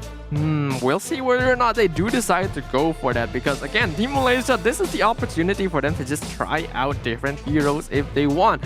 Instead, it does look like instead of going for a different hero composition, they're just allowing their sub players to have a chance to try themselves out on the SEA Games stage. So we'll see whether or not they still decide to go for a stranger lineup than usual, or actually play proper heroes, because they want to allow these players to have a chance to try out what it is to play on the international stage. Well, it's all about getting experience. It's all about learning and progressing into the future. And this time we are going to see Moy playing the Matilda. This is something that Team Malaysia was once played a lot when they were in their MPL seasons, when Moy was playing on their rosters for the starting ones of their respective team known as Todak. But now, seeing it happen right here, I'm a little bit curious. And okay, you know, as soon as I say it, the response coming from Laos is going to be bringing the Phobius as well as the Kimi. This is going to be the first time ever coming from Laos, but it is going to be their so-called pocket strategy, and hopefully it is going to be enough to do against Team Malaysia. Something to note is that this Phobius pickup is basically Jasmine's signature pick. He is very scary on this hero. So now that he's finally going to get a chance to show it, I guess we'll see why it is considered his signature pick here, as Bison gonna be getting the Kimi as well. So we are actually seeing some slightly more unusual draft picks here in this final game of day number 1. And of course, this is going to be happening coming in from Team Malaysia as well as Laos. And this final match of the game for Maze is going to be going for the... Oh, Guinevere. All right. First time ever on the SEA Games, and that is going to be happening as well. They really are just actually trying stuff out. I suppose I expected this going in, but it's always interesting to see exactly how these teams are going to be playing. It doesn't look like they're swapping roles as well. This is going to be Formaze playing on the Guinevere, Moon playing on the Cho. I think this is going to be a mid lane Cho as well, and Chiku going to be playing the Beatrix in the gold lane. Yep.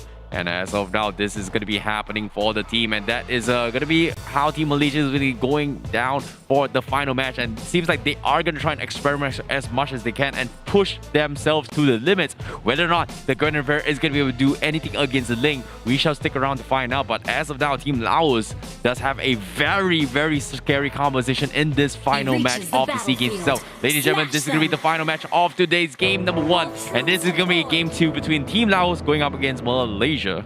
All right, the Land of Dawn, we'll be returning to it for the very last time on day number 1. Will Laos be able to finally secure a single victory in the SEA Games, or will they be unfortunately eliminated before they are able to do so? And of course, seeing how this is actually happening as well, you can see that they are just trading 50-50s as well. Moon going for a little bit of roll swap, and like you said as well, he is going to be playing on the roamer position. He's getting a little bit aggressive. Seems like he is going to go in for the fight against XO Soul. And just like that, Team Malaysia, they are going to be able to come on top as well. Moon going for a little bit of harassment, but he just completely outmaneuvers everyone from Laos and just gets out scot-free. Now, this is going to be a mid lane show. A mid lane fighter is not very common nowadays, especially in the current meta, but we have seen it before here in our local MPL, something that teams do try out.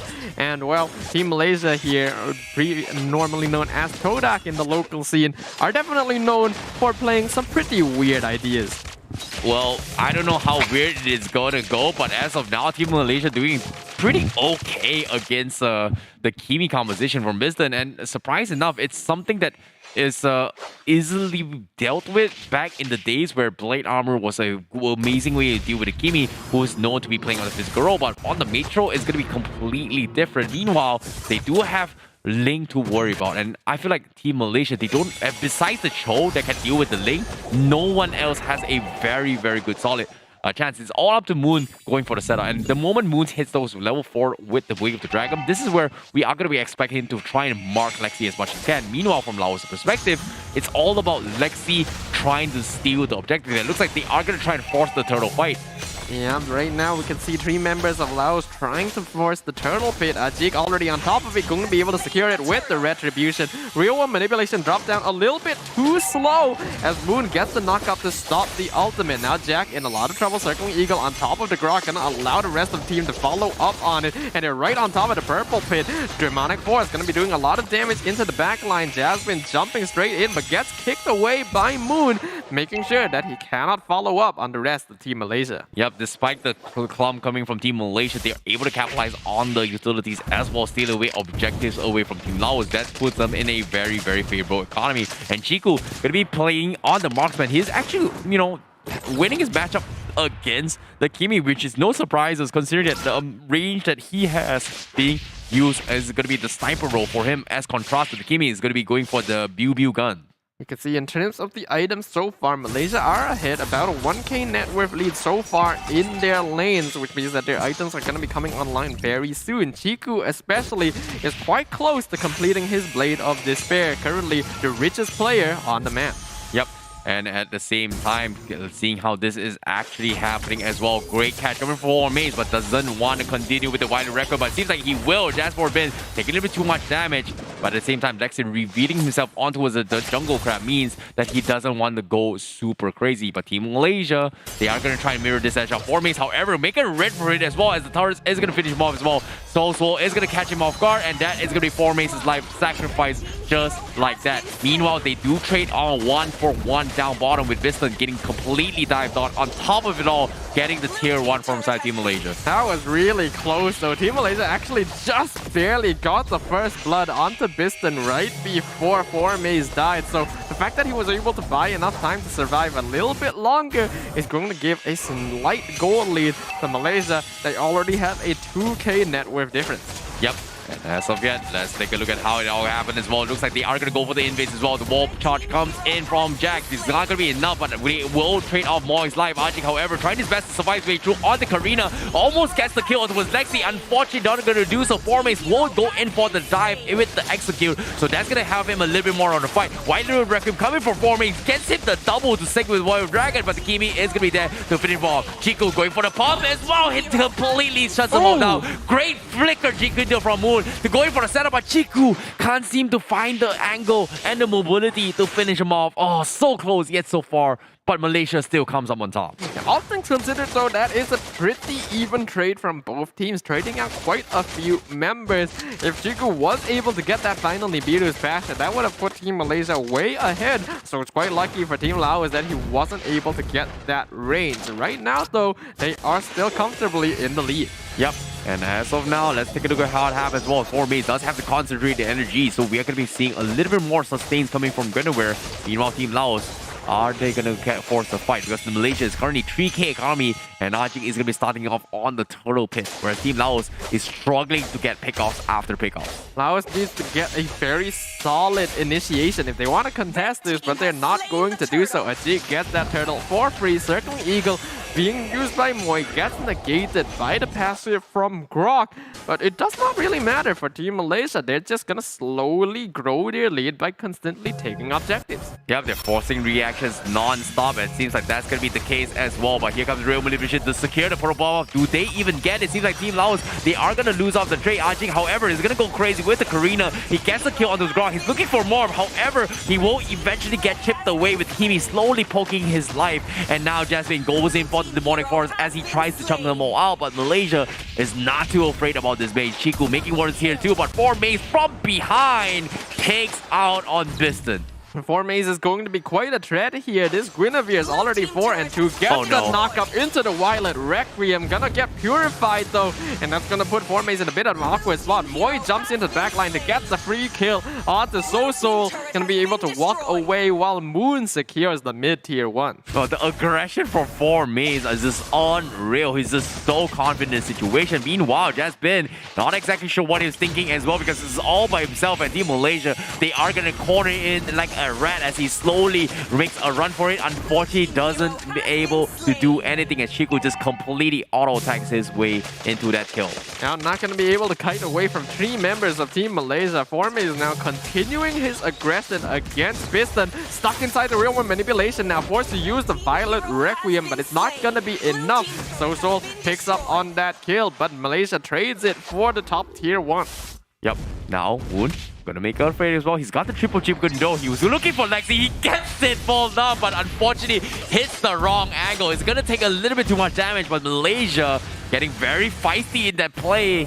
But if he hits that the Whale Dragon in the right angles, possibly they could have gotten the kill. But you can see Lexi is feeling very, very threatened from inside Team Laos of this place. Yeah, even though Malaysia are still just kind of having fun with it and trying things out, they are still ahead. They're now going in again with the Circling Eagle. Moi kind of stuck out of position, getting chunked out by Biston. But the Kimi doesn't have enough damage just yet. 4Maze jumps in, gonna get caught out by the Demonic Force. And don't think he's gonna survive for long. Violet Requiem just do whatever damage he can as the Demonic Force picks him off. However, Chiku gonna get the kill onto Soul, picks off the Eve. They find the double kill on Ajik onto the Phobius as well. Jack trying to stop them with the wall, but that's not going to do very much against Team Malaysia right now. Yep, Team Malaysia looking to close out the goings as quickly as they can, as Team Malaysia doing a fantastic job in this situation. Now it's all up to Team Laos with Jack as well as Lexi looking to try and clear out the mains, but unfortunately to say it's going to be very difficult to do so, as Malaysia does have a little bit more in terms of economy as well as the combos to actually chain stun their way through.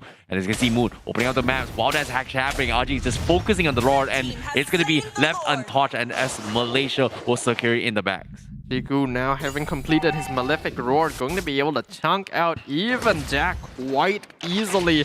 And Laos already forced into their best very early on into this game. Only 9 minutes in, Malaysia already have an 8k gold lead.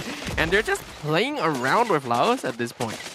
Yeah, I guess I can see where they're happening as well, because, you know, it makes a lot of sense, but at the same time, Moon looking for the Jikundo once again. He's still holding onto his flicker, but at the same time, he does have a little bit more. But yeah, the damage coming from Team Malaysia is just starting to scale off. The Winter Truncate coming from Ajik is going to be looking for the bait as well. The Lord is momentarily stalled off in the mid lane, but Team Malaysia, they're going to force the fight as well. Real Lunatic comes in to try and pick onto his Moon, but no follow-up whatsoever, as Team Malaysia will slowly find an opportunity as they are going to be focusing on the objectives. But look at this, Jasmine, he's going to get caught out. Here he comes. The Circular Eagle immediately catches him off guard. And that's going to be Ajik taking the kill on towards the Phobius.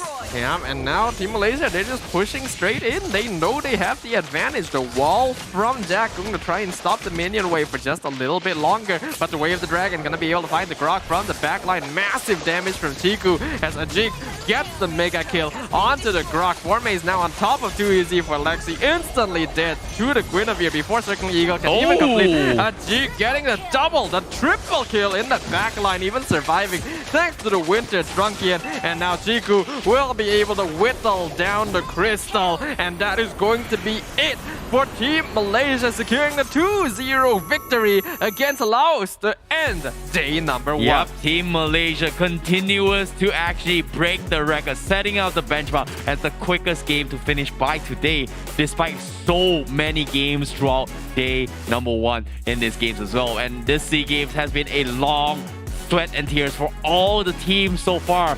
But that is pretty much it for Group A, and congratulations for Team Malaysia. As you can see, they are waving the flags proudly as they will be representing Team Malaysia into the semi-finals. And you can see the proud faces of the members of Team Malaysia saying that, hey, we are ready to party. Yeah, we're gonna be looking forward to seeing more of Team Malaysia up tomorrow as they have successfully qualified to the semi-finals, and we will officially bid a fond farewell to Team Laos and Team Myanmar. They put up a very solid fight, but were not quite able to make it further in the SEA Games stage.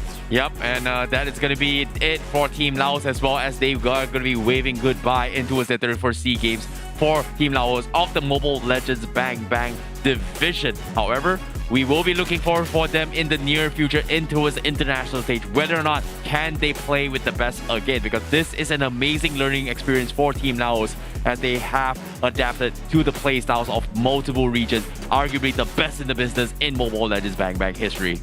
Yep. Just really well played to all of the teams that we have witnessed here today. That is gonna officially be the end of day 1 of the SEA Games. I am excited to see what happens in day number 2 as well, but I'm sure all of us here are feeling pretty tired after a full and intense game, intense day of MLBB action. Whew, it has been a long day. Countless hours, the blood, sweat, and tears on everyone that has happened here today. And the 31st SEA Games is just a phenomenal, and it's really fun to watch. And I'm looking forward to see the itemizations and the final game as well, because I don't know, is there really much to talk about coming from Team Malaysia? Now, just before this, we already saw Team Malaysia make the record for the fastest game in the 31st SEA Games so far, and then they instantly break it again. A 10-minute, 13-second match time, 18 kills to 7. Team Laos were able to make some trades in return this time, but I think that is mainly attributed to the fact that Team Malaysia were just playing for fun. I guess, you know, if you put it about it as well, they do need to practice for the better games, because eventually anything can happen in this stage of game as well, right? Sometimes it may be morale, sometimes it may be injury. It's very important to keep your subs very warmed up for the next match, especially when they head into the semi-finals. But the MVP of the final match for today is going to be none other than Chiku, as he got a 4-0 and 10 Beatrix composition, able to close out the game very quickly, and also set up team fights for the team. So nicely done coming from Team Malaysia, especially coming from Chiku. Yeah, we can see that he got a 965 match GPM as well. Not quite breaking the record of 1014 from earlier today, but still a very impressive gold per minute score for a gold laner here. Chiku, obviously we know him to be the jungler for Team Malaysia, but this is also a position that he is quite comfortable playing, and we might see him flex it out in future games if Team Malaysia decides that that is going to be the solution for any problems they deal with. That is pretty much it for Team Malaysia for this day number 1, and I'm looking forward to see whether or not are they going to be able to flex it off. However, with this final match, if and only if the other teams have paid attention as well, that just showcases how much versatility of a hero pool and role swap that they can actually bring to the table. So it's a little bit of games on their unpredictability and flexible players that can adapt in any situation on the fly, it's going to be something that teams may be thrown off guard when they play later on in towards the semifinals. I do think that this is the strength of having a large hero pool as well. Not only being able to bring all sorts of different heroes to your usual position, but being able to flex into other positions creates a very difficult effect that teams have to deal with. It suddenly adds a whole new dimension of research that your opponents have to consider when playing against you. Agreed, and you can see as well, Team Malaysia is just so much confidence as well. For Maze, diving the backlines as well, finding opportunities, going in for the setup. As long as he's able to isolate the fight and Team Laos is not able to respond, he's just gonna be able to get the kill. So eventually, they have done their job very, very well, and it's all about trusting your teammates and passing the ball when needs, or maybe when push comes to shove, they need to be able to pass the ball very, very efficiently between teammates. It's all about communication, it's all about trust, it's all about teamwork. Now, speaking of that, I am quite interested to see whether or not the sub players for Team Malaysia will actually see any more gameplay as they move on to the semi-finals, or if they'll just be sticking to their main lineup. I suppose that's a question that will be answered later on. But as you can see in these highlights, this was a very one-sided victory for Team Malaysia once again, as they're just able to make use of their advantage. They instantly break into Team Laos's base and break down the crystal for the victory. I definitely agree, but all in all, congratulations for Team Malaysia representing from Group A. But it's not over yet for the 31st SEA Games Vietnam 2021, because we would like to announce our schedule for tomorrow later on for you guys. I know that you guys are really, really excited to see how the matches is going to be on. But day one has been very, very explosive. We've seen amazing games from Team Philippines. We've seen amazing games from Team Indonesia. We've seen amazing games coming from Team Malaysia as well. But what I'm really looking forward to see is who is going to be the fourth semi-finalist going in towards the SEA Games final stage tomorrow. Is it going to be Singapore, or is it going to be their home ground homeboys, Vietnam? Yep, that will be exciting to watch out for. As Terrence has highlighted, we already know the two teams that will be representing Group A in the semi-finals, but we only know of one team in Group B, and that is because Team Singapore and Team Vietnam are currently tied in terms of score, so we will be seeing them go head-to-head in a tiebreaker tomorrow morning to see who will be the final representative in the SEA Games semi-finals. Exactly. For tomorrow's match as well, the tiebreaker is going to be starting rather early as well, as it is going to be the first match of tomorrow's game between both Singapore as well as Vietnam to decide who is going to be making the semi-finals. And once that happens, we are going to be jumping straight into the semi-final, the double semi-finals, as well as the bronze match by the end of tomorrow. So once that is going to be concluded,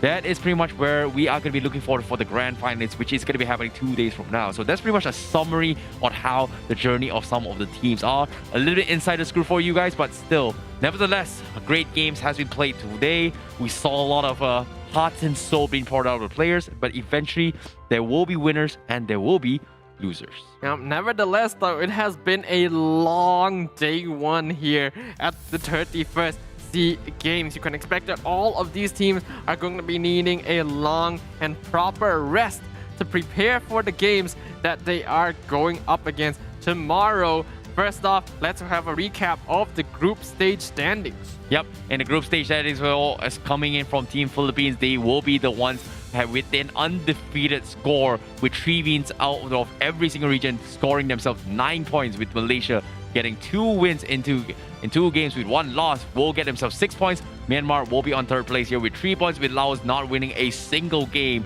at all. Means that this is going to be your top 3 from Group A, but only Philippines and Malaysia will be making it in towards the final stage. We already knew going into this that Group A was going to be a real competitive group, having 4 teams as compared to only 3 on the side of Group B. But I don't think anyone would have expected the kind of intense gameplay we have already seen. Perhaps some of you already predicted this result, but no one could have predicted the process that we took to get here. Yeah, it is going to be a very, very long one as well, but congratulations to Philippines as well as Malaysia, as they are going to be advancing from Group A. However, it's time to say goodbye and try again next time, coming in from Team Myanmar as well as Laos. GG, well played to both of them, because they have tried very, very hard, and unfortunately, like we said as well, there will be winners and there will be losers. Yep, unfortunately, just this time, Team Myanmar and Team Laos are going to be set losers, but they have put up a very good performance here on the SEA Games stage. I am looking forward to the continued growth and participation in the international MLBB scene, and wishing a lot of luck to Team Philippines and Malaysia as they move onwards. On the other side, though, we have Group B. Exactly, Group B as well. We have anticipated as well. Indonesia is going to be starting things off as the first place for Group B. Congratulations to them in advance. However, like we said as well, the final semi-finalist has not been decided yet. It is going to be between both Vietnam as well as Singapore, and the winner of that match will be the ones that is going to be heading into the final stage. So there is going to be a lot on the line between both Vietnam as well as Singapore when they battle it out tomorrow.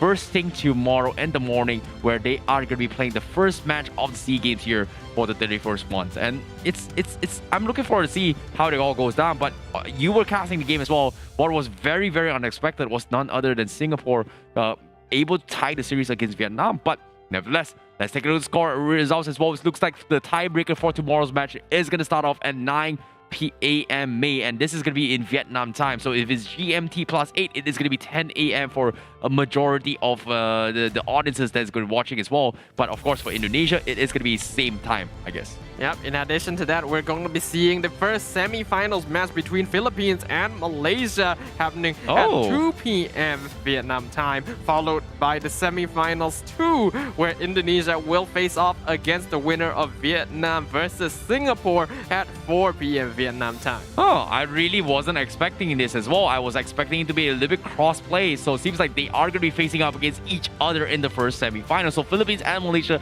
they have a good grasp of each other's play styles coming in from the group stages. So looks like that is going to be the case coming in. So that is looks like they're not going to be playing Indonesia. They're going to be playing Philippines. And based on today's games, especially the start of the day, to open things up, Philippines arguably had a 2-0, but it wasn't a one-sided 2-0 from Philippines. So I feel like tomorrow is going to be the actual revenge match for Team Malaysia. Yeah, they've definitely gotten a greater understanding of Team Philippines so far. But Philippines, they're not going to go down without a fight. They want to maintain their title as the top team in the world. So I think that's going to be a really exciting, really intense semi-finals match to watch out for. Hope that we will be able to see all of you there tomorrow. I'm really psyched up to actually watch that game as well, as we are going to be talking to you guys as well. Be sure to come back tomorrow, because that is a match you do not want to miss. This is the best of the best. If you guys were here in the start of the day, you know how close it got. The mind games,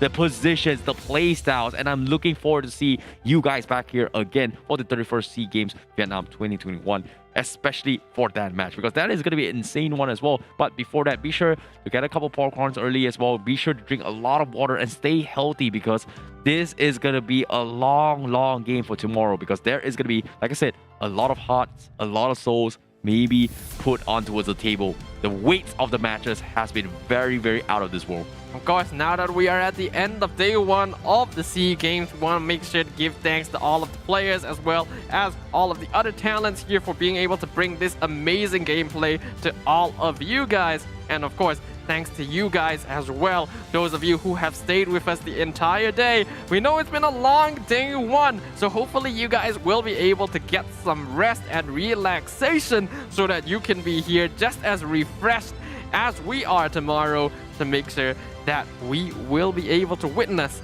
even more MLBB gameplay. Yep, I know. There is just so much to talk about as well. It has been exciting games. We've seen so much creativities coming from all the teams so far. And it's really sad to say goodbye to some of the teams, especially coming from Myanmar as well as Laos, being one of the first 2 teams to say we are going to be saying goodbye. Arguably as well, we had so much expectation coming from Myanmar as well as Laos, bringing so much variation in playstyles. And we also talked about their priorities in playing the game itself and how they objective and view the game itself. It was completely unique and different from the rest of the pack. But still, they got the win, but it's just not enough to secure the top 2 position.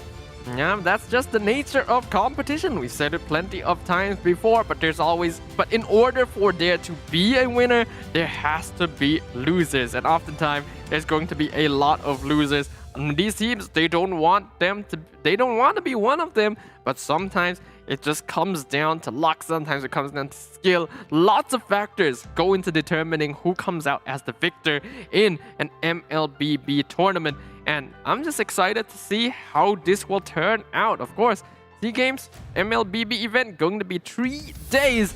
I am going to be the most excited to see who makes it to day number 3 and plays in the grand finals. Well, a lot is on the line, and I feel like prediction-wise, a lot of those casters from across the region has a pretty unilateral, united predictions when it comes to Philippines, but there are still debates as well where Indonesia does stand a very, very good chance. And arguably, these are the reason why they are in the top of the seedings of their respective groups. And I don't know, I feel like I'm hoping for Team Malaysia as well, but all in all, this 3 teams seems to be the favorites going into the semifinals, and most of our predictions has been spot on by the community. We've already seen throughout today that history has actually repeated itself a few times, where teams that have met up seem to have replicated very similar results to what happened in the 30th SEA Games. Considering that, I think a lot of people are expecting Philippines and Indonesia to meet up once again in the grand finals. And while I would certainly be very excited to witness that matchup once again, I do kind of want there to be a dark horse to disrupt things and make it so, maybe we'll see a different grand finals after all. Speaking of dark horses as well, I felt like Myanmar had one of the biggest chances as well. If you think about it, if you wanted to reference it off M2, Burmese Gold made it all the way to 2nd place. So technically, it is very possible.